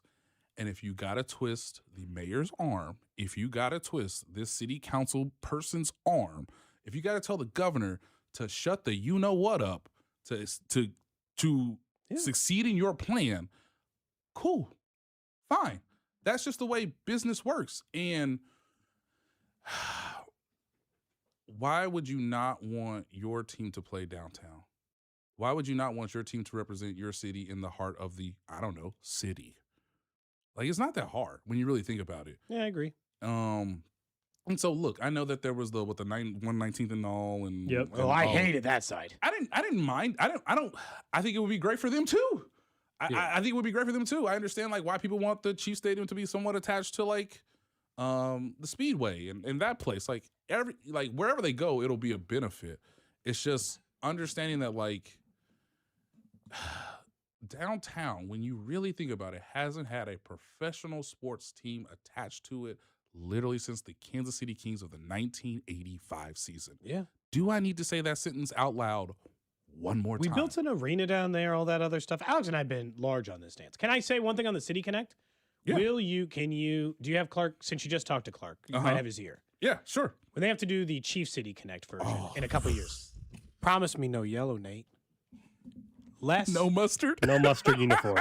Keep as much yellow off of that uniform as possible. Please. I actually like. It's my nightmare, Nate, that this thing comes out highlighter. Right. And it's just like, it deeply fears me. Seeing the uniform today, I was like, look, I know what y'all going for. And I like the unis. And y'all tried it, but like, give me that old thing back, but in a more modern way. And when I say that, I mean Jose Lima black and Oh, I don't want the vest back. Keep those. Oh, you don't want the vest? No vest. No vest. But remember they used to rock a lot of black. For sure. And I remember. And I was like, they're giving away a black sleeveless jersey this year as a giveaway. Well, I guess that's fine. I know For the I know what Chiefs, game you're going to. I've said over and over, Nate, for the Chiefs City Connect uniforms, whenever that happens in a couple of years, I really think they got to go matte black helmet, red arrowhead outline, and then maybe the uniform has some black in it, not the jerseys that they sell at the store that are black that they've never worn before. A different shade of red, like the Royals did with their first City Connect. Yeah, I don't know what. Something tells me that I'll tell you this: the Chiefs aren't walking out there in pink and purple uniforms. I'll tell you that. No, I'll tell you that. I like the uniforms. No. I stand by it. The hat, we can have a conversation about the hat. The hat, It just hat's got problems. I mean, does Garcia look happy in these photos? I'm just asking. Let me go look at him again. He's a serious dude. Find a different guy. He's too serious. Bobby looks. I guess on the face of the franchise, I gotta be in this.